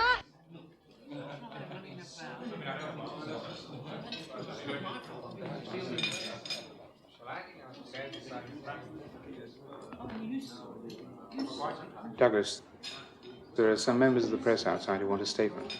Practice is for the players, not for the public. I certainly don't wish to speak to the press about it. My dear chap, we cannot afford to risk any further bad blood.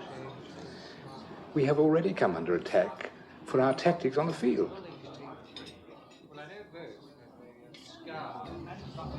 I shall settle that matter once and for all. Show them in. Everything we have done has been well within the laws of cricket. We have placed a more difficult field than is ordinarily employed with fast bowling, and have been successful in curbing the activities of the batsmen. But I can assure you that there is nothing new in the stratagem, nor any graver danger than in any other. Bull. It has been successful so far, and Mr. Warner and I hope that it will go on being successful. Is that right, Mr. Warner? You support the tactics of Mr. Jardine, and in particular this bodyline bowling? As Mr. Jardine says, it is a legitimate form of leg theory. Would this be the same leg theory that you derided in the Morning Post of August 22nd, 1932? And I quote, "These tactics should be deplored. With 5 men on the leg side, the balls were short-pitched and frequently bounced head high and more. If all fast bowlers were to adopt these methods, there would be trouble and plenty of it. This is not bowling. Indeed, it is not even cricket." Now, in light of that article, Mr. Warner, would you say that you describe the current English attack to be cricket? Well, the circumstances were entirely different in London, and... how different? Well, If you'd researched a little further, Mr. Cooper, you would have discovered that I was playing in that match, and I faced that leg theory field. The circumstances then, as Mr. Warner correctly points out, were completely different. Would you care to define the difference, Mr. Jardine? No, I would not. And the people of Adelaide, I welcome you all, and we hope that your stay in our fair city will be indeed a happy one.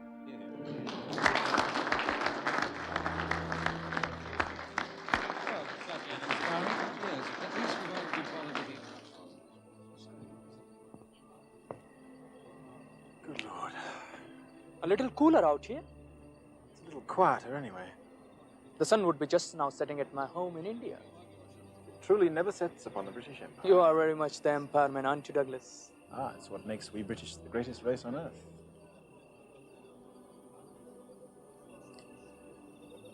We must all have the courage of our convictions. Do what we think best. But we must play the game by the rules too. By the rules, yes, but also to win. Winning is everything to you, isn't it? No, Patty. But I see no honor in defeat. What do you want of me, Douglas? Simply your support on the field. The field of honor? I cannot play your way, Douglas. I'm your captain. Surely you'll agree to abide by my decisions. If I can't? Then I should prefer it if you didn't play at all. Then that is how it must be. I cannot play your way, Douglas, my friend. You will never play Test cricket again.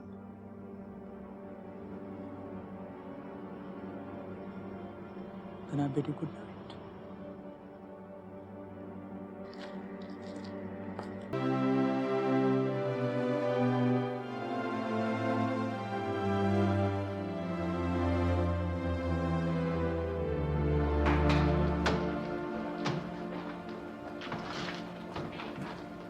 With the series level at 1-1, I needn't tell you how important victory is. Not only to us, but to the morale of people back home. I have inspected the wicket, and I'm pleased to say that it is much truer than in Melbourne. Needless to say, I expect nothing less from our bowlers than their best. Aye, well, it weren't only the bowling that were weak in Melbourne. It's quite correct, Harold. There will also be a few changes to the batting lineup. Eddie Painter will be replacing Patordi, and I am well aware that I have not scored enough runs. Indeed, should you all believe that my performance doesn't warrant selection, I am perfectly happy to stand down. I don't want anyone playing who's going to let the side down. That includes myself. Yes, well, I'm sure I speak for the team when I say that your value as a tactician far outweighs your temporary loss of batting form. I, for one, want you in charge on that field today. Aye. Gabby? I think you should play, Douglas. If I may say so, Skipper, there is just one complaint. You never win the bloody toss. I really would like the chance to bat first for a change. I'll do my best. Thank you. Excuse me, Mr. Jardine. It's me lucky charm. Got me into team. Might help you win toss. Thank you, Eddie. Thank you. Bloody marvellous! Congratulations. Ah, something to write home about, Eddie. Tails. I think we should bet. Good morning and welcome to the Adelaide Oval, where the news is that England has won the toss and Jardine has elected to bat. This is the third test and the series stands at 1 match all. The ground is in splendid condition after yesterday's rain and may have livened the pitch up a little. On this beautiful hot day, a huge crowd is already in hand, anticipating some very interesting cricket. There are changes to both sides. For Australia, Ponsford returns in place of O'Brien, and for England, Verity replaces Bowes, and the now-up of Patordi has been omitted, allowing Eddie Painter to make his debut.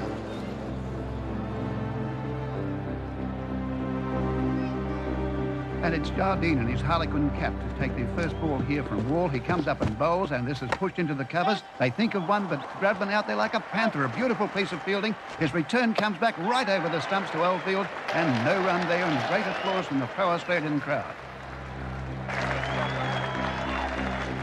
It's a very slow and patient start by England, with runs just coming at a trickle here at the Adelaide Oval, and singles have been the story of the morning. The new opener, Jardine, has hardly played a stroke. Ready now for the next ball to come in from Wall. And this one, he has a swing, he's got a snick. Now it's gone through the keeper, there's no chance there. Yeah, you're a lucky bastard. No, just a bastard.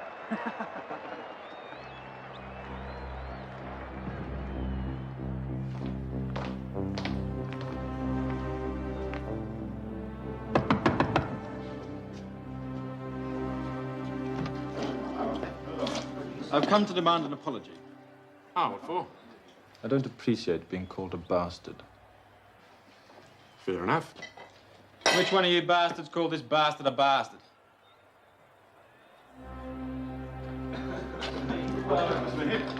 Silly bastard.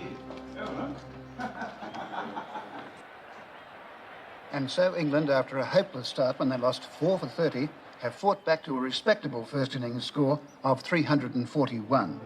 That was reached mainly due to two excellent partnerships between Leyland and Wyatt, and secondly between Painter and Verity. The onus is now very strongly on the Australians to weather the early onslaught. All right, you blokes. All right, we're all square. 341. It's well within range on this ground. Jardine knows it. So he and his boys will be coming down hard, make no mistake. So let's get our heads down and show them that we can handle anything they have to offer. There's a lot at stake here. I want to win this match as much as you blokes.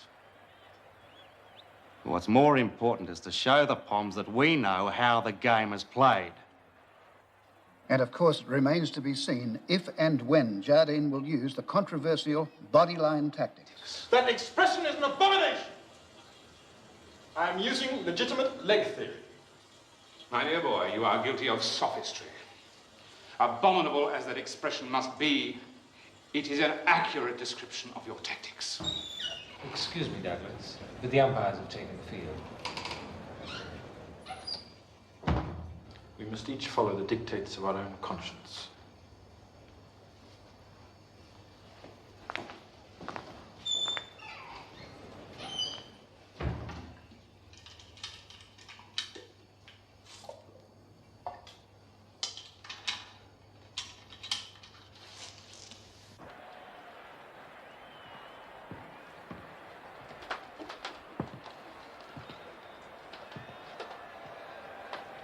What on earth are you doing?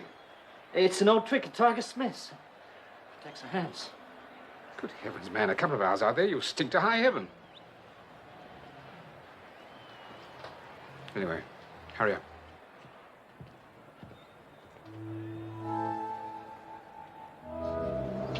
Allen will share the opening attack with Larwood, and he'll bowl here to Fingleton.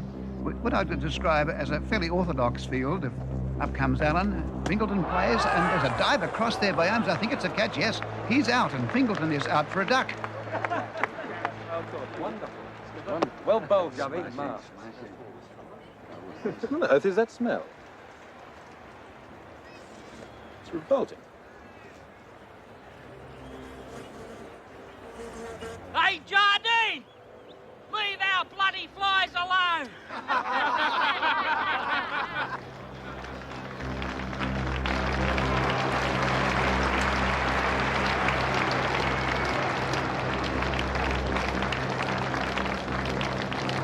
An unfortunate start for Australia, and Bradman to come in only the second over with the ball still brand new. A lot will rest on the shoulders of Australia's #1 batsman, and although this record crowd of more than 50,000 are keen to see Bradman, I'm certain they wouldn't have minded waiting until there were a few more runs on the board, or at least many more overs had been bowled.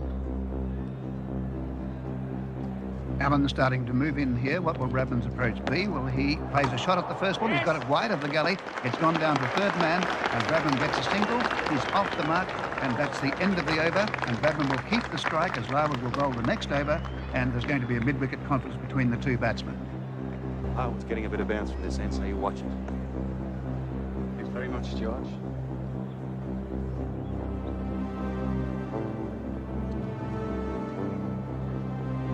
Now the battle between Larwood and Bradman continues once again. Who's it going to be today? And this one is pitched well up. It's turned nicely by Bradman. There's no leg side field here at the moment. And Bradman goes through for a single. He's scored 2 runs in 2 balls. That's a good start for Australia's champion batsman. Now the field ready again, still an orthodox one. No indication of the Bodyline field at all as yet. And it's Woodfull, this dogged Australian opener and captain, to face the next ball from the champion fast bowler Larwood.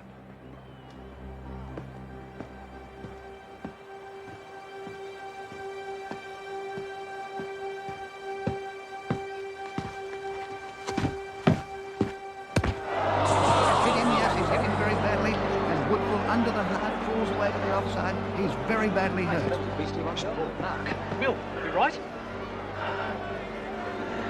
Would you like to leave the field? No. You're sure, Bill? Well, take your time. Here we go again. Lions 1, Christians 0. Well bowled, Harold.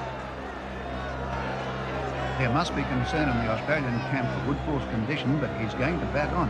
And he looks to me to be as white as a sheet. And there's Jardine clapping his hands.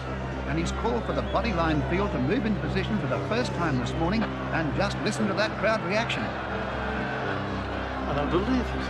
Putting in the boot while the man's down. Look at them. A pack of hungry sharks. Make you feel proud to be an Englishman?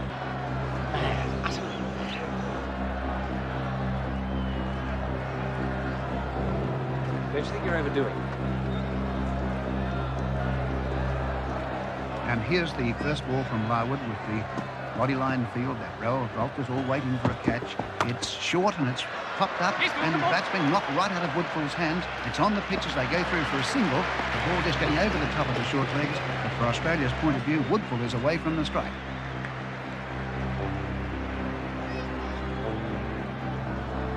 Stay down here, Woody.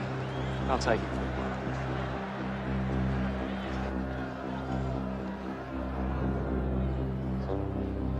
Bradman is 8, Australia 1 wicket down for 18. The runs taking about 45 minutes to get. So it's a slow rate of progress by the Australian team. Only 2 bowlers used so far. They're Larwood and Allen. It's still Larwood coming in to bowl now to Bradman. It's short. He just pays an evasive. Didn't take a shot at the ball. Come down the leg slip to Allen. I believe that Bradman's out. Caught. Yes, he's out. Mrs. Bradman, I cannot expect you to believe this, but I should have been quite pleased to see your husband score a century today. I'd sooner field elsewhere. It's all the same to you.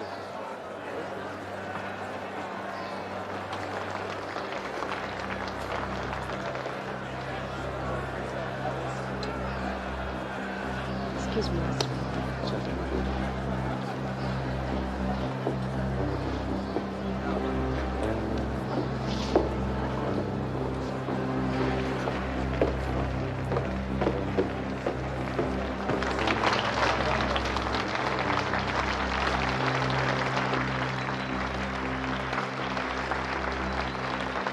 Look, something has to be done about this.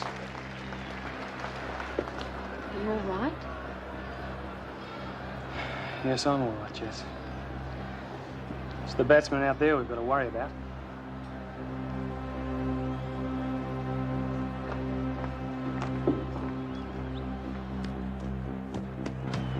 In this report from the Adelaide Oval, Australia has made a bad start once again. Fingleton, a duck, and Bradman out for only 8. Now McCabe and Woodfull are batting together against the fiery fast bowling of Larwood with Allen in support. Larwood has used the bodyline field this morning, and Woodfull was struck a nasty blow earlier on, but he's still out there battling for survival, with the score just reaching 30 after more than an hour's play.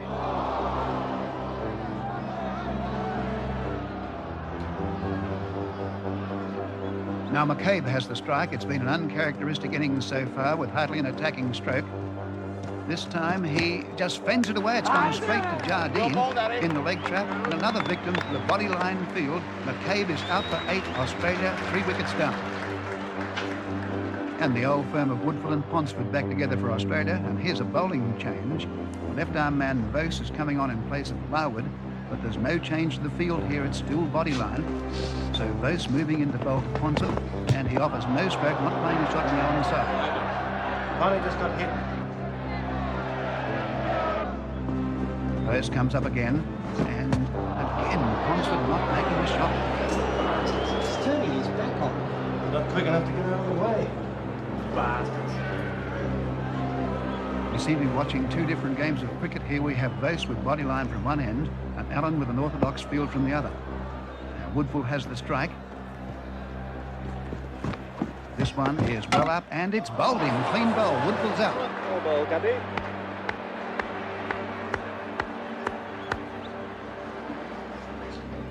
Well, see you in church.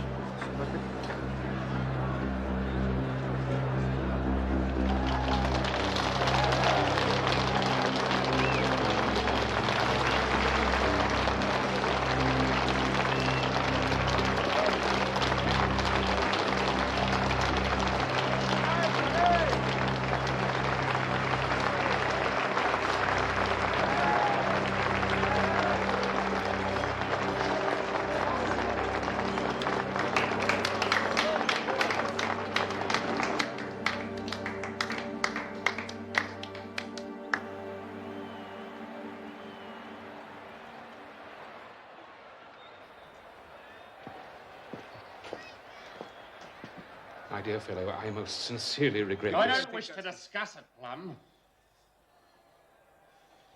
Look, there are 2 teams out there. One of them is trying to play cricket.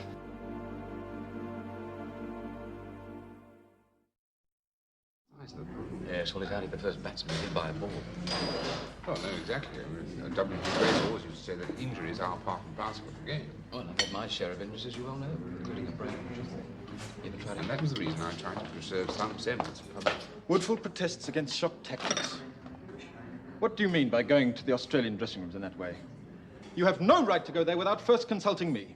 You have left me in a terrible situation. Yes, well, Douglas, as Plum was just saying, it's his job to keep things running smoothly. Please, Bob. Do you call this smooth running? You have allowed Woodfull the opportunity to publicly accuse me of not playing by the rules. You have played right into the hands of those bloody Australian journalists. Douglas, I hardly think this is the time nor the place. It is one thing to have the Australian press publish lies about me. It is another thing altogether to have the Australian captain accuse me of not behaving in a sportsmanlike manner. In the heat of the moment, Douglas, I'm sure that Bill didn't mean to imply that you were behaving in unsportsmanlike. Then let him say so publicly. You speak to him. I expect to read an apology from Woodfull in the papers tomorrow morning. Without fail.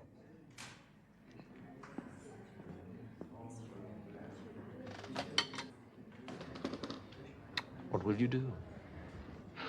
Well, I shall have to do something. Otherwise, the test series won't resume tomorrow. I can't believe that Bill's apologised. That's playing right into Jardine's hands. That's just what the bastards want. I've already proved they're bowling at the batsman. You all saw that. This is adding insult to injury, apologising to Warner. I was in here when Warner came in, Vic. You weren't. Bill didn't do any apologising. Well, Bertie, it must have been later. The point is, are we going to start doing something about it? Such as? Fighting back. We could give them a bit of their own medicine. What with? Tim's the only fast bowler we've got. If Clary and Tiger and me start bowling short and fast, it'll be a bloody joke. They'll knock us all over the paddock. I'm not having a go at you blokes. You've done a great job. What I'm saying is we've got to get some more fast bowlers. We've got to get Bill to talk to the board and the selectors. What about, Vic? About the way Jardine's playing the game.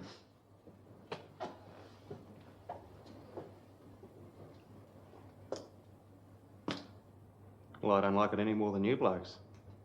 And what did you apologise for? Apologise? It's all over the front page.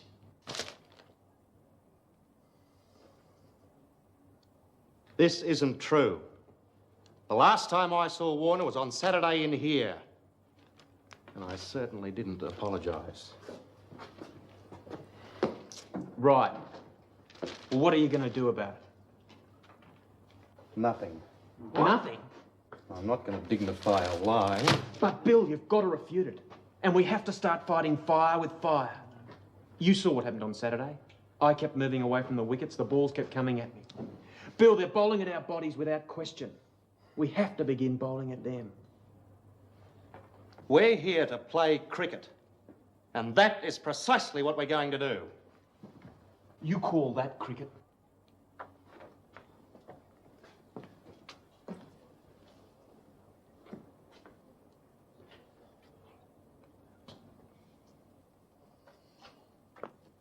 You all right? Of course he's not all right. I'm fine, Woody. Are you willing to stick with it? Look, it's a choice between getting out and getting hit. I'm prepared to wear it. Thanks, mate. Look, I don't care for Jardine's tactics either. But I don't believe we should stoop to his level. Didn't you read your father's Bible, Bill? An eye for an eye. It also says he who lives by the sword dies by the sword. And we're in big trouble. Come on, you blokes. Bert, what do you say? I've been playing cricket for quite a while now. I've seen a lot of men get hit, but it was never like this. But this is deliberate, as Vic says. But that's where I draw the line. When we start going out there to hurt one another, that's when I call it a day.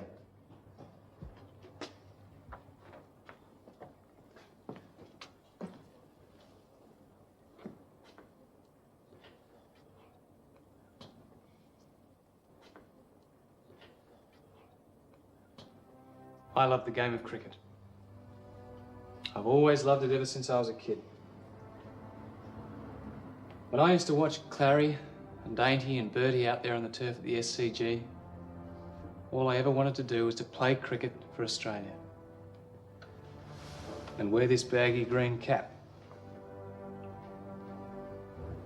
Now that I've been given that honour, I realise what a great responsibility it carries. Not to the board or the selectors, but to those people out there, to my teammates, and most of all to this cap. See, we've all got a lot to live up to. My parents and my wife are very proud of me, and I just couldn't do anything that they would consider wrong. Anything that would go against what this cap stands for.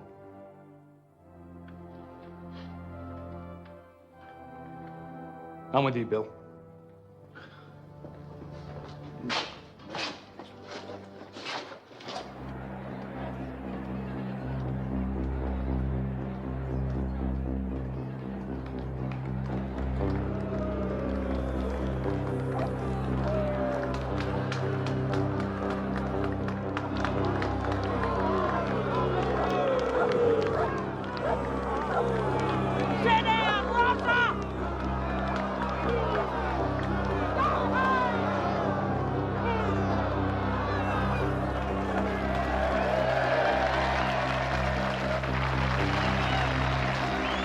Welcome to the third day of the third test here at the Adelaide Oval for the continuation of Australia's first innings. Ponsford and Oldfield will continue their partnership from Saturday, where they defied the Bodyline field and the Bodyline bowling for a long time, and they're receiving enthusiastic applause from a very big crowd here, despite the fact it's a Monday. The place is filthy with coppers. Got mounted troopers out behind the grandstand.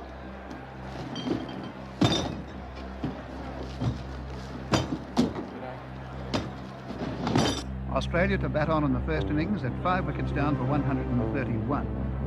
Ponsford recalled to the Australian team that this match must have been hit a dozen times in his courageous innings of 74 not out.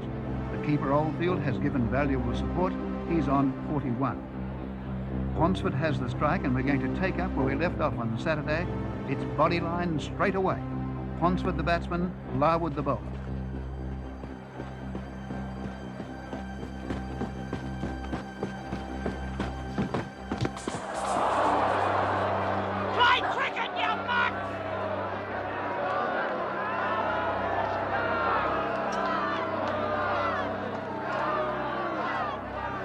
They do this, George. Is this in the rules? Sorry, Bertie, there's nothing I can do to stop them.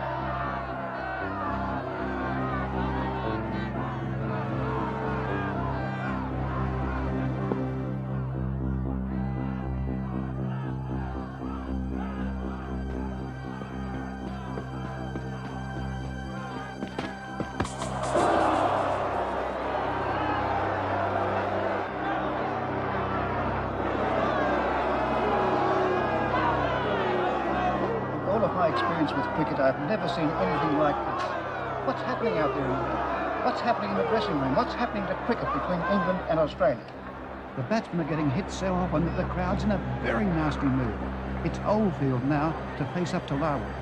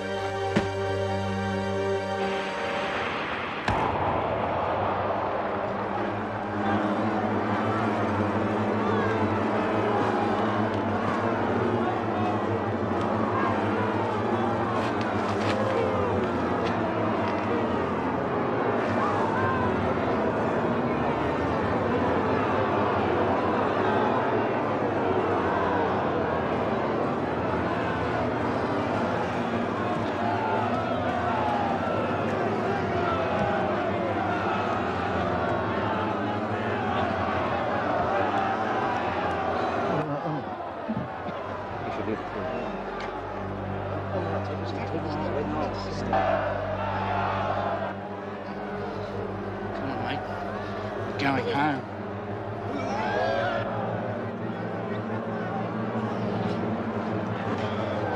Yes, it's me.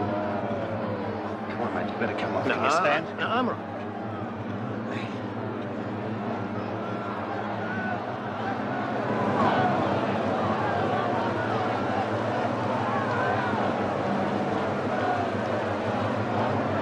Awful scene this is, and all of my experience I repeat, I have never seen anything like this.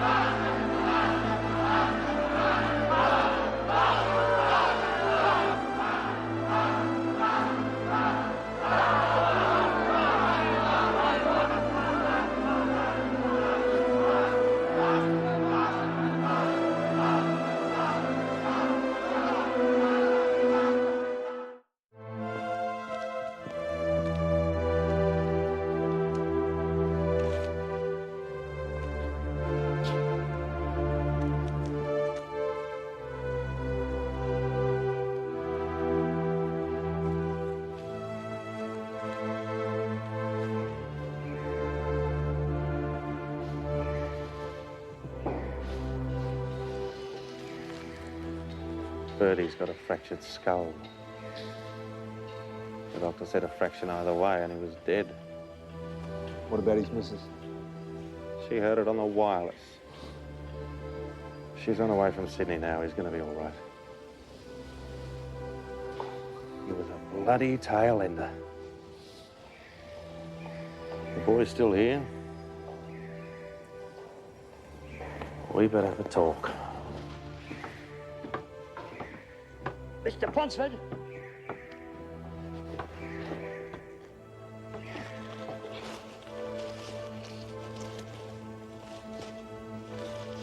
Give it to Birdie as a memento. Thanks, mate.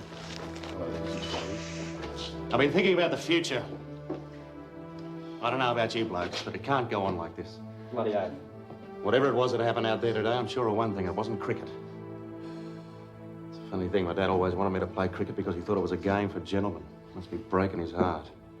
I'm no squib, mate. I can take a few knocks.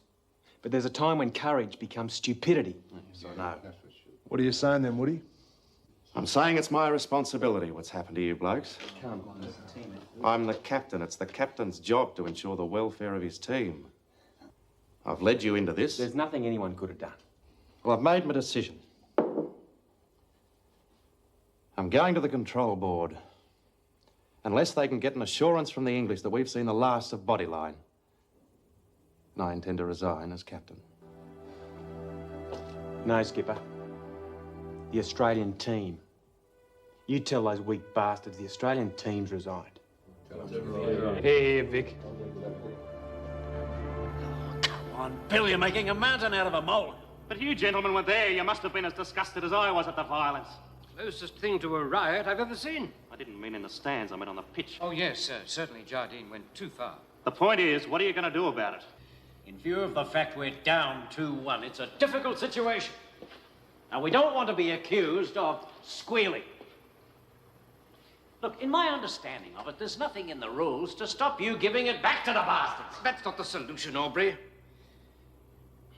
Now, what we propose is a meeting with Pelham Warner. We'll make it very clear to him the damage that's being done to cricket itself. And you know how strongly Plum feels about tradition. We are sure Plum will bring pressure to bear. It seems the best course. Don't you agree? It's a start. Will you tell the boys that we have it in hand? Let's keep this to ourselves, shall we? I think the time for that's past, don't you?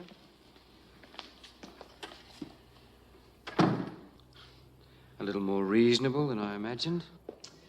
Don't underestimate him.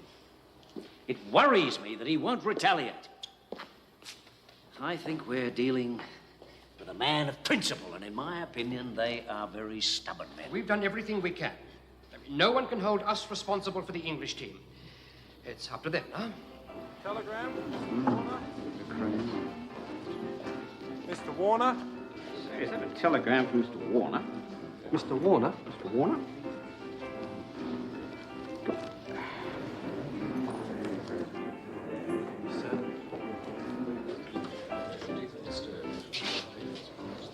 Thank you very much.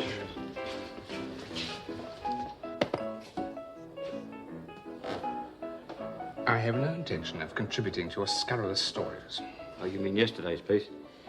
Well, anyway, I'm here about today's. Wondering what you're going to say to the Board of Control. You are going to the meeting. What meeting? The meeting the board have asked Mr. Warner to attend. Double Irish whiskey, thanks, no ice, and a glass of water. I haven't been asked to attend any meeting. Haven't you received a telegram? Yeah. This must be it, then.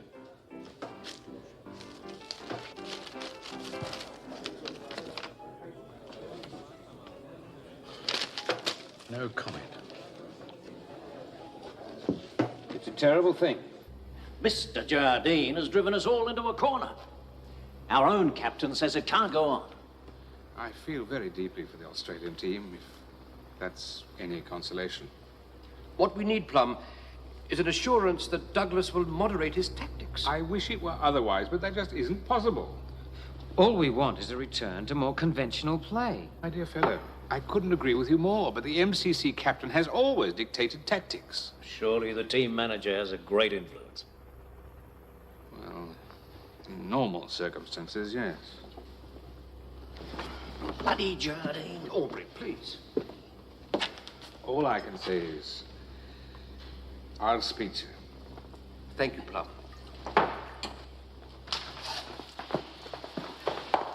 Let me assure you, on behalf of us all, that none of this reflects on you. If you don't mind a word of advice from an old hand, I'd be looking at other avenues. The board have simply asked me for a reassurance that you modify your tactics. You have no right to discuss our tactics with the Australians. There's no need to raise your voice with me. I'm just reporting what they want. Well, you seem to be prosecuting it with unusual vigor. My dear chap, I have made my position perfectly clear. I've tried to counsel you, I've asked you, and you've just thrown it back in my face. No surprise to me that the Australians want it stopped, and I must say I agree with them. Whatever your personal feelings, you are the MCC manager. Need I explain to you where your loyalty lies? How dare you? My loyalty is not in doubt. So that must settle it. What do you mean? Well, since your loyalty is not in doubt, then you can go to the board on behalf of us all. Tell them that the MCC will use whatever tactics are best suited to winning the Ashes. Douglas, Thank you, Plum.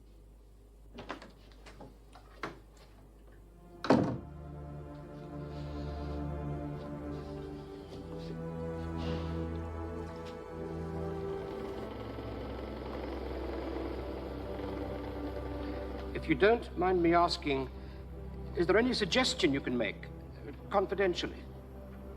My dear chap, I think you should do what your conscience dictates. If you wish to pursue the matter, you'll have to take it higher up.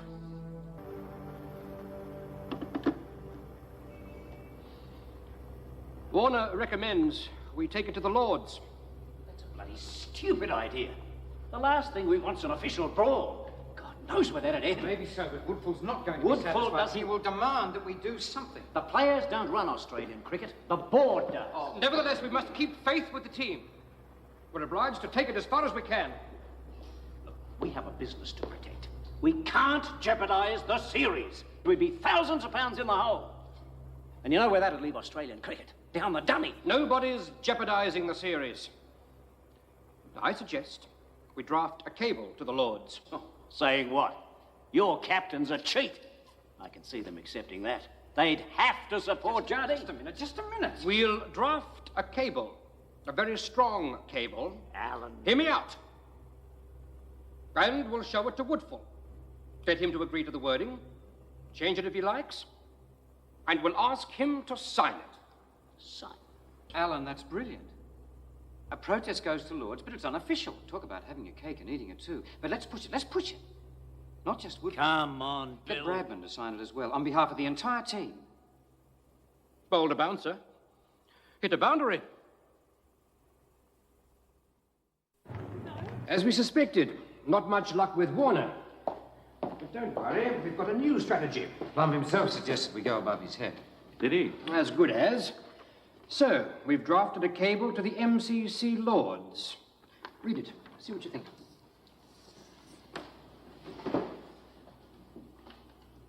That's good stuff. Unsportsmanlike. You think that's a bit strong? No, it's hit the nail right on the head. I like the point about relations between the two countries. It's important to stress that it's gone beyond cricket. Anything you think we've missed? What about something concerning the danger to players? Yes. Well, how's about causing intensely bitter feeling between the players as well as injury? Don? Fine by me. Anything else? So you'd be happy to sign that? I should have known. Nobody grows a backbone overnight. That's insulting. That makes it 15 all. I warned you months ago about this and you chose to ignore it. Now you want us to fight your battles. No, you can forget that. If you don't back the team now, you won't have a team. Are you threatening the board? No, I'm telling you that I'm prepared to resign as captain. And the rest of the team will follow. Oh, I see. We've been caucusing, have we? Call it what you like, but cricket in Australia will have 3 chiefs, no bloody Indians. We'll have to consider this. No. Outside, there are a group of reporters. Either you go out and read that cable as your response, or I go out and tell them that we've been sold down the river. It's your choice. The board will not be dictated to. I think we all know who'll get the support of the Australian people. Our names are not going on that cable. Now, hold on, Aubrey. Obviously, Bill and Don feel very strongly about this. Bugger that. We're not putting the tour at risk. There'd be an uproar if we accused them of being unsportsmanlike. We're not sending that as it stands. There'll be an even bigger uproar if the team resigns. The players haven't given us much choice. You've got a quorum. Put it to the vote. Thank you for the suggestion. As chairman, I say we deal with it. We send it.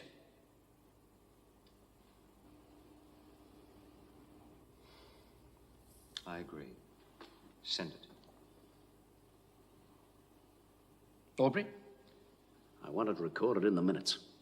I strongly object to the sending of that cable. Bodyline bowling has assumed such proportions as to menace the best interests of the game. Hallelujah, we're saved, brothers. Making protection of the body by the batsman the main consideration. This is causing intensely bitter feeling between the players as well as injury. In our opinion, it is... As well as injury. In our opinion, it is unsportsmanlike. Unsportsmanlike? Who do they think they are? Go on, Martin. In our opinion, unless stopped at once, it is likely to upset the friendly relations existing between Australia and England. Signed, Australian Border Control. Well, you can see I wasn't overstating it when I said it was something of a crisis. Fire straight back. Tell them we deplore their cable. Let's raise the stakes. They're talking about friendly relations between the two countries. Well, if it's that bad, why not suggest cancelling the tour? That is kibosh. They've always got their noses in the ledger. You don't agree? Oh, no, I agree. That's fine for the cable, but I was thinking we might open up a second front. Thought we might enlist the help of the palace. Well, after all, as we've said, it does affect relations between the two nations. His Majesty's private secretary, Sir Clive Wigram, is a good friend of cricket. Oh, you're quite right. It's gone beyond a game. I don't know if you've heard, but there's talk out there of them boycotting English goods. Surely not. It is, and the wharf labourers are refusing to unload British ships.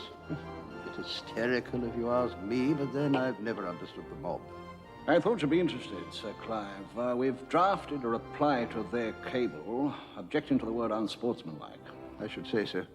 We've offered to cancel the rest of the tour. Call it off. Strong as that, eh? Only if they think it's necessary. I'm sure they won't. Well, naturally, it's not what we want. Well, I'm pleased to hear that. Well, what are you looking for? We want the Australians to back down completely. I was hoping, would it be possible for one of our people to approach the Australian government, make it clear to them how serious it would be at a government level if the cricketing ties between our two countries were severed? Flex a muscle, eh? Well, we can speak to Ernest Crutchley, head of the British mission. Excellent. If you do that, we'll send the cable. Good afternoon, Ernest. Prime Minister, good of you to see me at short notice. My pleasure.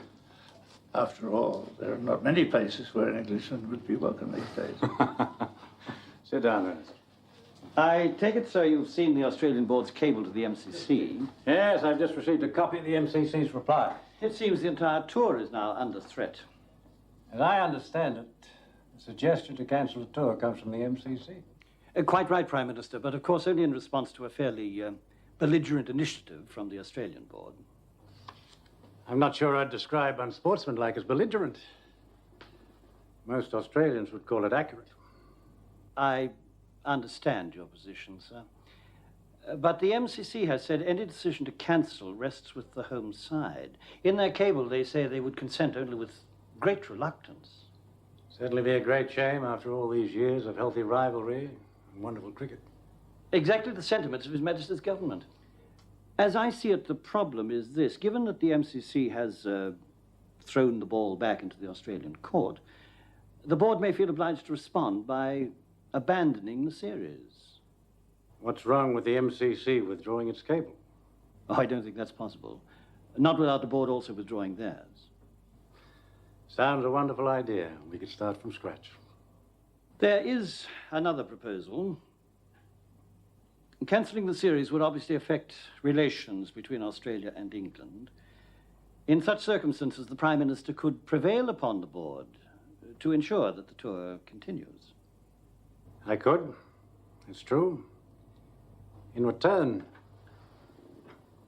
I could also ask His Majesty's government to see if Mr. Jardine won't temper his approach. Why, I'd be happy to. I'll do whatever I can.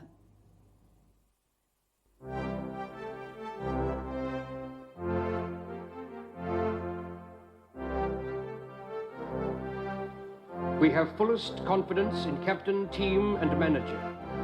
We have no evidence that our confidence has been misplaced. We hope the situation is not now as serious as your cable would seem to indicate, but if you consider it desirable to cancel remainder of program, we would consent, but with great reluctance. Out of bloody control. I said it. Approach the Lords, and it would end in a brawl. Aubrey, there's no mileage in that. We're in it now. We've got to deal with it. No choice. We've got to back down. The tour must go ahead. Tour's never been cancelled. Not in the history of cricket. I'm not convinced we should rush in. We have commitments, contractual commitments. 2/3 of our income's from Test cricket. It'd be pretty humiliating for them if their team was sent packing. It could be a try-on. We might make a conciliatory gesture, but keep the future of the tour open. Jesus, mate. They might meet us halfway, get Jardine to make some concession. Alan, you're pissing in the wind. Read this cable. We have the fullest confidence in captain, team, and manager. We are convinced they would do nothing to infringe either the laws of cricket or the spirit. Phone call, Dr. Robertson. I said no interruptions. It's the Prime Minister, sir.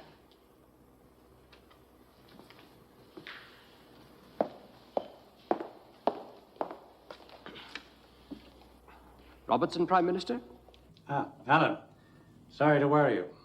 I'm sure you've got enough on your plate. Not at all, sir. No doubt you know why I'm calling. I've just seen the MCC's cable.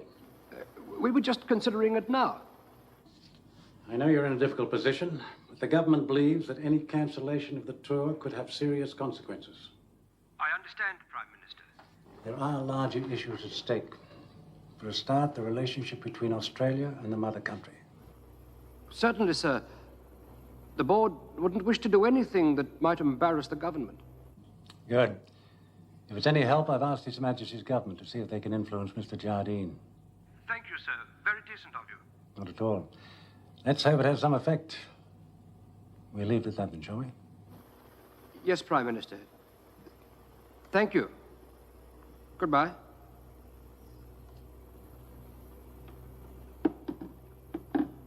That's it then. I'll draft a reply. Tell them we don't consider it necessary to cancel. Yes, it's an idea, I think. Douglas, a word, please. Plum, yes, go ahead. In private, if you would. Well, I'm sure Gubby and Bob will keep a confidence. Very well. I warn you, you might find it embarrassing. Please, sit down. I have just had a call from Ernest Crutchley, head of the British mission. Yes? He tells me the Australians are going to back down. The series will be resumed. Wonderful. Well done. And he has asked that you temper your approach. Oh, has he now? And is Mr. Crutchley conversant with the laws of cricket? My dear fellow, he is a representative of His Majesty's government. You can't dismiss him as easily as you do me. And this is an official approach on behalf of the government? Not exactly. It's the result of discussions with the Australian Prime Minister. Ah, so he has approached you at the behest of the Australians? How can you say that? How can you be so ignorant? The man is concerned with international relations, with the image of our country abroad. How can you be so gullible? The Australians are trying everything. They were so certain of victory, now faced with defeat, they cry foul. For the last time, you are being asked to stop. And for the last time, no. In that case, I order you. On whose authority?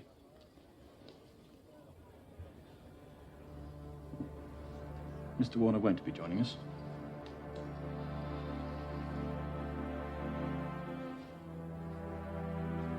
One day, I trust you'll see the tragedy of this. Everything that our country cherishes is being destroyed. Honor, duty, cricket itself. Well, whatever happens, old boy, it's on your head. I wash my hands of it. I'm sorry. I've lost my appetite. Oh, good Lord.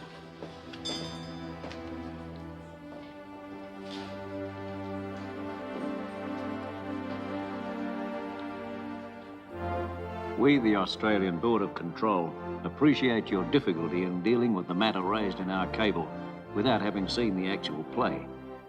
We unanimously regard bodyline bowling as adopted in some games of the present tour as being opposed to the spirit of cricket and unnecessarily dangerous to players. We are deeply concerned that the ideals of the game shall be protected and therefore appoint a subcommittee to report on action necessary to eliminate such bowling from all cricket in Australia from the beginning of next season. We'll forward copy of committee's recommendation for your consideration and hope for cooperation in application to all cricket. We do not consider it necessary to cancel remainder of the programme. They haven't withdrawn unsportsmanlike. Not explicitly, but I think the whole text of the cable is conciliatory. They've learned their lesson. I'm quite satisfied. Yes, I agree. Let's say we leave the matter there and get on with the game.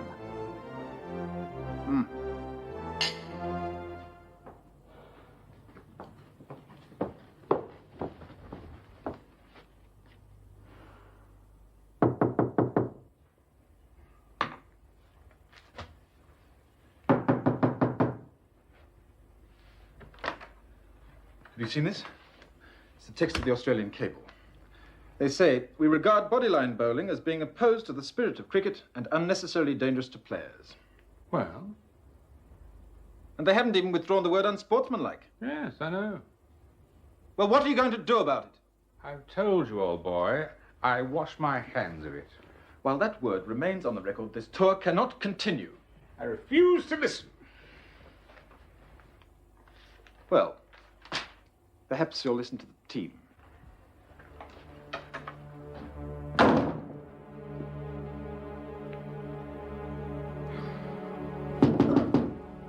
Go in. Painter? I want to see the team in the bar immediately. You all right? Hmm?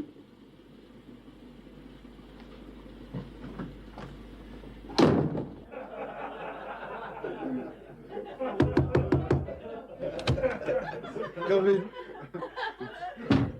I'm sorry to interrupt. I'd like to see you two in the bar. Yes, sir. Right, Skipper. It's bloody perfect timing as usual.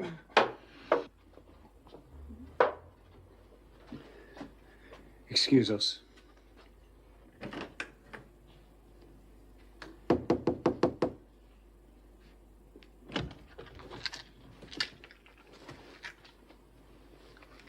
Oh, I'm sorry.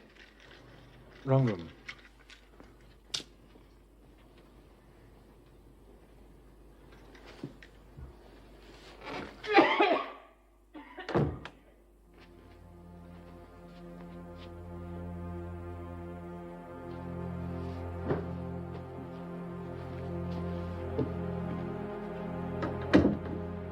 I apologize for the hour, but we have reached a point where decisions have to be made.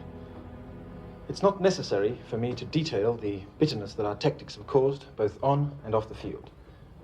Mr. Warner and I hold sharply opposing views, and earlier this evening this led to harsh words. I would like to make it clear that I take full responsibility for the use of leg theory. It is the captain's prerogative to determine tactics. But I believe that the situation now demands that the team should have their say. For my part, I'm sure the tour would be a happier one if we abandoned this approach. But I don't believe that we could win the Ashes. If the team support the use of leg theory, there remains one obstacle. The word unsportsmanlike. I have learned that this accusation, leveled against us all, remains on the record. I do not intend to continue the series unless it is retracted. It is a slur on our honor, our prestige, and our country.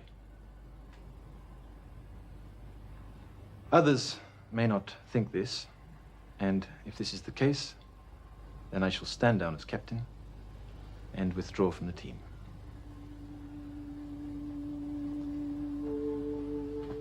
I shall leave the room if you wish.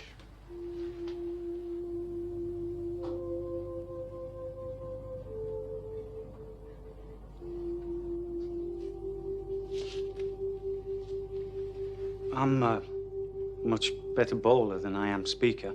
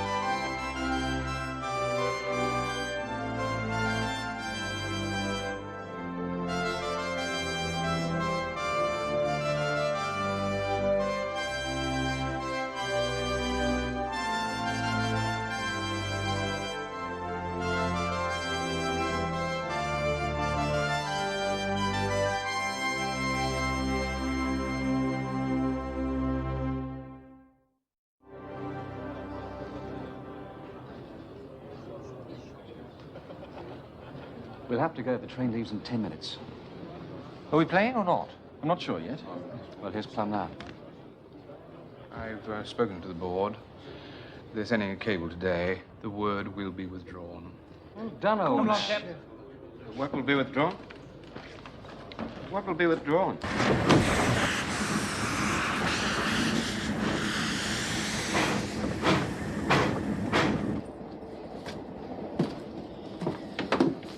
The Australian board have collapsed.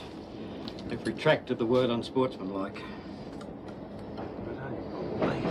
Got it from Warner himself.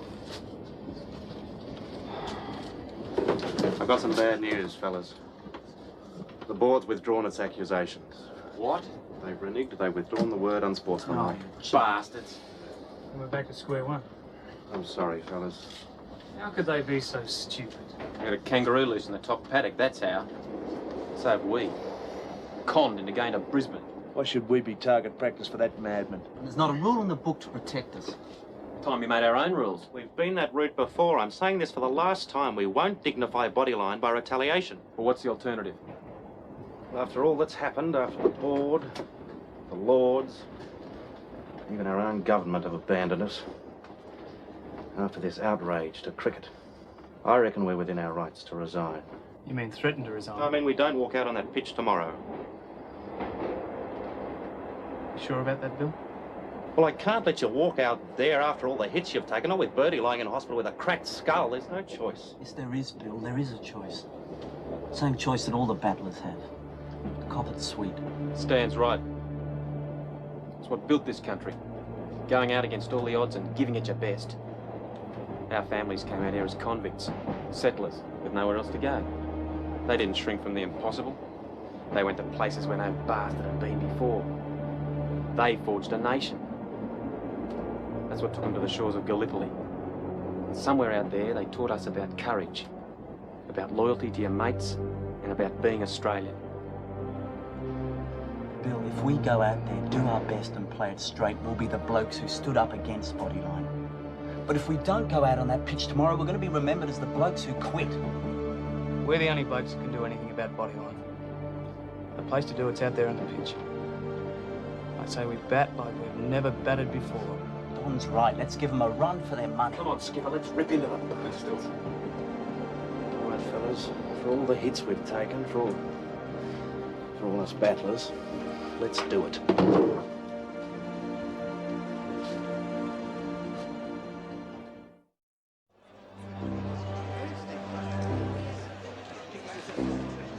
I'm speaking to you from Brisbane for the broadcast of the fourth test between England and Australia. England leads 2-1 in the series, and this match, therefore, could decide the Ashes. It's very hot and humid here in Brisbane. The temperature now is in the high 90s, and the forecast maximum is 106 degrees. It could be even hotter out there in the middle. Damn heat. It is really going to test the mettle of both sides in this, the fourth match, in what is without doubt the most controversial test series ever. Should England win, they'll have taken an unbeatable lead in the best-of-5 series. For Australia, the situation is quite simple. No matter how hot it is, no matter what tactics are adopted by Jardine, they must win this match. Chaps, those pitches, I know it's hot, but it's just as bad for the Australian batsmen. Good luck. Same to you, Skipper. Good luck, everyone. Good luck.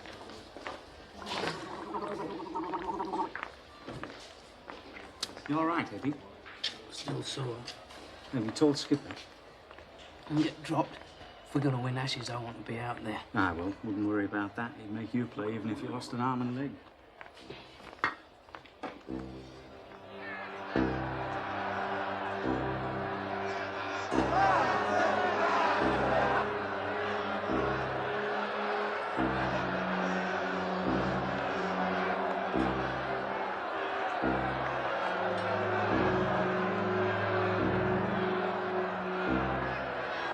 This one's for birdie.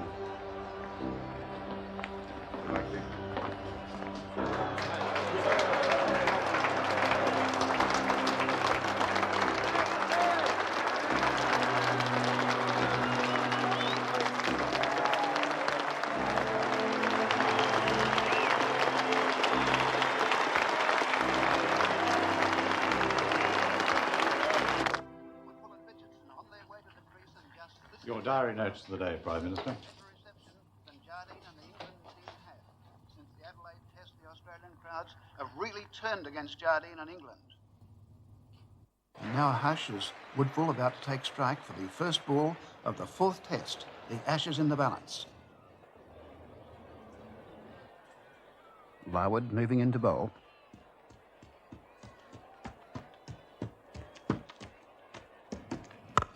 And that's pulled away nicely by Woodfull, getting down towards the boundary. They're running quickly between wickets, looking for runs here if they can. They've taken the second, going to take one on the throw. That's 3 off the first ball.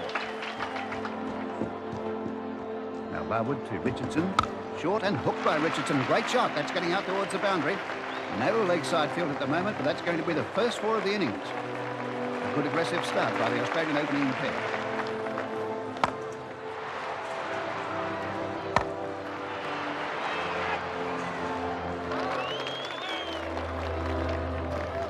Both batsmen are scoring freely, and now it's Woodfull to take strike. And that's steered wide of the gully. There'll be runs here, a chase for Painter. Painter not moving all that freely. The ball might beat him here to the boundary. Painter, in fact, has fallen over, and that's 4 more to Australia.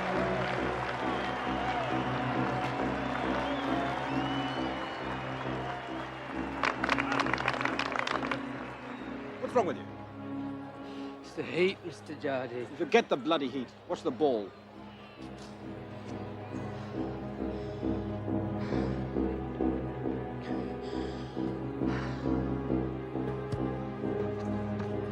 Larwood to Richardson, and it's pulled through the onside field. Once again, that's a great stroke, and that takes Australia up to 50, and we haven't seen too many half-century opening stands in this series.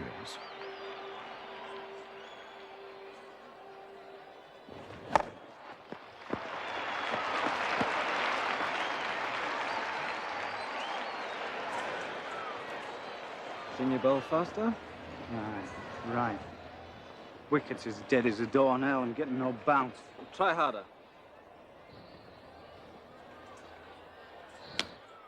Not a good day for fast bowlers on this easy-paced pitch. Jardine fielding in the gully, and Larwood to bowl to Richardson. He cuts, that's gone straight to Jardine, and he's dropped the catch. Jardine, of all people, has put down a fairly simple chance.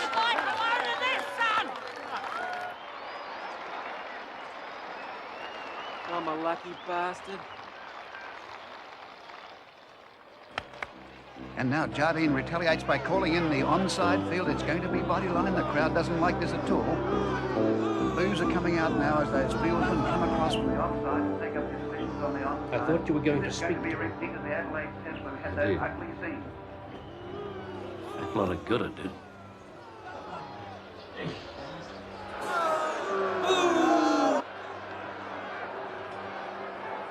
Now Richardson is taking strike.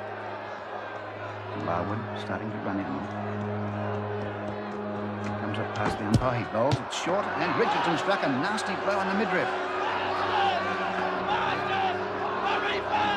And no doubt here the crowd's reaction to that. This is a terrible scene here once again.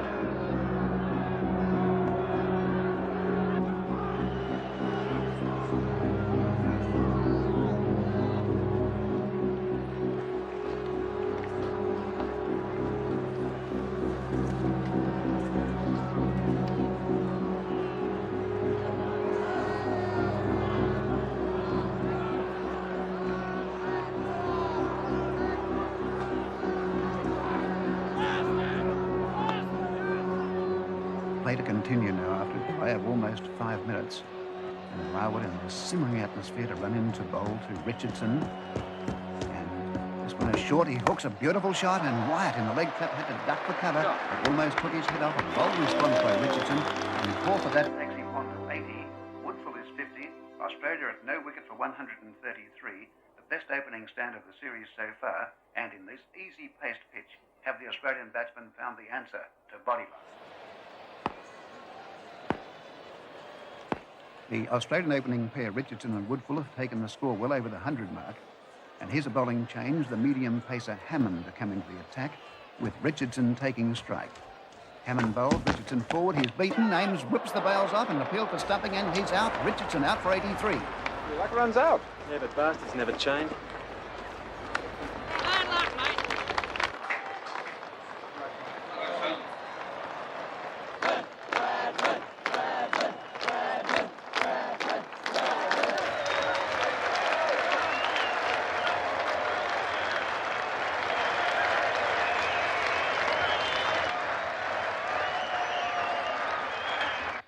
This must be the greatest chance Excuse of the me, whole Prime series. Minister. You'll be late for Fine meeting. opening stand.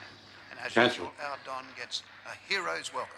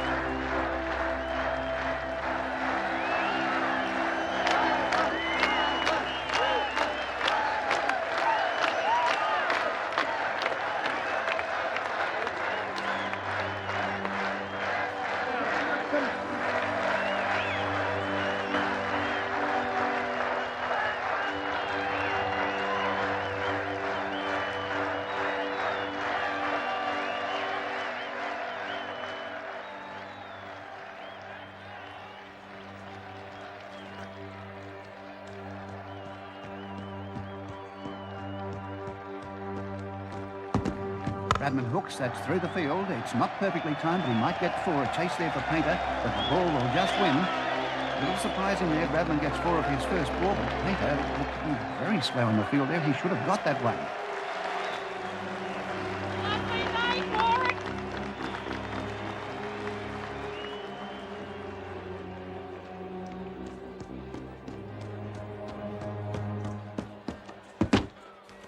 This could be 4 again. Bradman batting now without a cap, a sure sign that he's growing in confidence.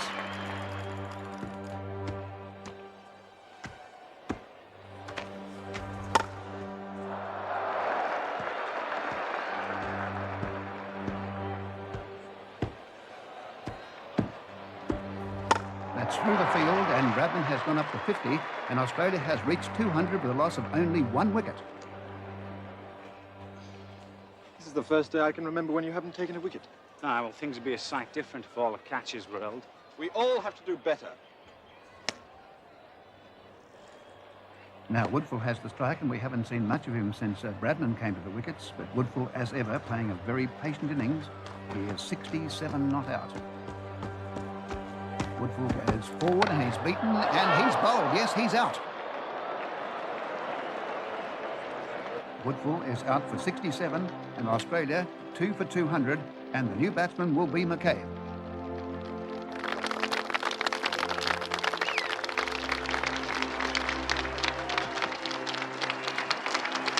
And this brings together Australia's two most aggressive batsmen. A typical hook shot from McCabe that's getting out towards the boundary. A long chase again for Painter, but he won't get this one. Painter?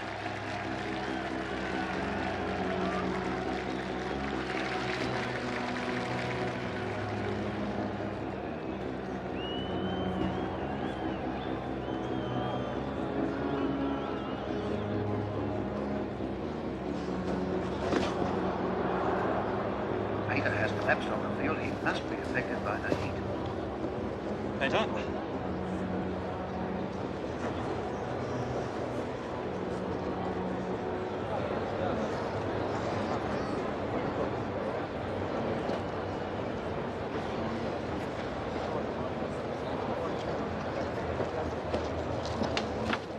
Put him under the shower. Cool him down. I need him back as quick as you can.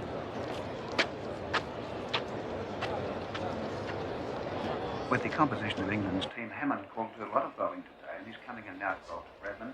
It's no good, mate. He's got a temperature. No, he hasn't. Thermometer says 103. That's normal for me. Looks like tonsillitis. It's just a sore throat. You have to go to the hospital. No, he won't. Yes, you will, immediately. You get out to field. What will Mr. Jardine say? Never you mind about that. I'll handle Mr. Jardine. Painter's gone where? He's gone to the hospital. On whose authority? Mine. The boy's ill. Good God, I need every man I can Yes, get. you're interested in. Tonsillitis. He's out for the match. Why didn't you tell me? He wanted to play. Australia were all out 340. That total a little disappointing after the very good start. Richardson, top score with 83. Bradman made 76, bowled by Larwood, and Woodfull 67. In reply, a century stand for England by Jardine and Sutcliffe, and Jardine batting a long, long time for his 46. He's going very slowly indeed. And he plays forward, and it's got an edge. It's gone through the keeper love, and appeal to put behind, and Jardine is out.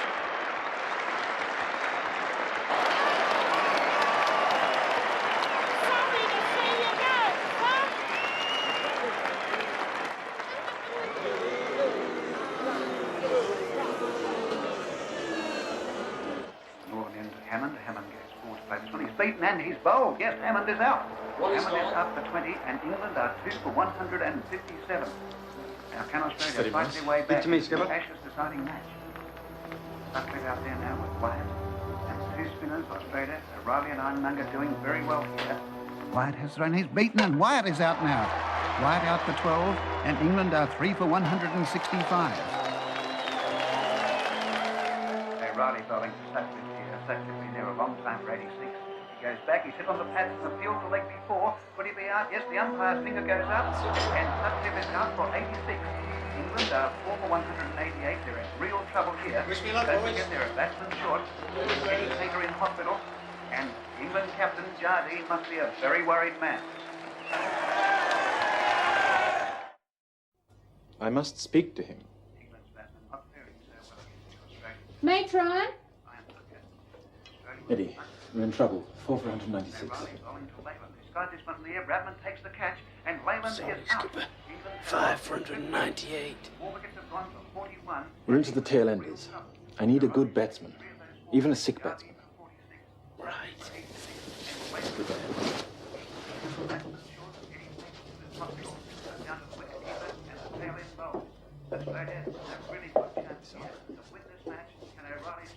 Lucky charm.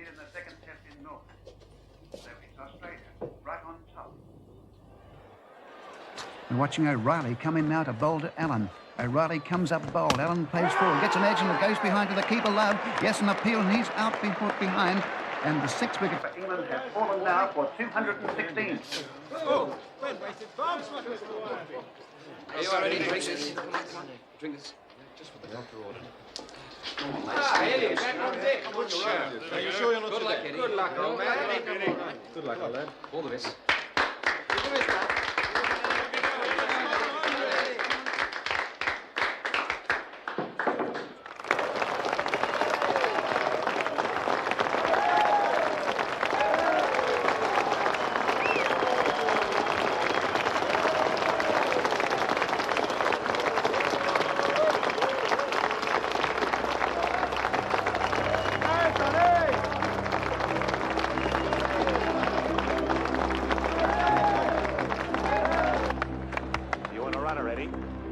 Thank you. Take a jet.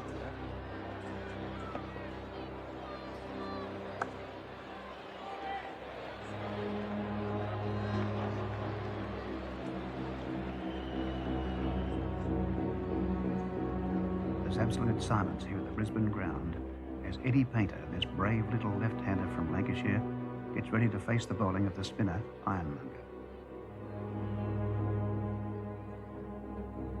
Look at this pommy bastard.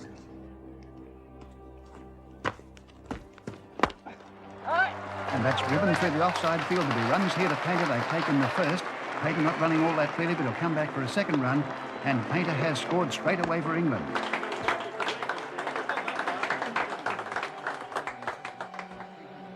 Why is Painter playing? Oh, we need him. What did the doctor say? I don't know. I didn't talk to him. I asked Eddie. You mean you ordered him? Don't you realize he's ill? His health is at risk. It was Painter's decision. I know you can't understand this, but he has the sort of spirit that I admire. The spirit of a marathon runner. My dear fellow, I'm talking about one of our team members, not marathon runners. Damn it, Plum, so am I! For the first 10 miles, a marathon runner runs on his training. For the second 10, he survives on his stamina. For the last 6, his body metabolizes his very sinews. It's an onslaught of pain, but he runs on his spirit. That's what courage is. That's what makes a champion. Need I remind you, as captain, you are responsible for his well-being? Don't you tell me about my responsibilities. When I was a child, I learned.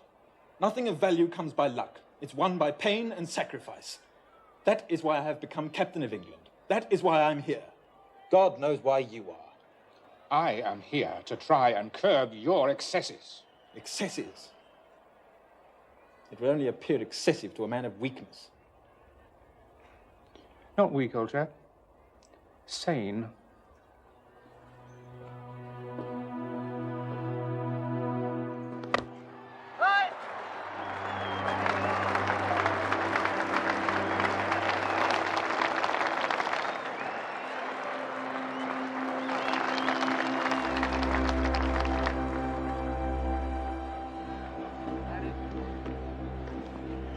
You're all right, lad. All this running, it'll finish me. Let's forget singles. I'll try for boundaries. All right, Eddie.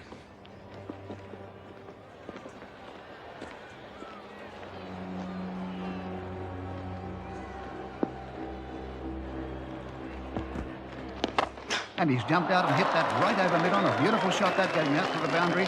Eddie Painter obviously is going to get his runs bravely or not at all.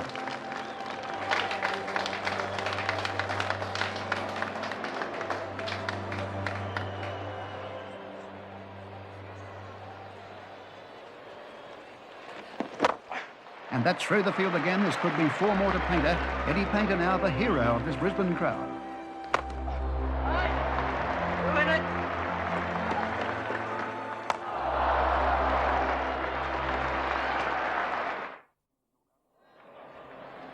England all out for 356 in the first innings, a lead of 16, with Painter a magnificent 83, a truly heroic performance. In the second innings, it's Woodville taking strike for Australia. He pulls his one, it's gone straight out the backward square. Hammond takes the catch, and Woodville is out, and it's a bad start for Australia.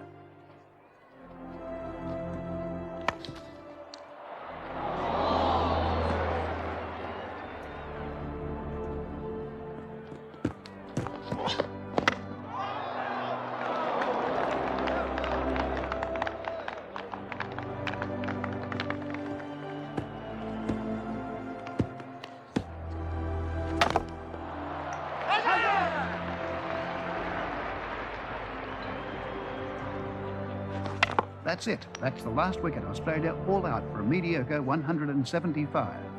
Once again, the Australian batsmen have been disappointing. They've failed, and England needs only 159 to win. What must England's team be feeling right now? 159 to win the match, the series, and also the Ashes. And that's turned nicely towards square leg by Sutcliffe. He'll get a single there, and England's batsmen going along quite confidently here. It's not a big target they've got, and Sutcliffe batting very freely indeed. England are 4 wickets down. It's Painter now with his familiar white hat batting out there with Ames. Painter, the hero of England's first innings, who came out of a hospital bed with tonsillitis to bat for 4 hours for his total of 83. Surely one of the greatest innings ever played. And how appropriate it would be if Eddie Painter is still there at the end to score the winning hit. In its place in history, this 4th test in Brisbane must be remembered as Eddie Painter's match.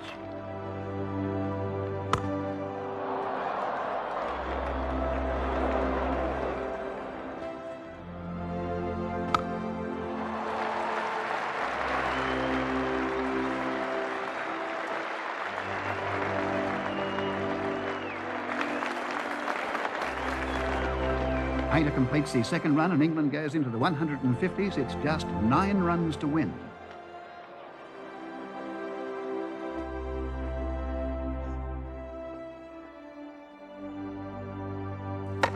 It's played back past the bowler. There should be 2 runs here, and that will make it 7 to go. It's played through the offside field. They've called for 1. They've turned at the end of the mark. They're coming back for the second, and only 5 runs now between England and victory.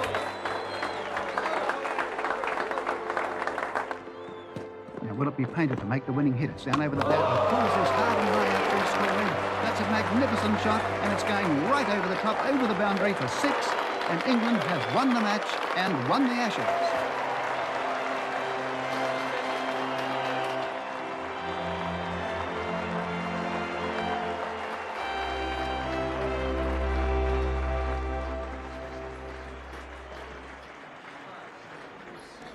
Well, old chap, you've won. I wish I could find it in my heart to congratulate you. Your congratulations would mean little to me. You accuse me of weakness. Well, let me just say this to you.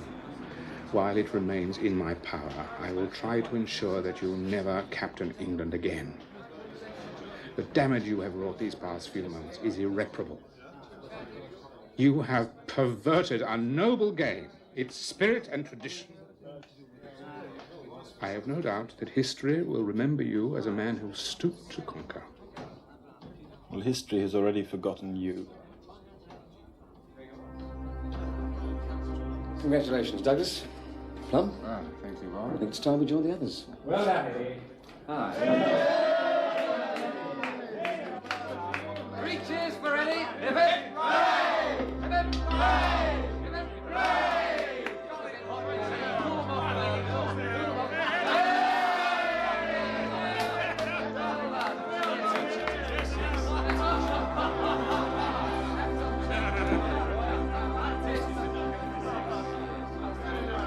Gentlemen, the Ashes. The Ashes. That was Jardine who has realized his ambition. All of our ambitions. Jardine! Yes, I can't really say I thought he'd do it, you know. Not against Bradman. Not only Bradman, the Australian Cricket Board, the crowds, God knows what else. Not many men could have fought them all and won. He can be ruthless, of that there's no doubt. Well, he had to be. Anyway, despite all the troubles, it's over now. You think so? You really think that's the last we'll see of Bodyline? I certainly hope so. Surely he wouldn't.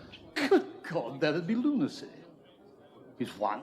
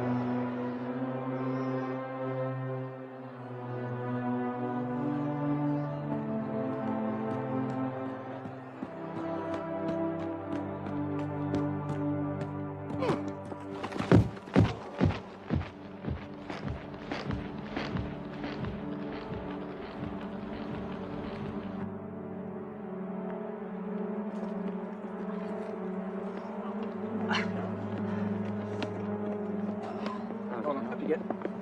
Ow. Ow. I can't ball. Finish the over, Harold. Don't give up. I can't run. You can do anything if you want it badly enough. The crowd want to see you broken. Don't give them that pleasure. Finish it, Harold.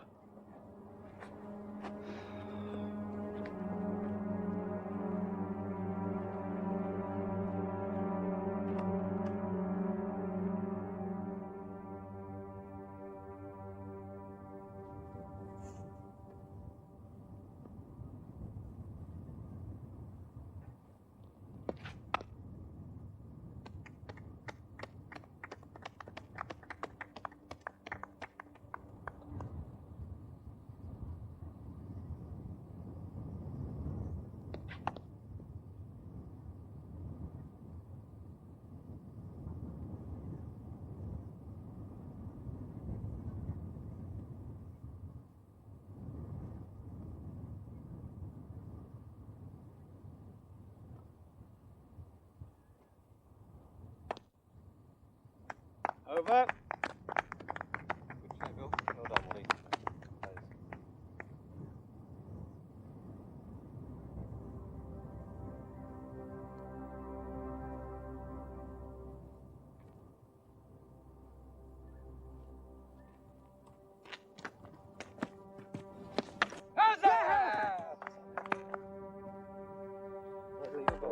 Good show, Henry.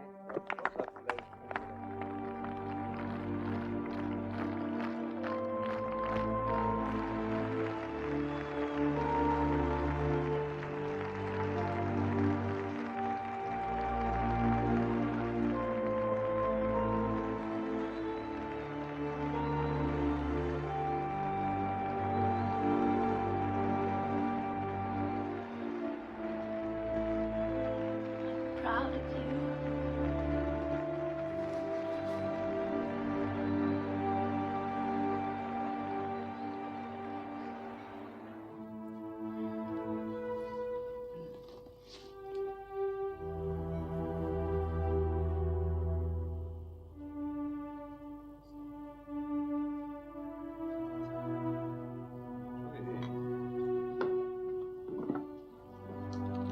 Mr. Prime Minister.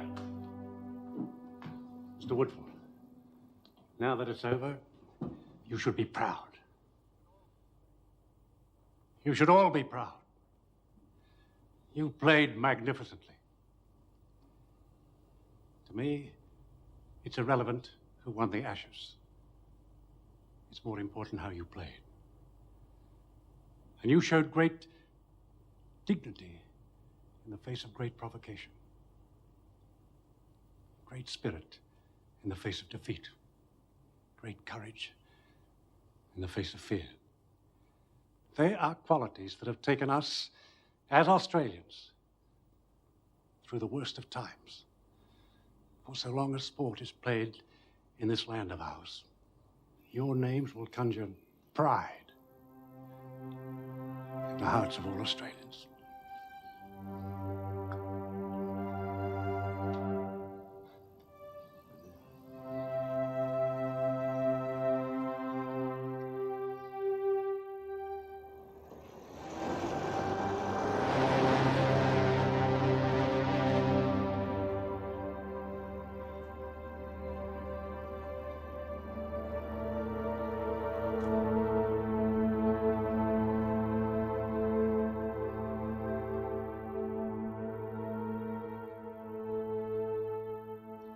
Surely, Plum, as team manager... For 5 months, I counselled him, I argued with him, and finally I ordered him. To little effect, hmm? He told me that I had been a great cricketer in my day, but that my day was past.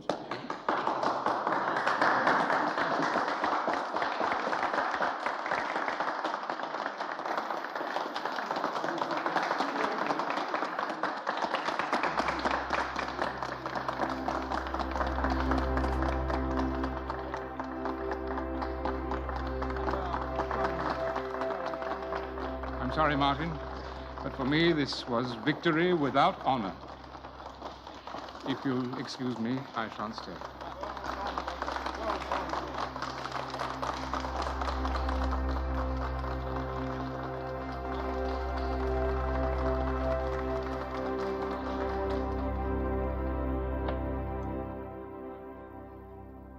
Welcome home.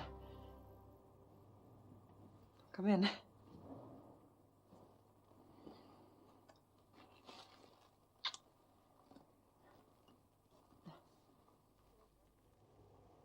must feel very proud. You did it. Only just. The little man was good, bloody good.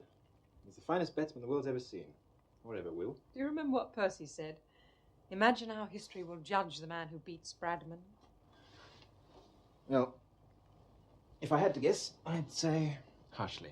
Oh, Douglas, that sounds like regret. Well, if I had my time over, there are things I'd do differently. But you won. No, I didn't mean just on the field. But Douglas, you can never go back. All things change. I had hoped we'd grow together, but we've grown apart. Do you blame me? Oh, I don't blame anyone.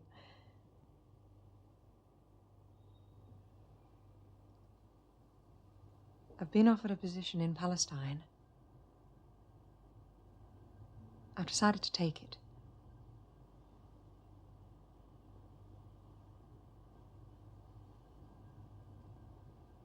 So I suppose this is goodbye. That was the last time I ever saw him. And though he didn't know it then, Douglas too would become a victim of the strategy which he had authored. That summer, Bodyline was used for the first time in England.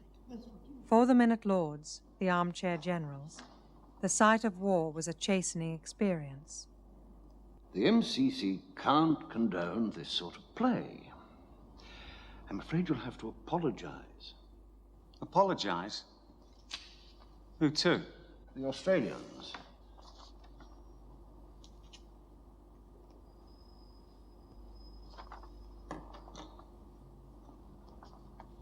I did what I was told. You were there, Mr. Warner. For the sake of cricket, Harold.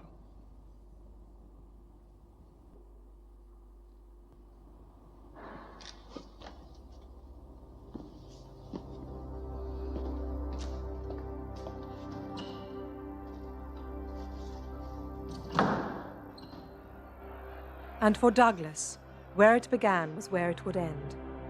In 1934, he captained the MCC team to India. He bowled Bodyline, and needless to say, he was winning. But there were protests, cables, riots. Knowing this time the Lords would order him to stop, he resigned the captaincy. Later that year, they outlawed Bodyline. Douglas never played for England again. When war broke out, he was among the first to join. Dropped behind enemy lines, he served his country with distinction. And in that most terrible time, I like to think that he discovered what empire was truly about. As for Harold Larwood, he never played cricket for England again. In 1951, he and his family migrated to Australia. At the age of 28, Donald George Bradman became captain of Australia, a post in which he served from 1936 until his retirement in 1948. The following year, he was knighted for his services to cricket. Douglas Jardine, a son of the Raj, died of cancer on June 18, 1958. He was cremated and the ashes scattered over the glens and lochs of Scotland. Even now, on a summer's afternoon, when I hear the sound of bat on ball, I cannot help but think of him.